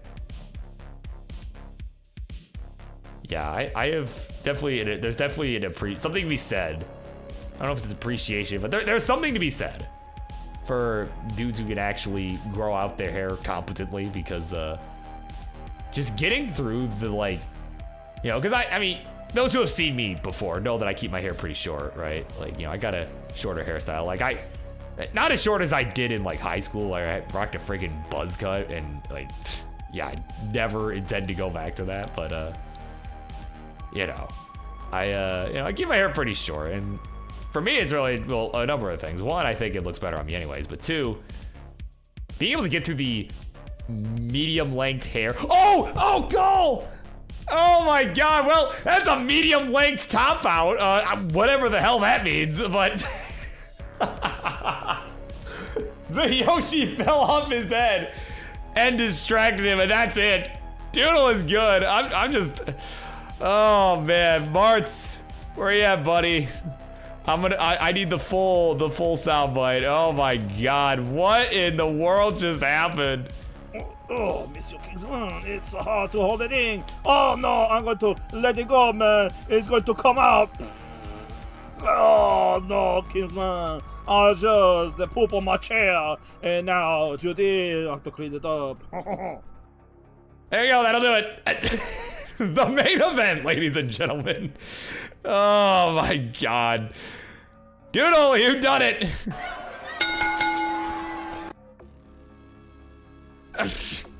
Oh my god. Alright, we're not gonna watch you play this out. You're on friggin' 41 lines in. We're not gonna watch you play this out. Whatever. Alright, well. It's contrary, it's despite all odds. This dude has got it done. He did it in a decider in what was a matchup of all times. The GGs, or I guess G's, would probably be the better term. Well, you did have that one good one in the middle there. You guys had that one go to 29, but yeah. Doodle's got it done. And certainly, you know, I'm going to just perpetuate the narrative that he's looking poised, you know, to perhaps take down Cobra at the Super Show.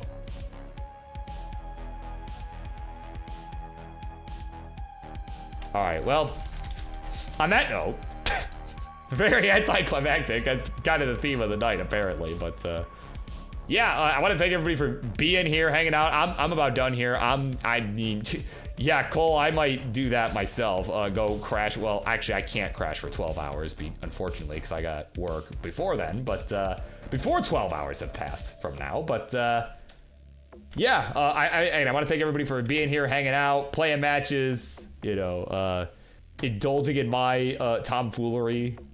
Just generally speaking, it's been an evening of all time. So again, I appreciate all of you. And as I was starting to say before our players started topping out and making stupid mistakes again, I was starting to say that, you know, the Monday night show, it's going to come back. Not this coming Monday. This coming Monday, Colin's on for Basement Battles. You know, it's my birthday, and I will also be on the road.